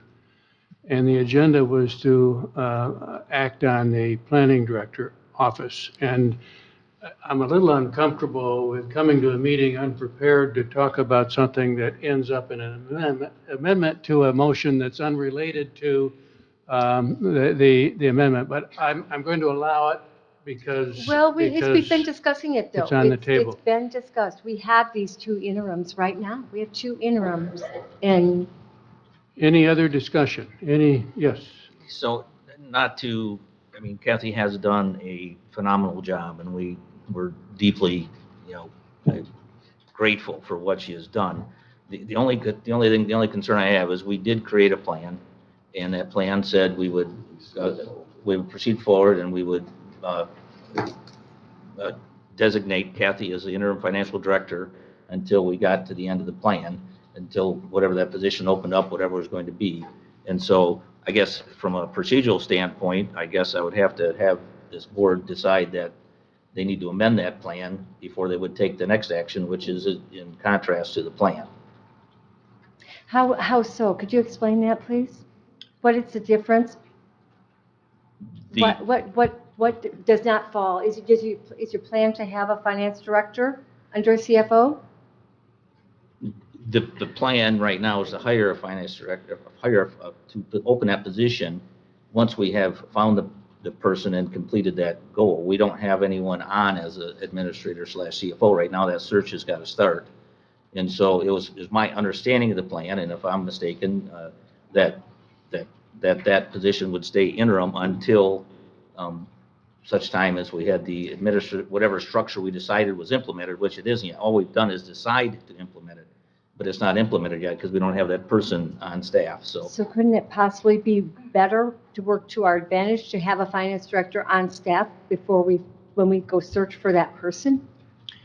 I guess then that's a discussion worth having, but then I would ask that we modify the plan that is included, because that's not what I understood the plan to be. And one of the commitments we tried to do I didn't was, see that in your plan.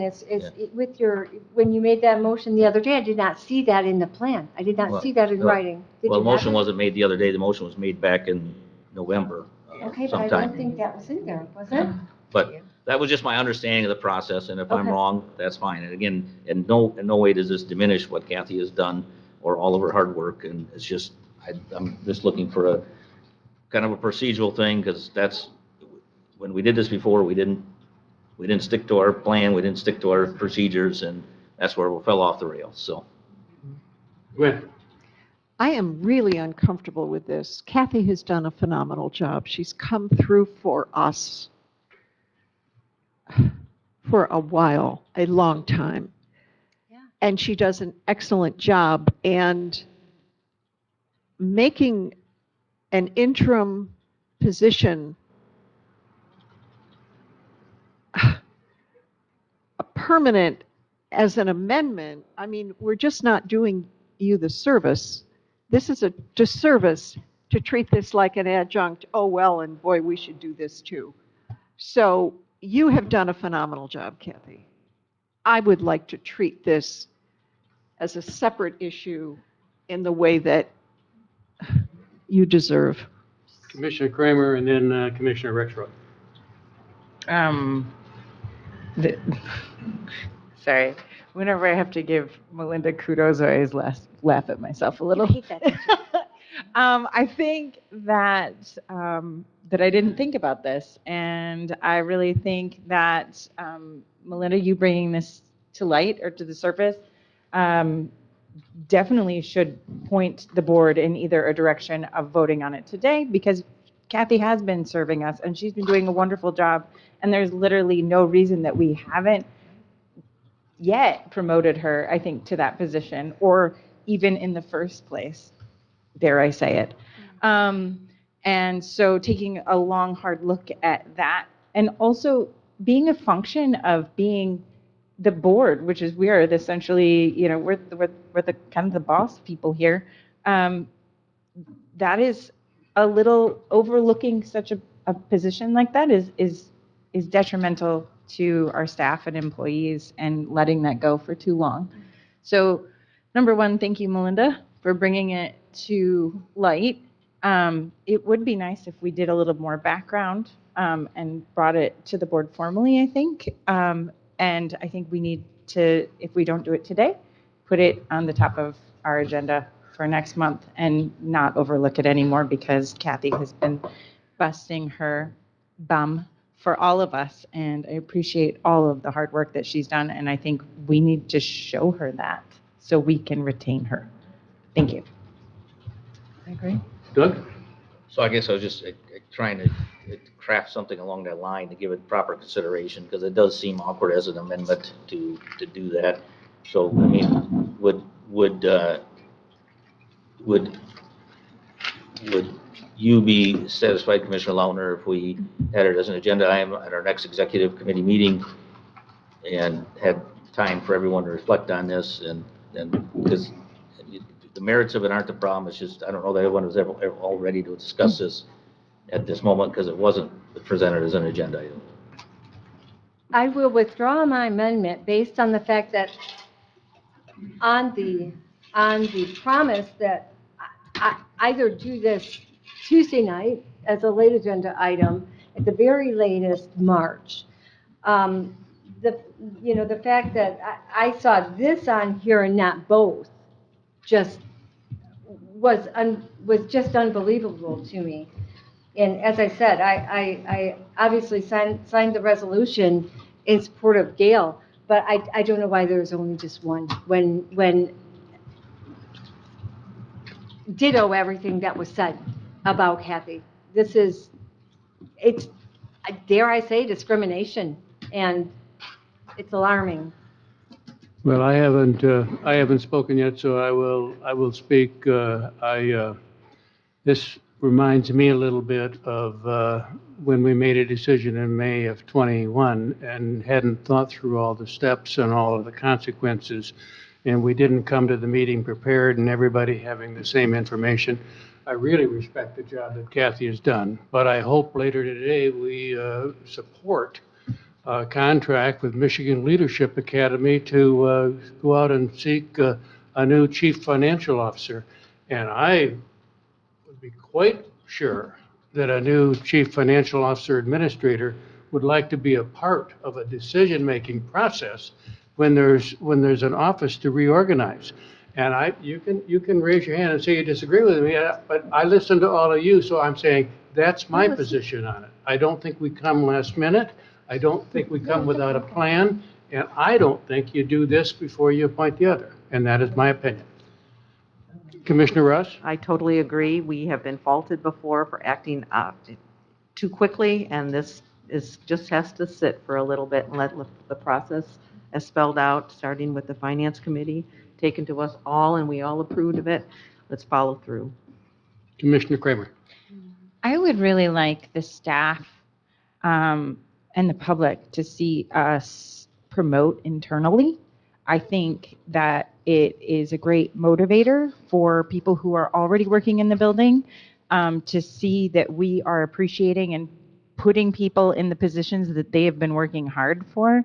I don't think we have to do this today, but I think we need to actively move forward on this before we have a CFO, before everything is dicey, because everything is going to fluctuate at that position. Why not have all of the spots in place, that need to be, the infrastructure that needs to be there, and then pull someone in. That, to me, makes more sense. Don't muddy the waters anymore. It's muddy enough. Let's solidify what we have and then move forward. I think Commissioner Lautner withdrew her amendment, so we have a motion on the table to appoint Gail as director. Do we need May I more make one discussion more? on that? Well, as I said, I can support Gail, but I have to say I'm supporting Kathy as well, because these arguments opposed just are very concerning to me, and I'm digging for your document we just received on how we be respectful and those sort of things. So on one hand, we're saying, well, we've got to wait to hire a CFO or wait to hire a financial director because the CFO may want to be a part of that. But this motion says, let us pick, the planning director before we have an administrator CFO. So this is just too much looking like maybe people, and I want everybody to dig deep and be honest with every conversation they've had in the last week about who's making the decisions at this table for the best thing for Leelanau County. This is our decision, not anybody else's, not any other departments. This is our decision, and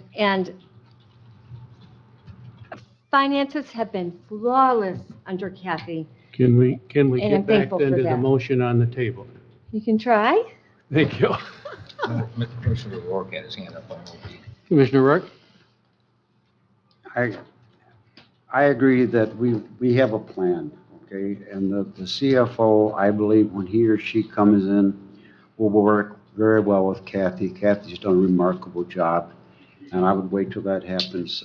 But I do not want to take anything away from Gail today, who's worked a long time for this county, and this is her moment, okay? Thank you. I think we're ready to vote. All those in support of the motion on the table to appoint Gail and promote from within and appoint Gail, say aye. Aye. Opposed? Motion approved, 7-0. Congratulations, Gail. And then I think I heard that we would put the finance position, if Commissioner Lautner is requesting, I think she did, on the February agenda. Or this is February, March agenda. February's fine with me if you like. Pardon? February's fine with me if you like. That's next Tuesday. No, it's got to be. Executive. You're thinking March, I believe. March Executive Committee meeting? We Everybody will okay with prepare. that? We will prepare. It should be noted, nobody said Kathy was not doing a great job. Absolutely not. All right. Absolutely not. We now are fortunate enough to accept some money. So the proposal in front of you on page 324 has to do with the Grand Traverse Band of Ottawa and Chippewa Indians. Their 2% grant awards. Leelanau County was fortunate enough to move forward 3 grants to outside communities. You have stated there the award for Safe Haven for $5,000 to continue to provide safety and security to children and at-risk parents.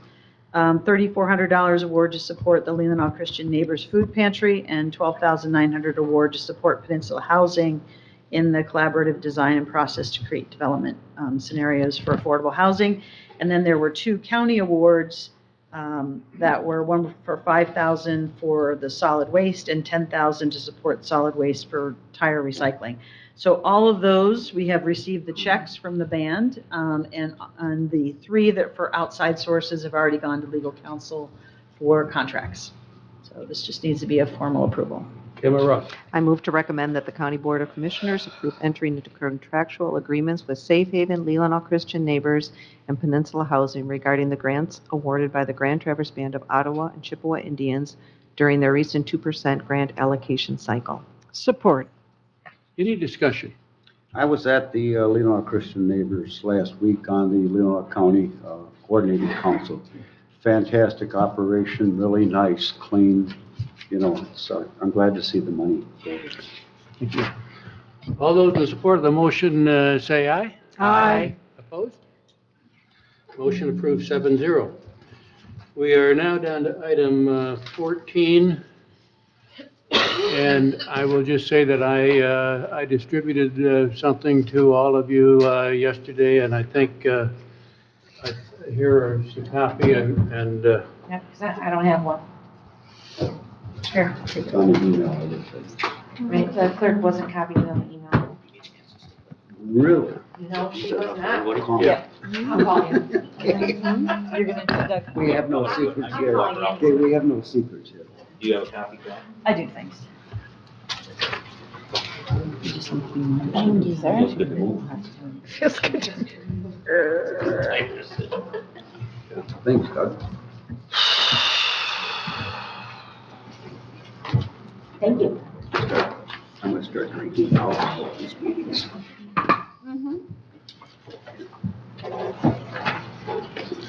I would introduce this by saying that I met with Mr. Janik. I let him know I had no official charge from the Board of Commissioners. I had no authority, but asked him if, as one commissioner, would you be interested and would MLI be interested in conducting a search for our CFO administrator position? He provided the profile that we did before. He's done the search for the administrator in Kalkaska County, in Mecosta County, in Northport Village, and Traverse City manager position. He certainly is well connected, and I am providing you today with just a proposal that he gave me in response to my request. And I'm giving that just for information, unless somebody wants to do something with it. This is important, and I appreciate your getting on this. I had a dream about it, I think, the day before you did it. Like, we need to get moving, so thank you. I think Chet is well qualified to do this. He has done this for us before. I love the fact that he can charge us less, so we can save our taxpayers money there. And I would surely support accepting this and start moving on this search. Do we need a motion? Then, so I would move to recommend that the Leelanau County Board of Commissioners accept this agreement with Chet Janik to begin a search for a CFO. Support. Kim? Yeah, I'm curious, are there other companies out? I mean, I'm not saying anything against Chet and his ability to do this, but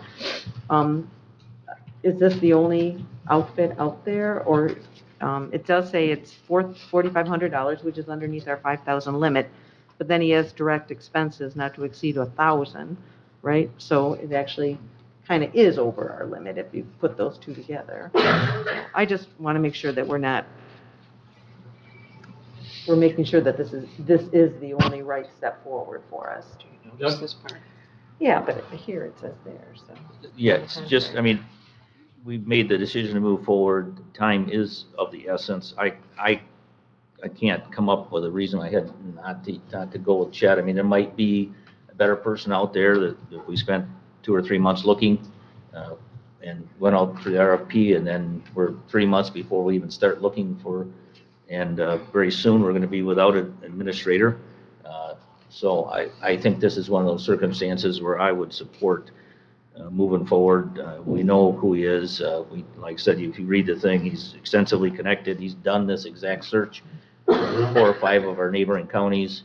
So based on the situation that we're in, I will support this. Anybody else? If we approve this, Chet would like to meet with us at our March meeting and get official approval of a job description and salary range and all the details. and he'll come to that meeting prepared with some draft position announcements for us to look at so that we can expedite the process. So, Okay. any other conversation, any discussion or concerns? I guess I'm just still a little concerned that we haven't looked at any other people. Is there a way that we can do that before next Tuesday's meeting? No. I don't know. Okay. This is huge. This is like where we all need to go. And I just feel like you sent this last night or 2 nights ago. I haven't had a chance to look at it at all. Well, you got the week, because this is an executive That's what committee. I'm saying. Yeah. But in the meantime, I just feel like I just would love to be 100% sure that this is the right direction for this board to go. That's all I'm saying. It's huge. This is huge for us.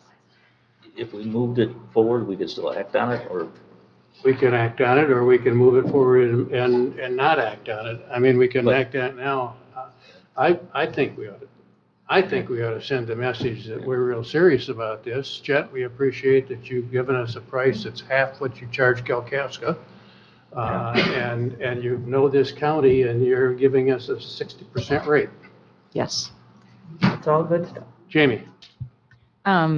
Yeah, I was kind of in the same, place as you, Kim. Like, should we? But I think Chet is uniquely positioned to really get at the heart of what we need, hopefully, and be able to find those candidates that best represent those needs.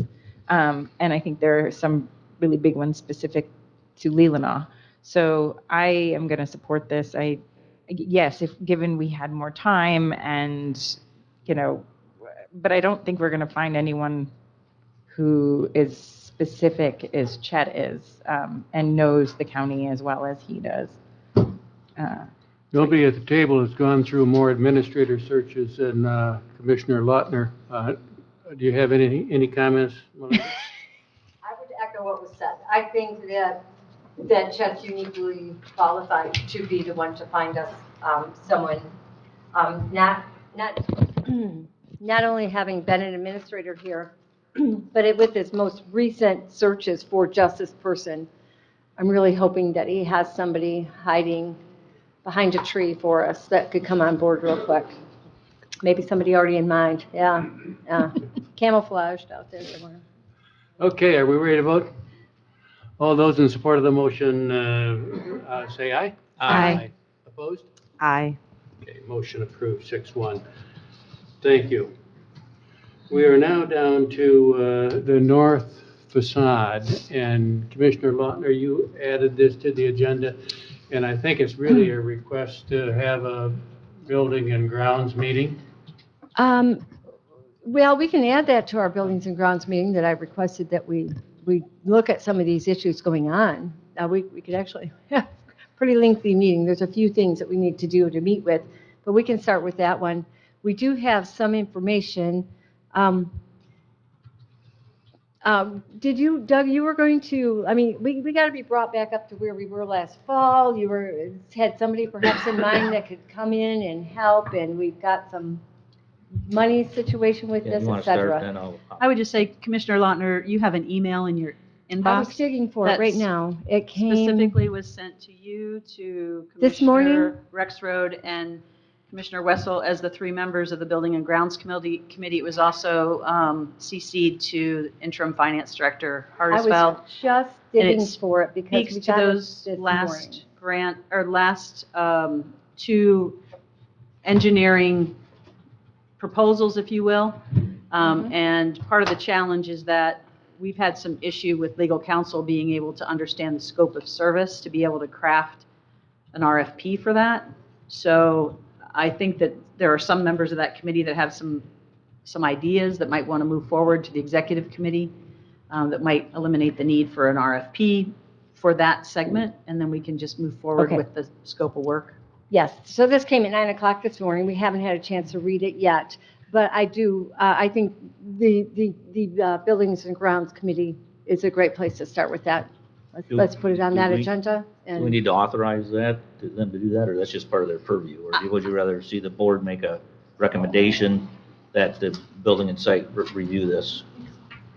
Yeah, I I think don't think that'd we be really need a motion, consistent but with our committee. that's it's a standard subcommittee, I believe, and not one of the other two committees, but whichever way is fine with me. So I would move to recommend that the facade project be reviewed by Building and Site Committee at their earliest convenience and to report back to the full board. Support. Is there any discussion? I said that, I'm sorry. I forgot, I left that gavel off a little bit ago, sorry. All those in support of that motion say aye. Aye. And would the Building and Grounds Committee be available early before the board meeting next Tuesday? 5:30 maybe? Yeah, I think so. Yes. It would go a little earlier. We got a few items, maybe a little earlier than that. They give us, Or- they give us an hour and a half before the regular meeting, right? Yeah, but we need a few minutes. But we can try, I guess we could always move on. I would have done, So what time do we say? 4:30? you said 5:30? oh, no, let's go 5. Can we go 5 or, Melinda's suggesting 5. Can you do 5? I can do 5, all right, just for you, Melinda. Thank you. thank you. Now, it is 2:33 and we have a review of financials, but we do have to, That's early voting. Early voting, so we won't have this room? Right, early voting's in this room. so we'll. We can find another room, Find a right? room. Your law library, Just, fine. can you do it without audio and take minutes, possibly? Sure, I like shorthand. Are we not having our board meeting downstairs? No, Oh, we're having that here? yes, So you're gonna move stuff out? yes, we're moving Okay. the early voting out to accommodate the 7 o'clock meeting here. And early voting goes till when? Goes till 5. 5? So if they pulled Yeah, a we building still- safety at 5:30, would we be able to have time for them to start a meeting at 5:30 in here? No. Can we do So they another asked if we room? can record it in another room, but it wouldn't be public, wouldn't be YouTube. You know, if you could give us till 6, I mean, we certainly. That's not enough time. For 5:30, we'll do the best we Yeah, can. a lot on the- We'll want to pick another day. Let's pick If- another day if, after the meeting. If the committee members could respond back with maybe 1 or 2, maybe 3 times, dates, that Yep. would be helpful, and then we'll try and get that scheduled. Sorry, I didn't mean to interrupt, but. Thank you. Thank Smart. you, All right. thank you. Okay, we do have finances on the agenda, but we do, first of all, need board action. If we're going to continue this meeting, our board rules does say that we would terminate by 2:30 or take board action. So I'm asking for a board motion to extend our meeting to So moved. complete the agenda. Support. There was a Moved and so supported. moved. I will be leaving, however. Right. In 20 minutes. All those in support of the motion, say aye. Aye. You Motion voted no on the approved, last 7-0. thing anyway, so Thank it you. doesn't matter. Thank you, Kathy. And welcome. I'd like to introduce Account Clerk Elizabeth Meyer to the board. Thank you, Elizabeth. Second day. And I'm very excited as we discover each other's strengths. And she's got a very intuitive knowledge of software, financial software, which she's already tackled a huge project for me this morning. And I really appreciate having help. And I'm excited about sharing Leelanau County with Ms. Meyer. She's met you through the video she was watching, and so she knows the names. And I'll just let you say your names first, if you'd like. Go ahead, Elizabeth. And the clerk likes you to speak up, otherwise you get a sign that says speak up. Speak louder. I'm Elizabeth Meyer. I live in the county. I'm over in Elmwood. Hey. You can say my bachelor's is Paris in Perth County. I love that. Yeah, That's paperwork and welcome aboard. Excellent. Thank you. Board claims and accounts, I think. Yep. Questions about our invoices?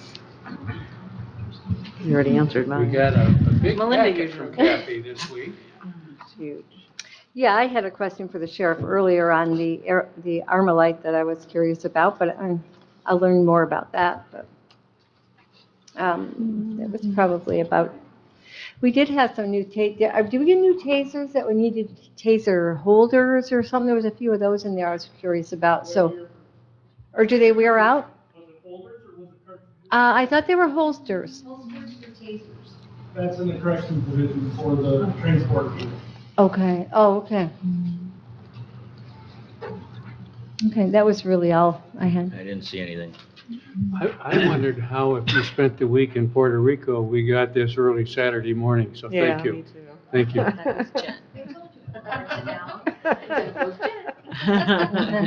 We were at the hoops. Okay. Any other Print questions? it out. Yep, Thank you. Thank you. We Welcome, by the way. now have any other, are there any special reports from anybody? Okay. Then I would like, we have an extended public comment at this time, and I would like to take a 5-minute break and allow them to set it up and for us to take a break. So let's be back at 2:45. Yes, we did lose Commissioner Kramer. She had to pick up children. So could I call our meeting back to order, please? No, yes, it is. Yeah, it is. Thank you. We are, There's an echo. We got an echo going on here. We got an echo going on. I didn't get it turned down. That'll drive us crazy. Oh, we hear that delay. I just left, to make it easy, I just left, I left the update to Kim. It's, let's do it. So I'm gonna rejoin. Okay, I'll let you. okay, Jim, thank you. A reverb in the south, and it looked like it affected everybody because you were coming through it. So we're not ready to begin now? But now she's gotta reset it. Okay. 5 more minutes. I have you live, so. Hey, sure, sure. Are we live? We're live? You're live with me. You're not live on YouTube yet, but you're live with me. Okay. Called back to order at 2:49. Okay, a reminder to everybody that we did approve this and invited Jim to come and make a presentation tonight. He has up to 1 minute, 1 hour to tell us all you know in 1 minute, Jim. He has up to, he has an hour to do that.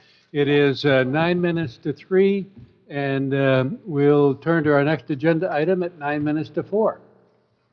Okay? Still not on. Okay, well, we'll adjust. So, welcome to our world. You'll know why I suggested what I did. I'm showing you may even, Did you hear, it won't make it, won't make it. Jim, did you hear us say that Commissioner Creamer had child care she had to take care of? Oh, did she? Okay. Great. And I have to leave at 10 after 3, so. Okay, well.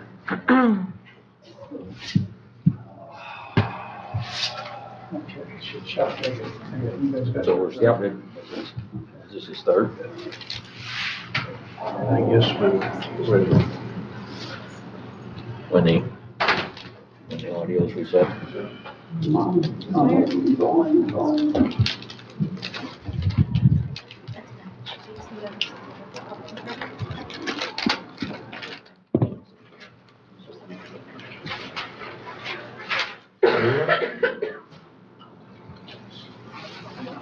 Sorry about that.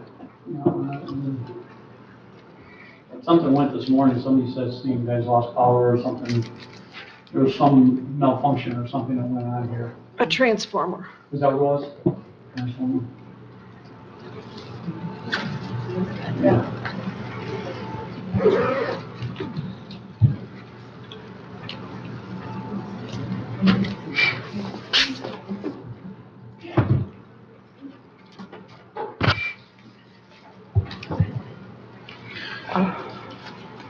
Well, we can talk at the table here. I guess the meeting hadn't started. Melinda, I'm going to be gone from after the board meeting for 2 weeks. And I think Doug is too. So, 2 years. Before Tuesday, or in Tuesday, or No, I don't leave till Wednesday.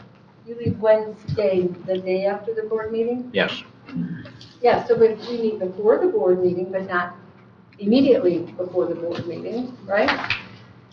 Talking about February? What about like this Thursday? Yeah, that's what the afternoon of the 15th, maybe, What is that? like Uh, 1:30 or something. could we do, how about Friday, 16th? late in the day? I mean, as late as we. Okay, we're Does setting it- up. Yeah, Is that, we're just gonna pre-set up a little bit on Friday. As long as you can work around us, we're good. Yeah, Yeah. it's Dinner just at three. Holy Rosary. well, we don't, I mean, again, As we long as you start don't go into the evening. Yeah, the No. 16th is fine, anytime during the day. like 3 o'clock I have a 4:30, so I could be from 3 to 4:15. or start at 3, 2:40, or 2:30. 2:30 or 3, what? start at 2:30 on Friday, 2:30? What kind of committee meeting is this? Buildings and grounds. building and site. Grounds, what time did you say, 2:30 or? 2:30 Friday, yep. Friday, February. 16th, and we'll get our agenda. Are we ready to go? I'm good. It's not sharing the, it's not sharing the screen. Is she available? Yeah, no, she's there. She's listening, or I guess, why don't you go ahead if we unmute, maybe she can hear us then. And I will see you at the fish dinner, Commissioner Lautner. All right. Probably with yourself's dad in tow. Is that? Aw, good. That's a speaker, yeah, so Leanna can hear you Hold now. it for Can you hear us? Should be 95 Oh, good for in him. May. Good We for had a him. long night, Is he doing okay? yeah, a little episode. Over $2,200. Took him in by ambulance. What night was it? Sunday? Yeah. No, last Saturday, a week ago Saturday. Or, yeah, Is he this in last Florida?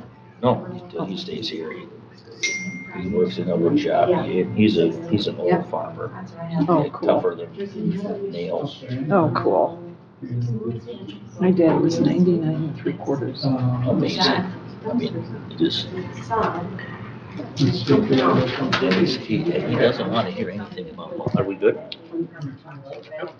Okay, we'll start the clock, Jim. Responsible for the case that was involved with genocide.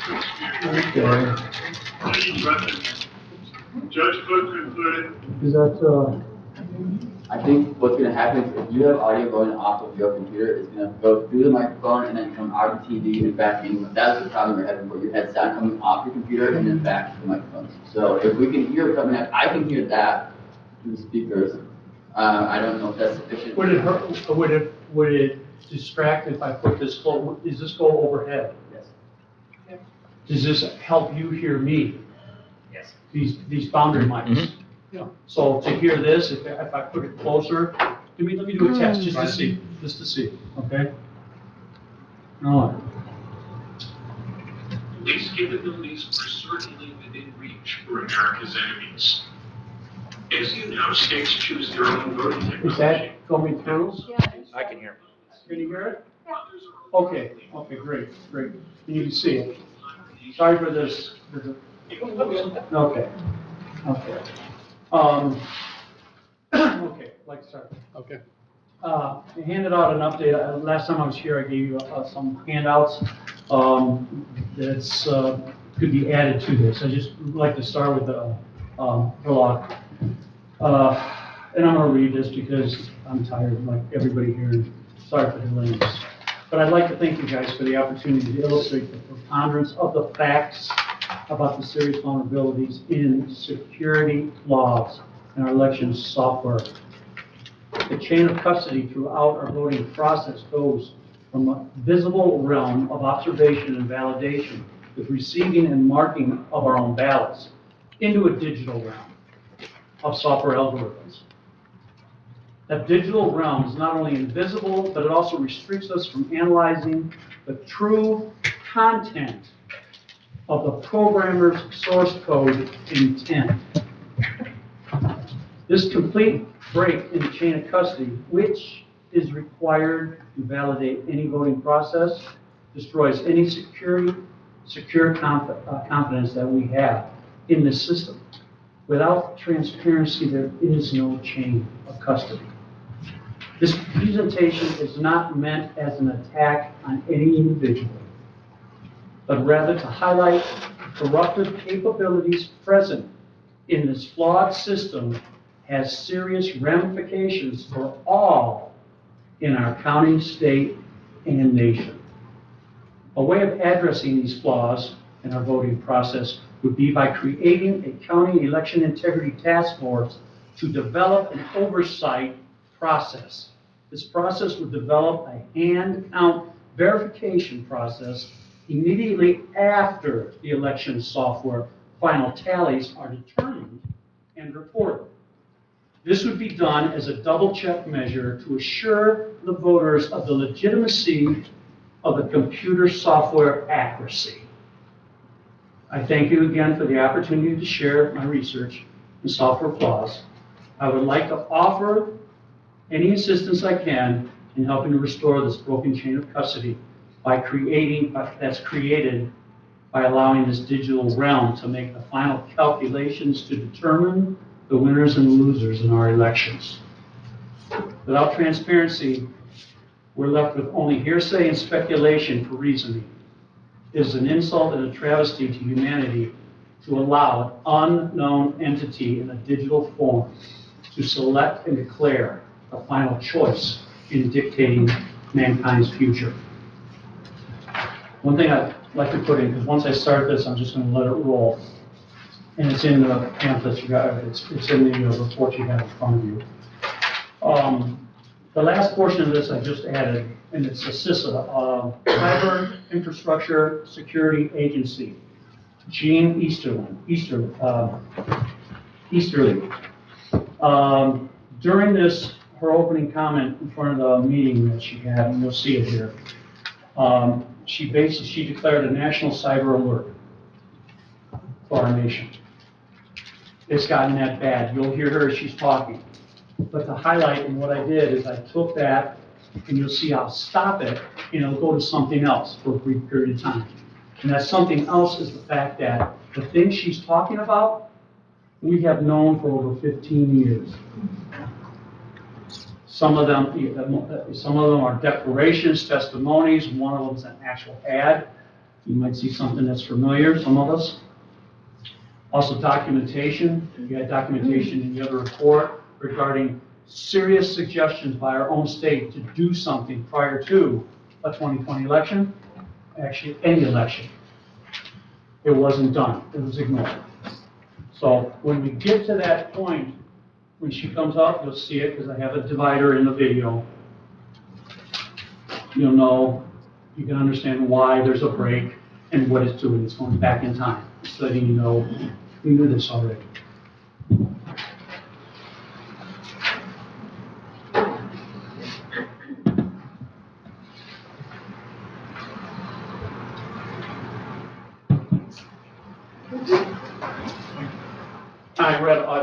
I just read all this, so sorry for the delay in it. Okay.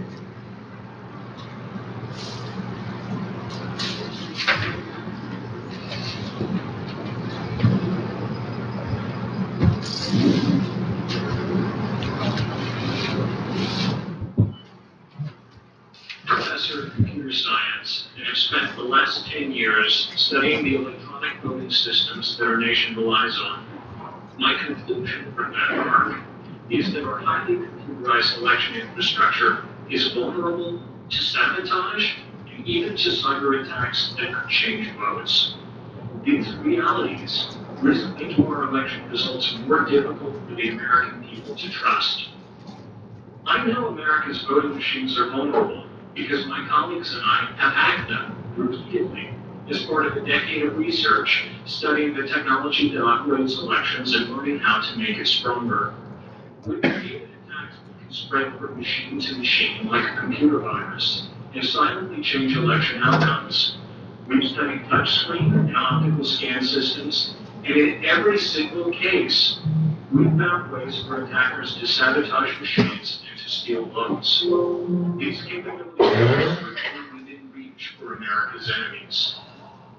As you know, states choose their own voting technology. And while some states are doing well with security, others are alarmingly vulnerable. This puts the entire nation at risk. In close elections, an attacker can probe the most important swing states or swing counties, find areas with the weakest protection, and strike there. In a close election year, changing a few votes in key localities could be enough to tip national results. The key lesson from 2016 is that these threats are real. Some say the fact that voting machines aren't directly connected to the internet makes them secure, but unfortunately this is not true. Voting machines are not as distant from the internet as they may seem.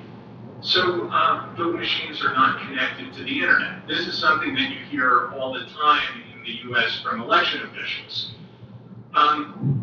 Unfortunately, it's not actually true. Many new voting machines come with 4G wireless modems so that they can be connected to the internet from the polling place in order to upload the results faster. Now, to me, that sounds crazy. Why would you want to put your voting machines on the internet right in the middle of the election, potentially at the most vulnerable time? Studies conducted in 2007 by the state of California, state of Ohio, state of Florida found security vulnerabilities that could take advantage of these to engineer viruses, where one compromised voting machine could then infect eventually the entire fleet of machines for an entire county. Typically at the end of the election day, you move a memory card through each of the machines in the precinct, and that's to collect the vote totals. That process can spread a virus. And there are other processes, the details vary from machine to machine. The machines used in Georgia have been demonstrated to be hackable through a virus that's carried on definition cartridges, very much like the Stuxnet virus was inserted into nuclear centrifuges in Iran. There are a number of states that outsource their reporting of elections to third parties, some of which are corporations based in other countries like Spain. So you've got to trust that the aggregation of votes, the reporting of votes is accurate as well. I'm pretty sure my undergrad computer security class at Michigan could have changed the outcome of the 2016 Michigan election if we wanted to. It is that bad. And we have a combination of very powerful adversaries and unfortunately quite vulnerable and obsolete systems. That's why I say it's only a matter of time. Unfortunately, in a lot of these systems, the audit trails are just as vulnerable as the other aspects of the system, so there may not be good forensic evidence of a successful intrusion. With the correct design, we have to be universally confident that it hasn't happened. And it's probably only a matter of time before it will. I come here today as a computer scientist who spent the better part of the last quarter century studying election system security. As you're well aware, the integrity of elections across the U.S. depends heavily on the integrity of computers and software systems. Unfortunately, much of this infrastructure is proven dangerously vulnerable to tampering and attack, and in some cases, in ways that cannot be easily detected or corrected after the fact. These vulnerabilities can create practical avenues for candidates or foreign adversaries to do everything from cause large-scale disruption on election day to potentially undetectably alter election outcomes in some cases.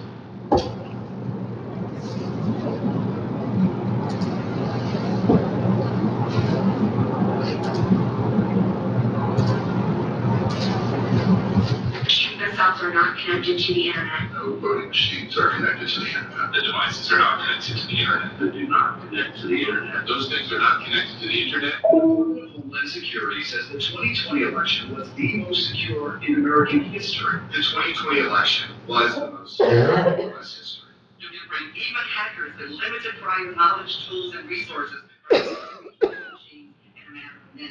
in 2018, electronic voting machines in Georgia and Texas deleted votes for certain candidates or switched votes from one candidate to another. The biggest seller voting machines is doing something that violates cybersecurity 101 directly. You install remote access software, which would make a machine like that, a magnet for fraudsters and hackers. Voting machines can be hacked quite easily. You could easily hack into them. It makes it seem like all these states are doing different things, but in fact, 3 companies are controlling them. It is the individual voting machines that pose the greatest risk. There are a lot of states that are dealing with antiquated machines, right, which are vulnerable to being hacked. Workers be able to easily hack. electronic voting machine. There's possible to switch votes. 43% of American voters use voting machines that researchers have found have serious security flaws, including backdoors. We know how our systems work. We know, I know that hackathon that took place last year, where virtually every machine was broken into fairly quickly. I actually held a demonstration for my colleagues here at the Capitol, where we brought in folks who, before our eyes, hacked election machines.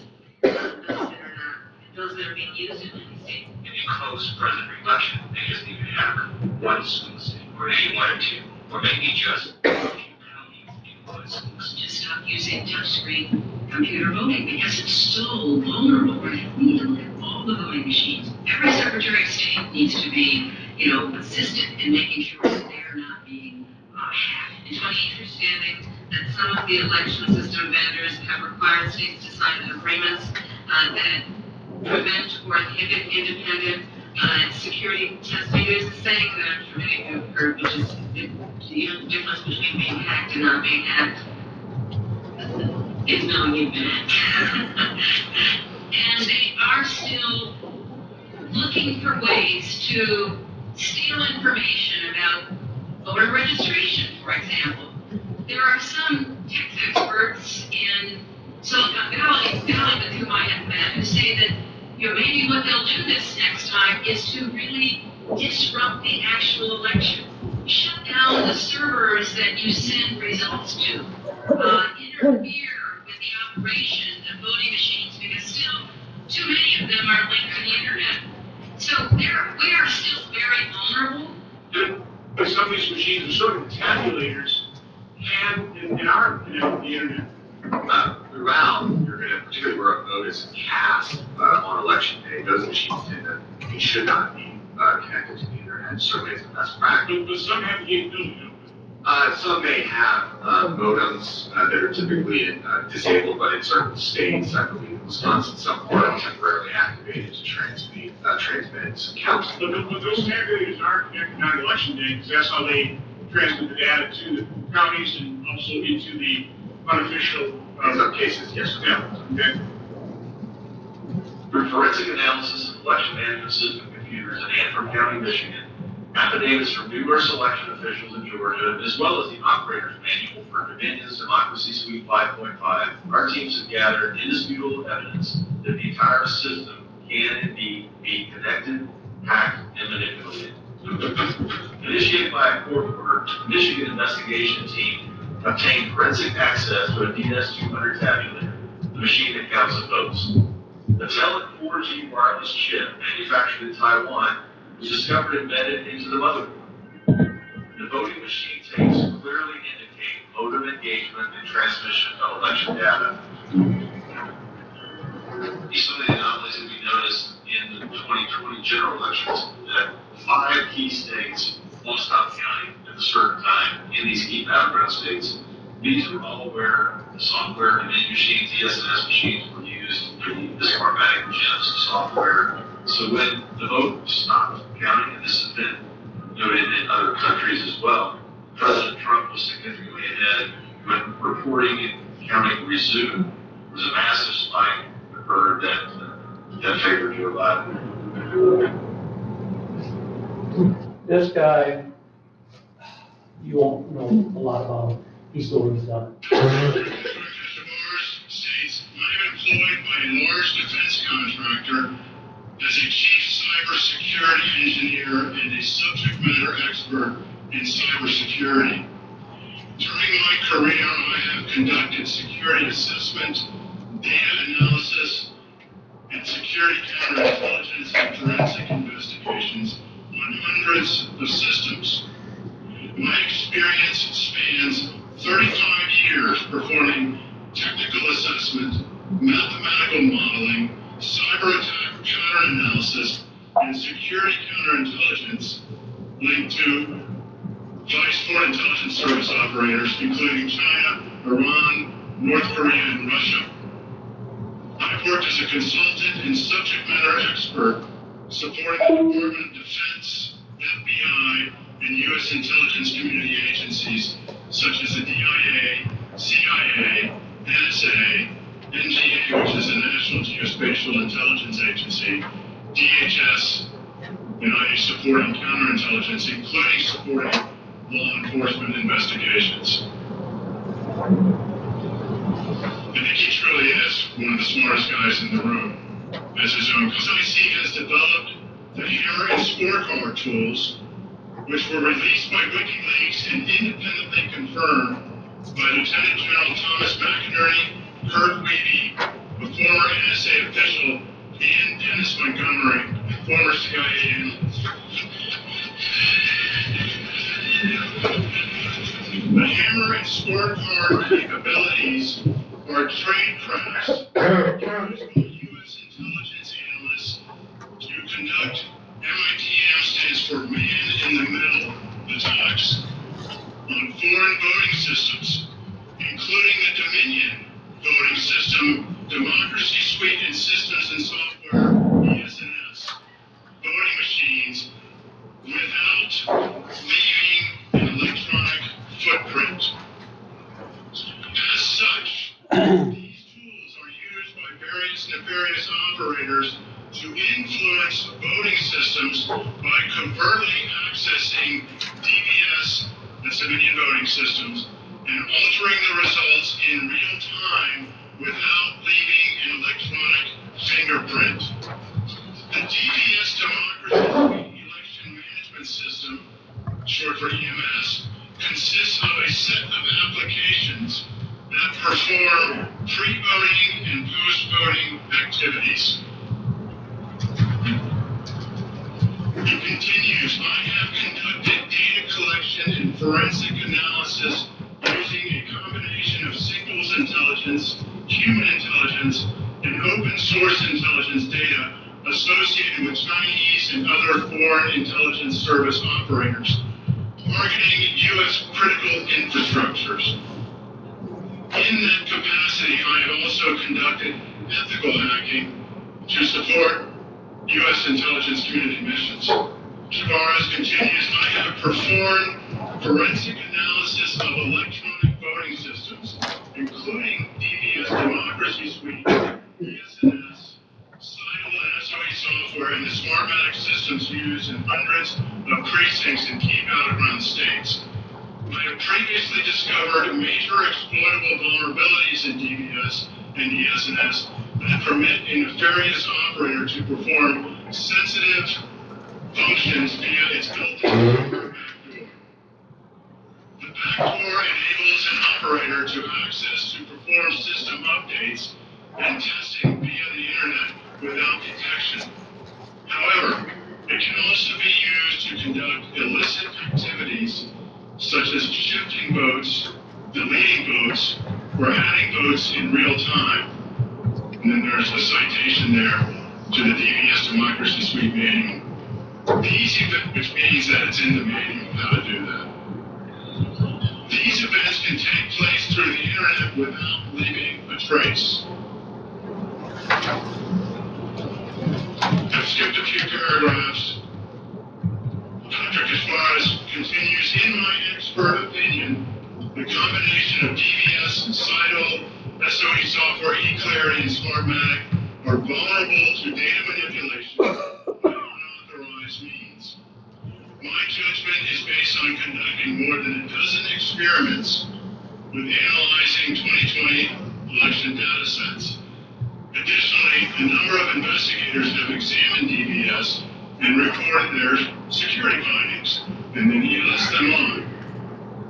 Confirming that electronic voting machines, including DVS, have glaring security weaknesses that have remained unresolved. And if you didn't know, just this past June 3rd, CISA, the Cybersecurity and Infrastructure Security Agency, just issued an advisory listing over 9 security vulnerabilities in a Dominion touchscreen device called their ImageCast.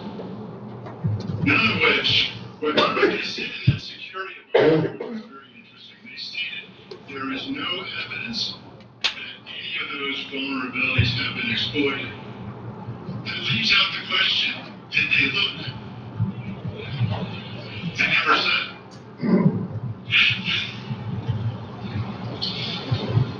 Dr. Kishmar has concluded, I conclude with a high confidence that the election 2020 data were altered in battleground states, resulting in hundreds of thousands of votes that were cast for President Trump to be transferred to Vice President Biden. These alterations were the result of systemic and widespread exploitable vulnerabilities in DVS, CIDL, SOE software, and Smartmatic systems that enabled operators to achieve the desired results. In my view, the evidence is overwhelming and incontrovertible, and it's signed under oath on November 25th, 2020. But I want you to hold something. Because the next day, after testifying under oath, Dr. Naveed Kashmaris withdrew one aspect of his opinion on this declaration. And he says that I have reviewed the 2020 general election data from the New York Times and rendered an opinion based on my knowledge and experience in cybersecurity. However, without physical access to the Dominion voting system, CIDL, Smartmatic, and other systems and software used in the 2020 election, it is impossible to conclude that voting data in Georgia or other battleground states were altered to favor a particular candidate. As such, I was mistaken to conclude that exploitable vulnerabilities in these voting machines resulted in data being altered. So, two questions. Well, however, even accepting that withdrawal of that portion, notice that none of the other statements were withdrawn. The sworn testimony regarding the Ameren scorecard,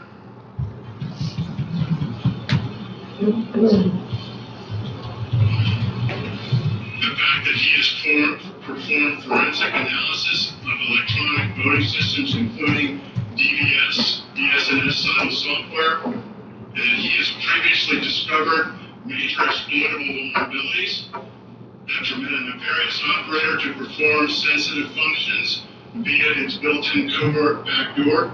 That wasn't withdrawn.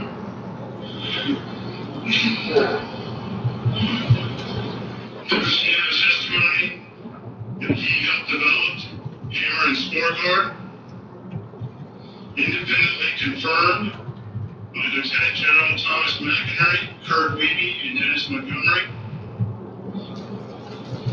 The fact that as such these tools are used by nefarious operators to influence voting systems by covertly accessing DVS and altering the results over time without leaving an electronic fingerprint, not withdrawn.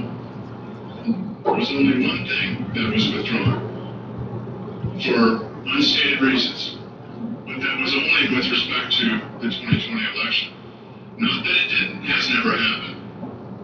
One thing that we have consistently seen in prosecuting these actions and defending against them is that places, defendants like Maricopa County and the Secretary of State or in other areas, they all claim that there has been no evidence of any actual exploitation, that it's just theoretical. Well, according to these experts, it's not theoretical. Well,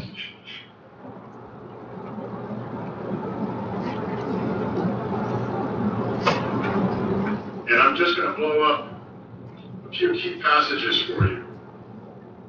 So this is Dennis. For more than 45 years, I have been engaged in software development and written software focused on developing data compression, anomaly detection, pattern recognition, object detection, identification, and tracking technology, in biometrics and analyzing massive volumes of electronic data.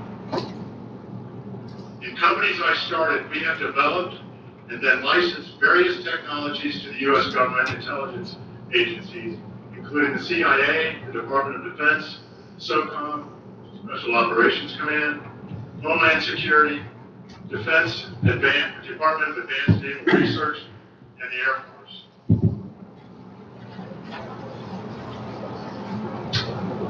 Dennis founded a company called E-Trepid with a partner. So he says in 2002, E-Trepid was approached by representatives of the United States Department of Defense and Central Intelligence Agency who expressed an interest in various surveillance technologies E-Trepid had been developing.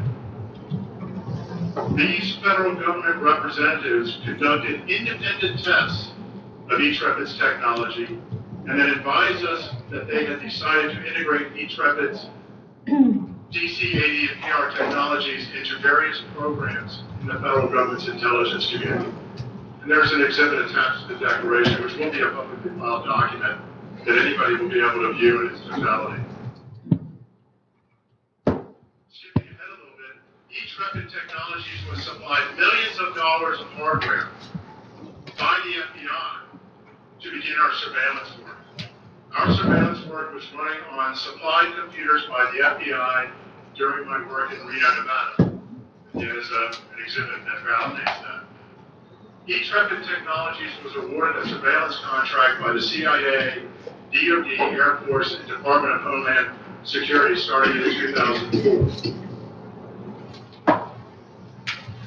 Beginning in 2005, I became aware that the CIA and the National Security Agency had started using the E-Trepid technology that I had developed for locating terrorists abroad to conduct surveillance of citizens of the United States, including members of the Supreme Court of the United States and thousands of other federal and state jurists, members of Congress, state office holders, numerous public figures, and religious leaders in the U.S. and other Americans.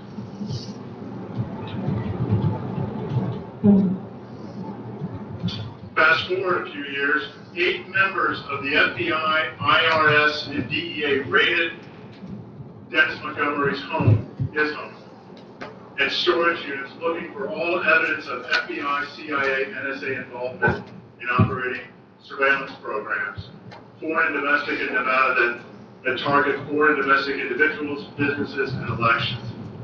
The U.S. government would only supply the name of the Special Agent, FBI Agent West. The U.S. government refused to produce the names of the other agents. That sounds a little bit familiar if you remember Tina Peters. After 3 months of testimony, Judge Cook, who was the federal judge in Reno, Nevada, responsible for the case that was involved with, and Dennis got into a dispute with his partner at E-Trepid, Judge Cook concluded that he did nothing wrong and that the FBI filed false affidavits, tampered with the evidence they collected, made up false information against Dennis, and that the FBI violated Dennis Montgomery's constitutional rights. When Judge Sandoval, later Governor Sandoval, was confronted with the illegal domestic surveillance programs, he recused himself.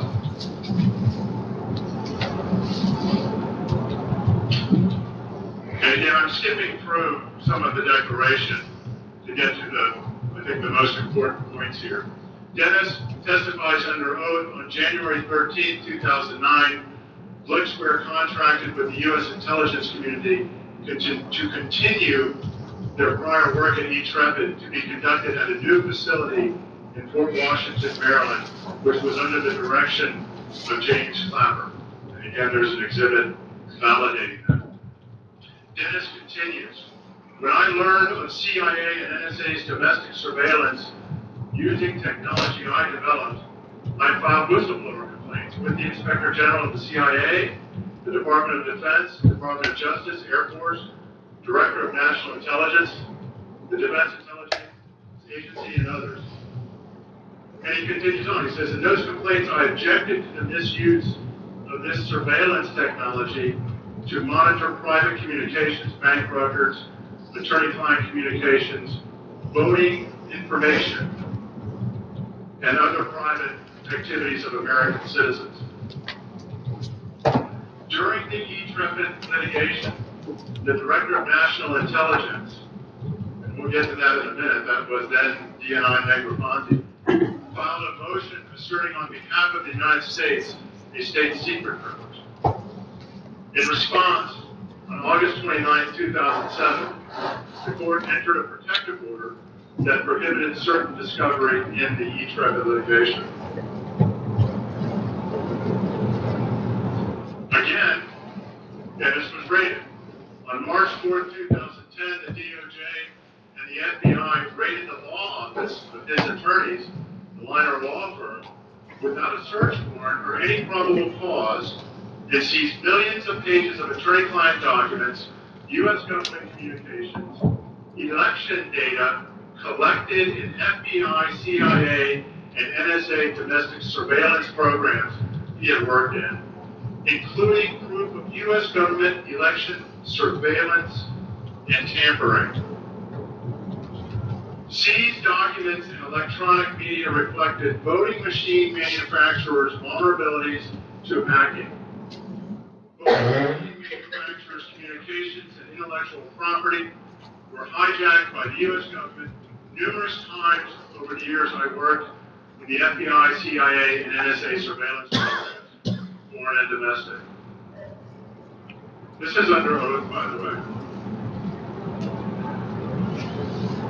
On August 3rd, 2014, Dennis met with federal judge Royce Lambert in his office in the federal courthouse in D.C. with others present and discussed FBI, CIA, NSA domestic surveillance programs I had worked on, including election tampering and abuses of high-ranking U.S. government officials who directed and supervised this illegal domestic surveillance programs he had worked on, first in Reno, Nevada, and then at Fort Washington, Maryland. I presented information to him to support the claims I was making in my previous whistleblower complaints. Dennis continues, I was seeking immunity to allow me to present my evidence of these super secret surveillance programs I worked on. He's referring to, says he reached out, he's referring to Judge Lambert. He first reached out to Senator Grassley and then to FBI General Counsel James Baker. I provided Judge Lambert proof of election interference, both foreign and domestic. FBI General Counsel James Baker later denied any knowledge of such FBI, CIA, NSA domestic surveillance programs he worked in, but had to walk back those comments in his testimony before a House Committee on U.S. government surveillance matters. Dennis continues, on September 8, 2014, I had discussions with Senate Select Committee on Intelligence staffers John Dickus and James Wolf. You might remember the name James Wolf. He was the one who was charged and convicted of leaking one of the FISA warrants, if you recall, against President Trump. So Dennis continues that he met with those individuals regarding targeting congressional members in FBI, CIA, NSA domestic surveillance programs that he had worked in.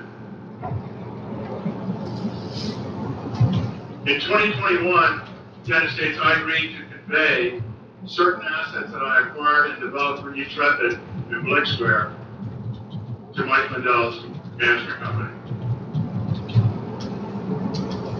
These are the concluding paragraphs. And I'll note at the bottom, it is certified under the penalty of perjury. Dennis concludes in the final two paragraphs of this declaration, in the recent 2020 election, terabytes of data comprising internet transmissions sent during the 2020 election were collected by the same technology I developed and previously licensed by the U.S. government. The U.S. government or their agents continue to use the election technology previously. The U.S. government has refused to pay the license fees associated with the technology as they continue to use the technology and have paid for it in the past. Because the DOJ asserted that the E-Trepid litigation protective order, quote, remains in place, to preclude disclosure of the categories of information and related materials described in the order, I believe when I owned Intrepid and Blitzware, and continue to believe today, that the DOJ asserts that the protective order applies to the FBI, CIA, and NSA domestic surveillance data, including election data, and that public disclosure of the election data would violate the protective order and the state secret privilege. That's his declaration under oath. But you don't need to just accept that.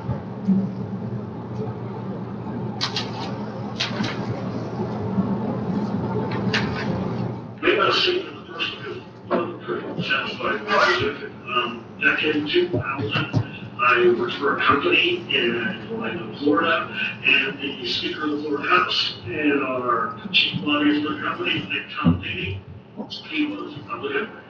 I was at the time too, but he requested software that would be used for the vote, which is very easy to do. It's hard to stop it. It's easy to do it.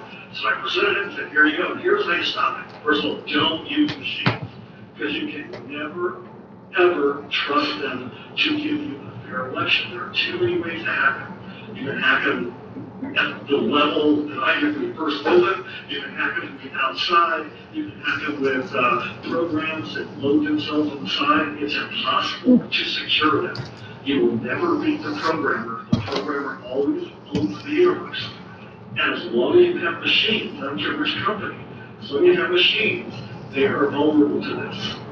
And worse than a lot of times, you get this accuracy test, right?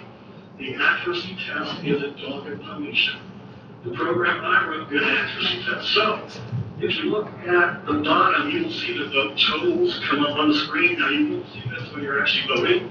This was more touch screens when they first came in, which we actually get rid of most of those, not all of them, but most of them. But you don't see that total.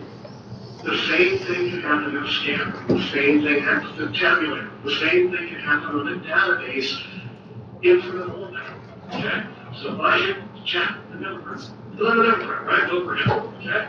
And I hit submit, you will notice that it goes up one. Okay? Your accuracy test will never catch the hack because it's going to work like it's supposed to work until I tell it to do something different, and it's still going to work like it's supposed to work, but because I tell it different, it's going to act different. So if you look at the totals, you'll see that they will actually switch on. And now, even though the Democrat is winning, he's now losing, and the Republican will win. Not because he got more votes, but because 24 lines of code can change it, and there's nothing you can do. You can't catch it, you can't find it. It can be a separate module, and it can erase itself right after it does it. And there's nothing you can do to stop it. Nothing. It's impossible. I don't care how good the supervisor election is. You guys are honest, right? Did you see me flip it? No. It's just flips. Because the magic on the screen will happen quicker than you can blink your eye. It can happen at that level. It can happen at half level. You can just, I hear this all the time. It kind of makes me laugh because you're not old. But they say, oh, these computers are not networked, therefore it's impossible to get into them. In the older days, if your computer had one of these, a plug that plugged into your house wiring, we would network from that. That's where your networking would occur. Anything that's plugged in somewhere else in the same building, can be networked. Some people have a confused look on their face. Because they don't understand this, because we move past the whole wiring. I have here, if I can have this for you guys to look at later when you get a chance. Actually, the protocol still exists today, and D-Link still makes one where you can actually plug in your house wire here, and over there, and you can network across your house wire. That's the same thing that can happen in any machine plugged to the wall. And you will never catch it. Never. Identifying and mitigating malicious activity on a network is key to defending against cyber threats. But how can you quickly determine if a threat is actionable? With Albert Network Monitoring and Management, it's easy. Network traffic is inspected against an SLTT-focused, specially curated signature set that looks for anomalous or malicious activity. If a signature match is detected, an alert is sent to CIS's 24 by 7 by 365 Security Operations Center, where security experts conduct further analysis. Event notifications are only sent to you if a valid, actionable threat is found. These notifications are typically sent within 6 minutes of detection. All false positives are suppressed, which helps eliminate common log and alert fatigue to reduce time chasing events. CIS is home to the MS ISAC and EI ISAC, and our visibility into threats faced by state, local, tribal, and territorial government sector networks allow us to help defend you against SLTT-specific threats. Learn more about Alert today. Safety Net's very familiar with this. So that wasn't just an ad? That was. Pardon me? That's an ad that they have on the internet. I mean, this is their claim to fame. Albert sensors are what they work through. And we have servers here with firewalls on them. Oh, this is bringing it up to current, a few weeks ago. It's never been shown. Well, in court, officially now it's been shown. He hacked in front of court, in front of a Georgia court. This is what I was explaining earlier. It's going to be cut. On CIS's efforts to protect the nation from the preeminent cyber threat from the People's Republic of China. As America's civilian cyber defense agency and the national coordinator for critical infrastructure resilience and security, we have long been focused on the cyber threat from China. It spans 35 years performing technical assessment, mathematical modeling, cyber attack counter-analysis, and security counterintelligence linked to 5 foreign intelligence service operators, including China, Iran, North Korea, and Russia. I work as a consultant and subject matter expert supporting the Department of Defense, FBI, and U.S. intelligence community agencies such as the DIA, CIA, NSA, NGA, which is the National Geospatial Intelligence Agency, DHS, and I support counterintelligence, including supporting law enforcement investigations. We've heard in recent years we've seen deeply concerning collusion in Chinese targeting U.S. critical infrastructure. In particular, we've seen Chinese cyber actors, including those known as Old Typhoon, burrowing deep into our critical infrastructure to enable and disrupt attacks in the event of a major crisis or conflict. This is a world where a major crisis halfway across the planet could well endanger the lives of Americans here at home. Conducted data collection and forensic analysis using a combination of signals intelligence, human intelligence, and open source intelligence data associated with Chinese and other foreign intelligence service operators targeting U.S. critical infrastructures. In that capacity, I have also conducted ethical hacking to support U.S. intelligence community missions.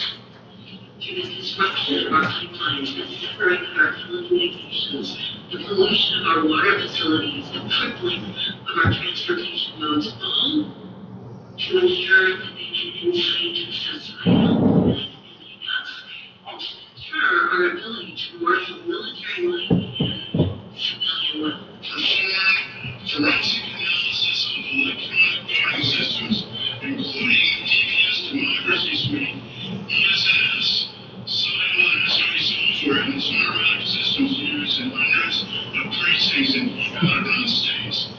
I have previously discovered major exploitable vulnerabilities in DPS and ESNS that permit nefarious operators to perform sensitive functions via its built-in covert backdoor. The backdoor enables an operator to access to perform system updates and testing via the internet without detection. However, it can also be used to conduct illicit activities such as shifting votes, deleting votes, or adding votes in real time. And then there's a citation there to the DPS Democracy Suite manual. Which means that it's in the manual how to do that. These events can take place through the internet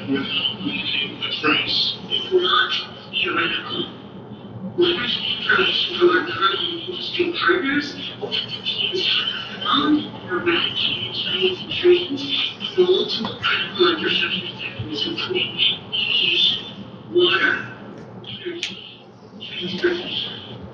Based on this information, this is likely just of the expert. Identifying and mitigating malicious activity on a network is part of cyber threats. But how can you quickly determine if a threat is actionable? With proper network monitoring and management, detection, network traffic is expected to consist LTT focused, especially curated signature set that looks for anomalous or malicious activity.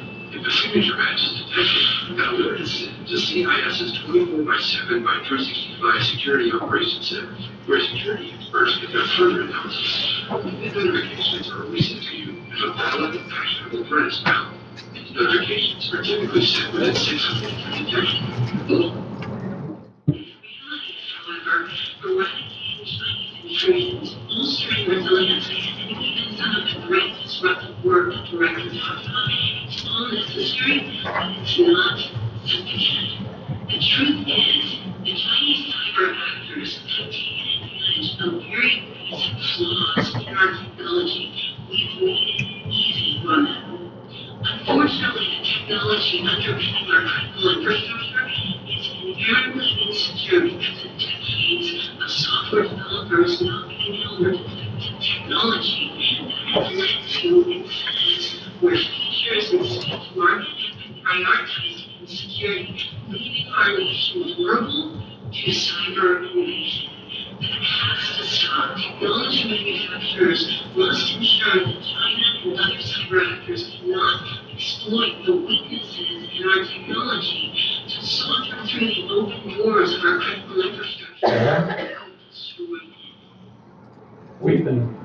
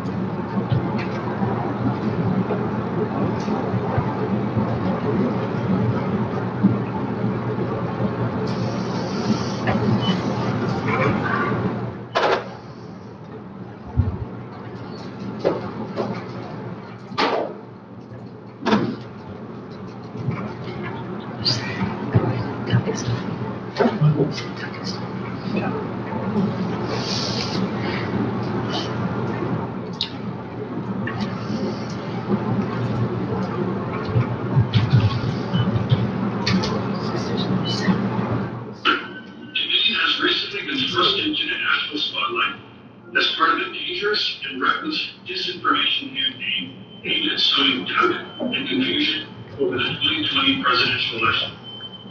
First, there is a switch or deleted votes involving Dominion machines.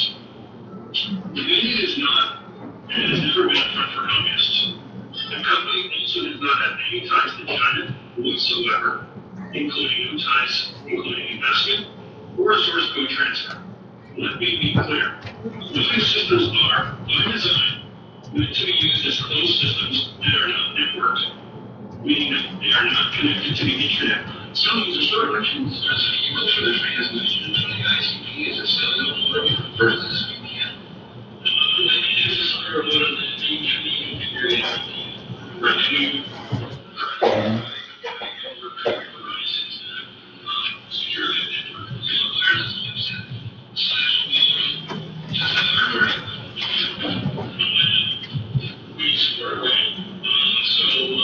It's really up to the jurisdiction of what technology they want to use, what's first.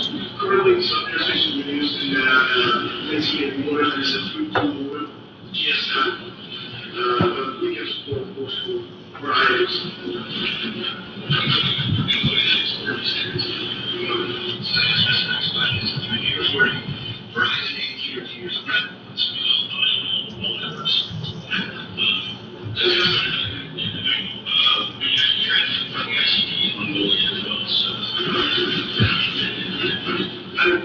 There's three vendors because the island is not covered by any of the vendors communities.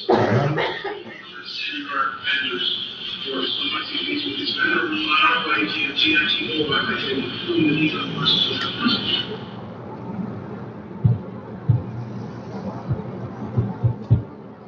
Manufacturers must ensure that China and other cyber actors cannot exploit the weaknesses in our technology to saunter through the open doors of our critical infrastructure to destroy it. It has to change. We are at a critical juncture for our national security. Today's hearing should serve as an urgent call to action specifically. Every victim of a cyber incident should report it to CISA or FBI every time, knowing that a threat to one is a threat to all, and cybersecurity is national security. Every critical infrastructure entity establish a relationship with their local CISA team and take advantage of our free services, including vulnerability scanning, to ensure they can identify and prevent vulnerabilities that the Chinese cyber actors are using. Every critical infrastructure entity should use these services and some cybersecurity performance goals, as well as the advisories that we publish with NSA and FBI and international partners. You do the necessary investments in cyber IT. This is from our own state, 2020 report, what they recommended. You have a copy of it from 3 weeks ago when I gave it to you. Advisory Commission recommends that the State Secretary of State commission both a source code audit along with a penetration test prior to the election. That's from our own state election, what we were supposed to have done. Wasn't done. Prepare for and exercise your critical systems so that they can continue to operate through disruption, recover rapidly to provide services to the American people.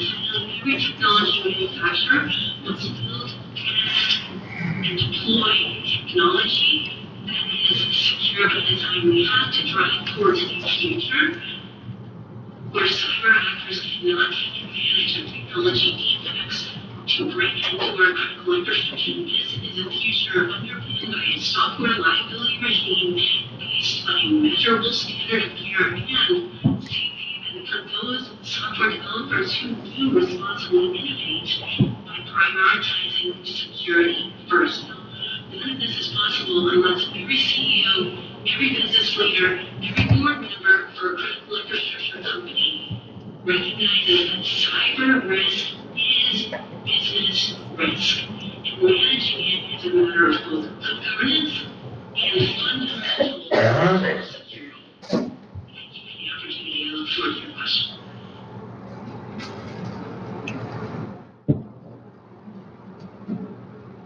Security says the 2020 election was the most secure in American history. The 2020 election was the most secure in U.S. history. Some of these machines are showing the tabulators can and are connected to the internet. Well, you're going to particularly where a vote is cast on election day. Those machines it should not be connected to the internet. Certainly is the best practice.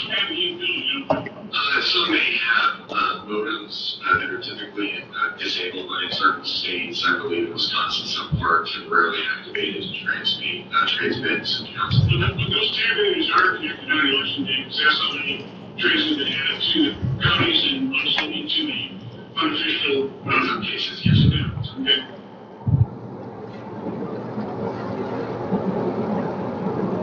I think a lot of people are familiar with this. I thought I'd just add something to it.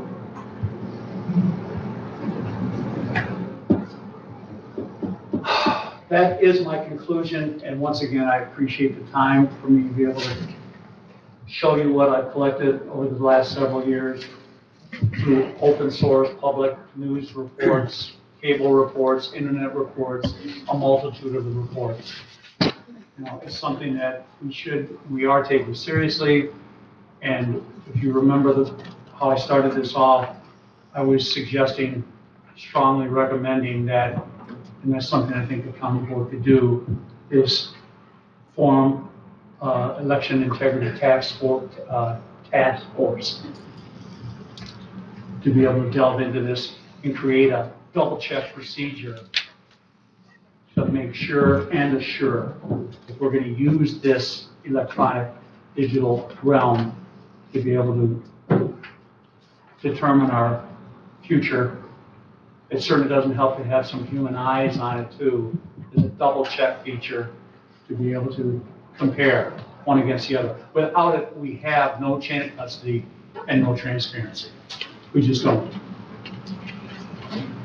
I know this is open comment, so I don't expect any questions. I feel free to answer whatever I could, but once again, I appreciate your time. Thanks, Jim. Thank you, Jim. Thank you. And it is public comment time. If anybody else wants to make public comment, we still have some energy left. Yes.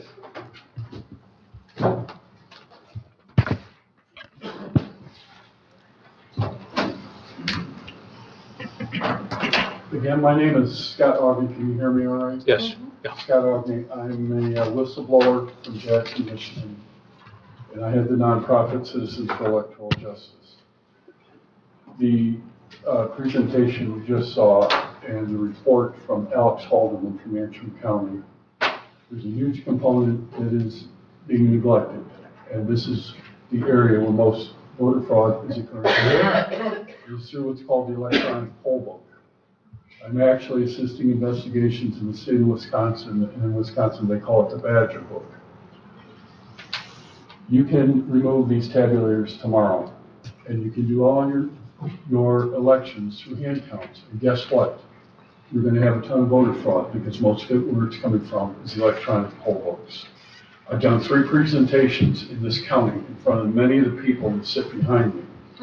And a lot of what is featured in that is the electronic poll book and what they are doing. I'm talking the Michigan Bureau of Elections to election data and public records. I have a video that was produced about 3.5 weeks ago that we distributed amongst the people of our investigation known as the Locust Anti-Criminal Investigations.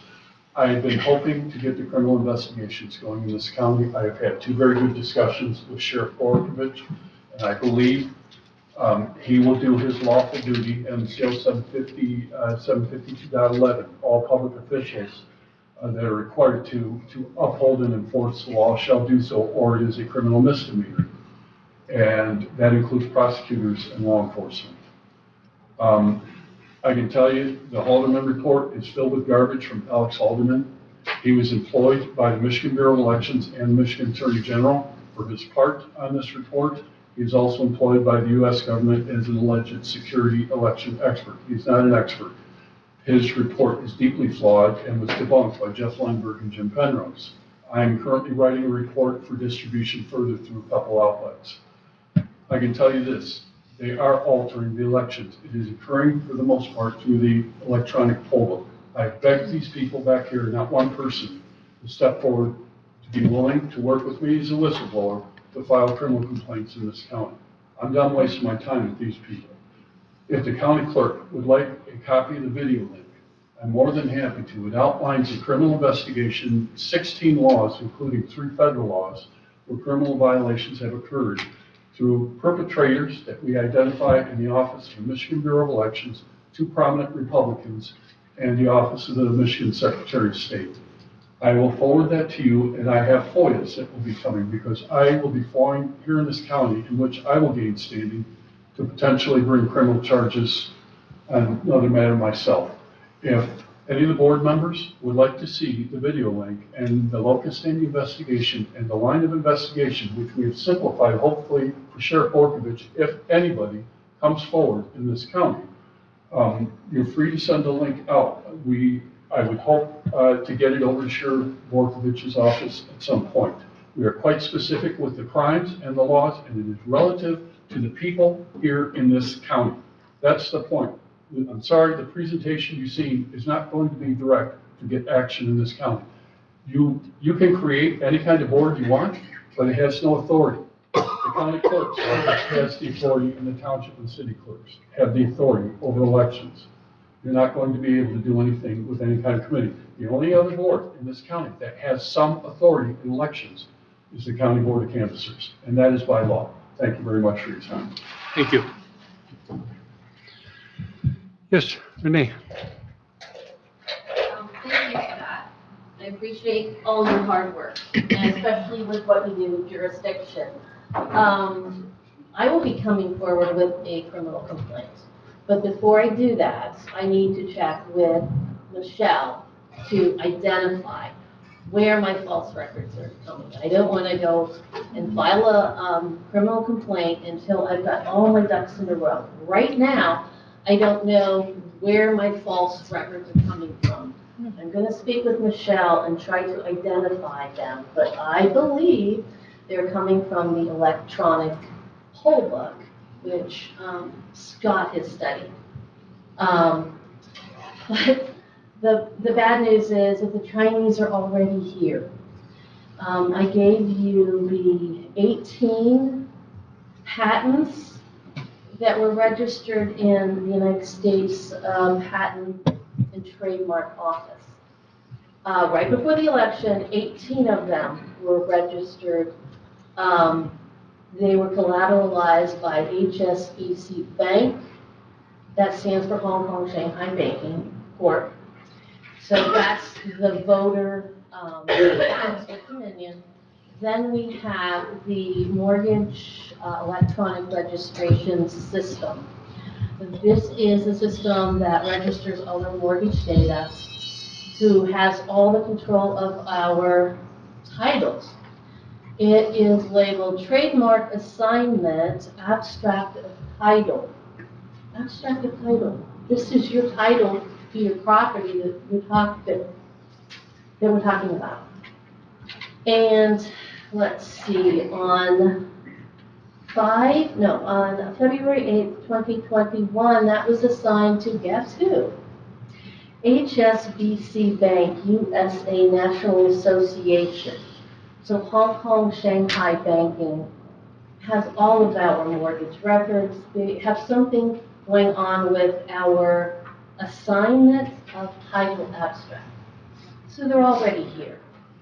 And as Jen Easterly was talking about all of the cybersecurity issues that we have, the national security interest, the IRS has been hacked. Ancestry, 23andMe has been hacked. My daughter's records in a she did a blood test in California. Someone has all her records. That hospital is hacked.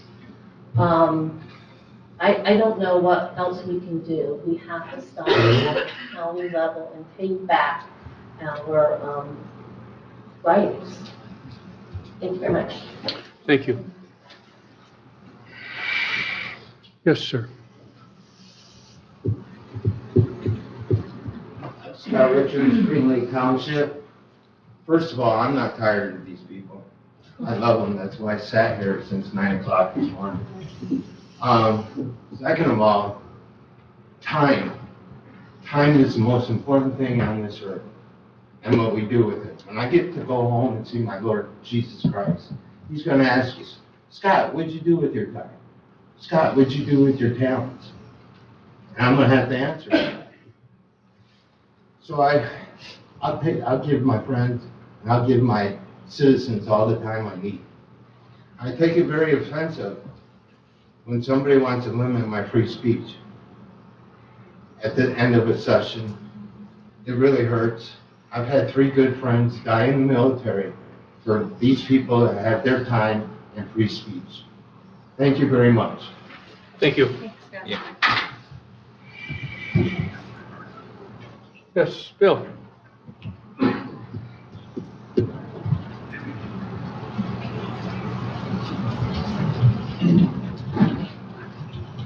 You can drag it, Bill, that's okay. Or I'll even carry it up for you, okay?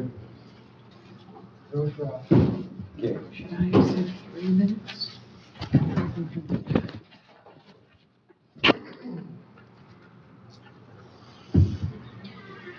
Bill Wiesner, Elmwood Township, no fraud.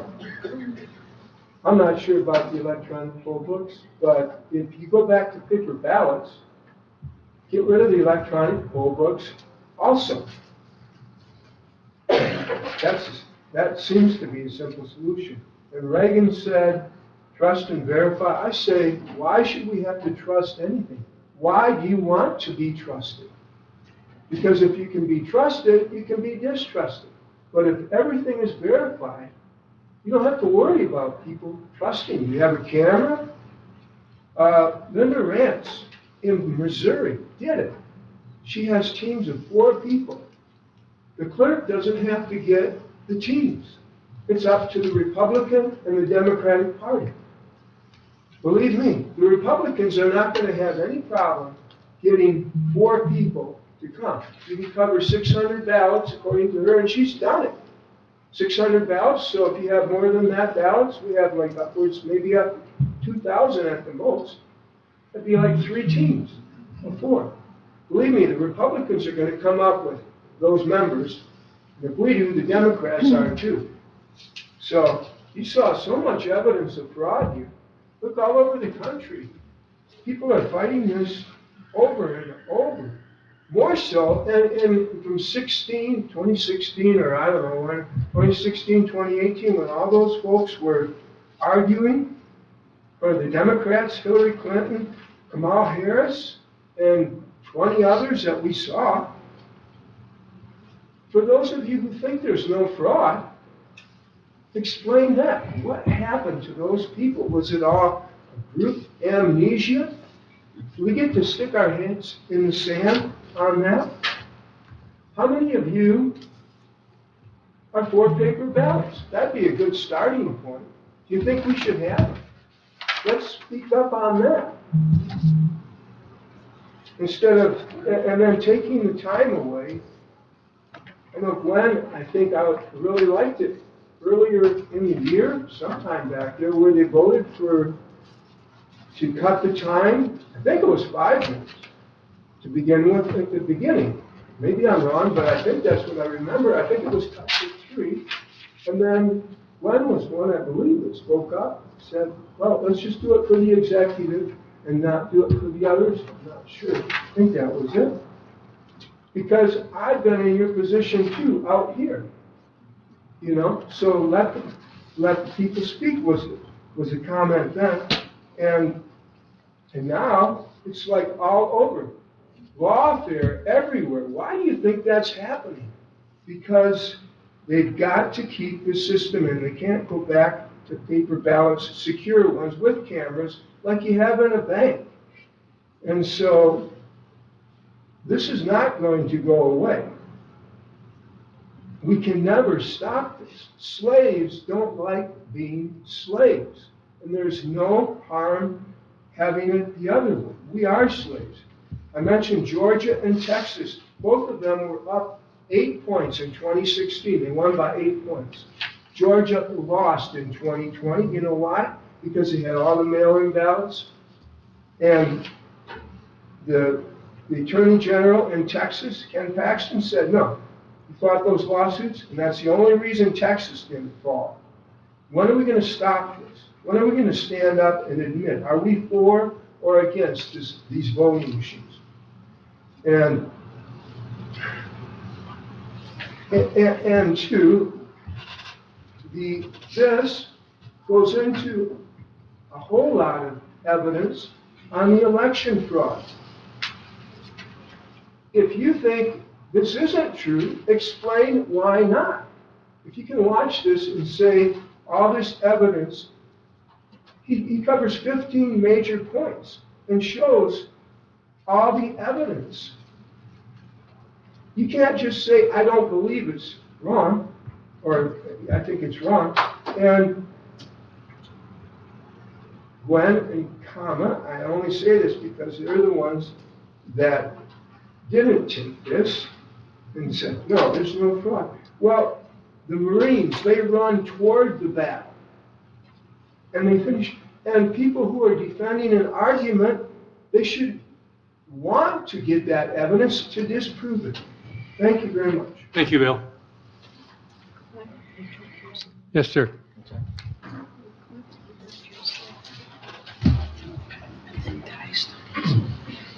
Good afternoon, everyone. My name is Scott Perry. I am a computer scientist from Elmwood Township, and I appreciate everybody's insight today. I have I've learned a little bit, perhaps. Took a lot of words into consideration, and I hope that everyone here also does likewise. And if we are going to reform the voting process here, I would hope that people with the proper authority may consider implementing ranked choice voting. I think there are sacrifices that have to be made in order to implement a more perfect voting situation, in order to establish a more perfect union. And I don't believe Americans should be punished for putting their first choice for a position at the top of their ballot. There's some game theory involved with the way that elections are currently structured. A few years ago, I would have voted for not the candidate I ended up voting for if I had felt like my vote would have been properly counted in the case that a third-party person. I want to demonstrate that the third-party candidate has pull in the community without sacrificing the vote amongst the most popular candidates. And that's all. Thanks. Thank you. Yes, Keith. Keith Padu, Leelanau Township. I don't know if you saw it or not, news report, but FBI director just put out a release saying that pretty much expect China to hack into our power grid and other aspects of our country. So, if that's the case, if the FBI is saying be prepared, then why would they not try to hack into our voting system to pull that? So I have to say about that. Another thing, as far as this solar panel thing, they talk about how bad fossil fuels are and everything else, but they don't talk about ripping up the ground to get the materials to make a battery for the solar panels. They don't talk about, and this comes from a Ford engineer, 6,300 and some odd gallons of diesel fuel it takes in a payloader to dig up the ground to get the materials to make a battery. They don't talk about that. Where do the waste, when the batteries are no longer useful, they can't recycle everything, where does the waste from these batteries go? If the people that really support solar panels, if they want to bury them in their front yard, I guess I'm okay with that. Northport has that big electrical turbine. The blades, when that thing fell apart, I bet they haven't disintegrated at all. They're probably still sitting there. They don't know what to do with them. What do you do with all that waste? So I understand the need for solar panels. I have 2 solar panel lights on posts in my driveway. In the wintertime, they last for an hour because they don't get much sun. Summertime, they'll last all night long. So again, I hope that people that really push these solar panels look at the whole picture and not just certain things. Thank you. Mr. Mikowski.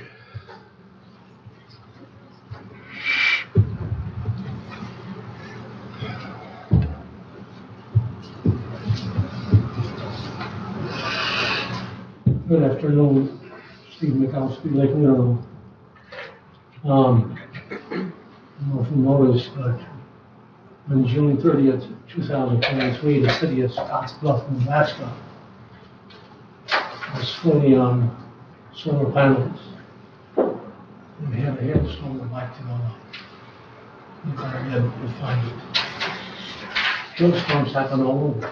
15 years ago, we had golf-size acre. Golf-size. The clerk is giving you a message. Louder, okay, louder. Oh my God. We had a hailstorm. There were golf-size in our yard, which ruined my car. We're always looking for hope. However, the process of discussing the interim finance director seems very questionable. It almost seems like you're inviting her to be. I don't think we're treating that process at all. Keep jumping back to plans. In the meantime, the person is allowed to suffer because somehow the person is tied in to finance and somehow that person is tied into the firm. That's the mantra we're on. we're not gonna get off that yet. And so it's very tragic. This is going on.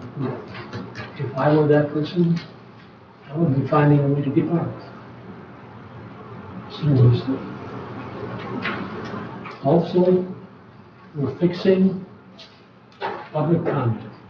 In 35 years, I have never seen the county commission spend so much time on worrying about public comment.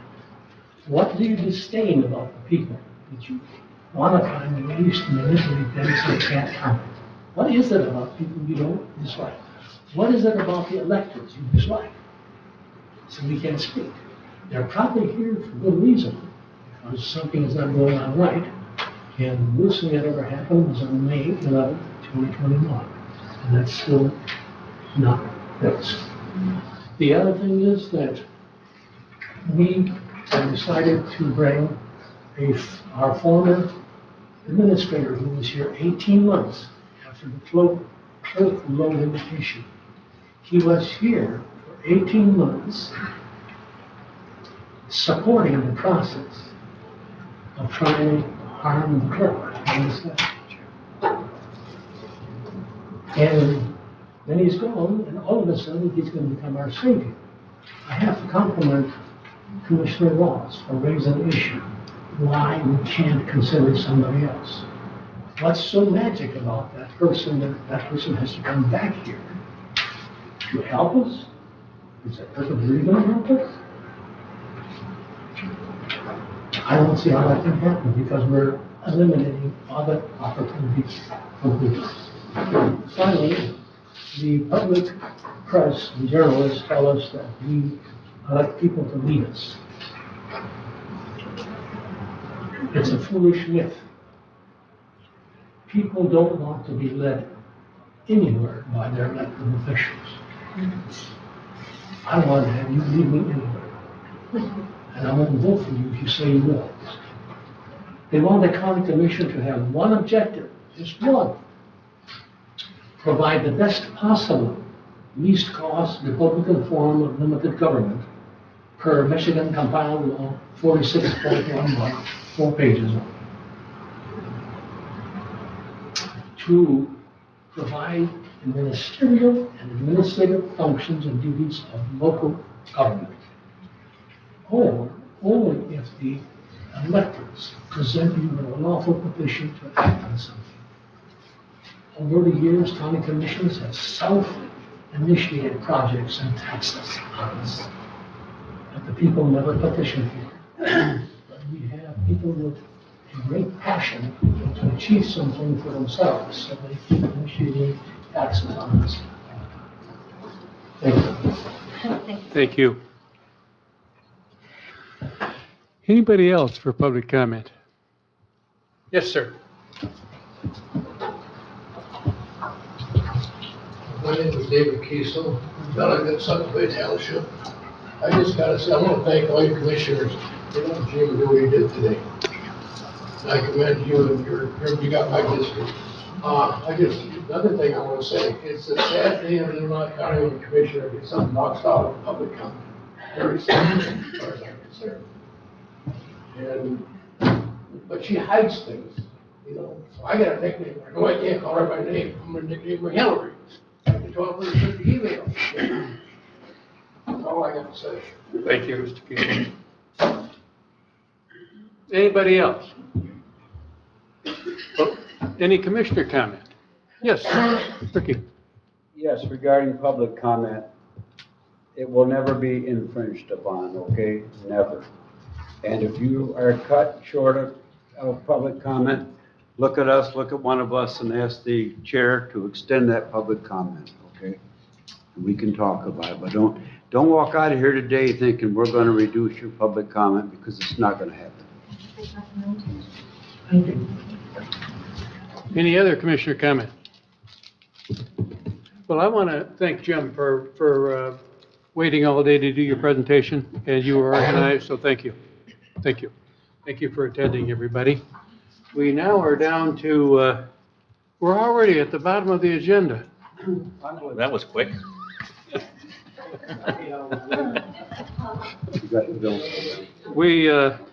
Have approval of financials. I would recommend approval of claims and accounts, $188,657.40. Support. All those in support of that motion say aye. Aye. I would recommend approval of post audit, $2,498,158.54. Support. All those in support of that motion say aye. Aye. And thank you, Kathy, for Motion those. approved. Yes. Motion to adjourn? So moved. Thank you, everybody.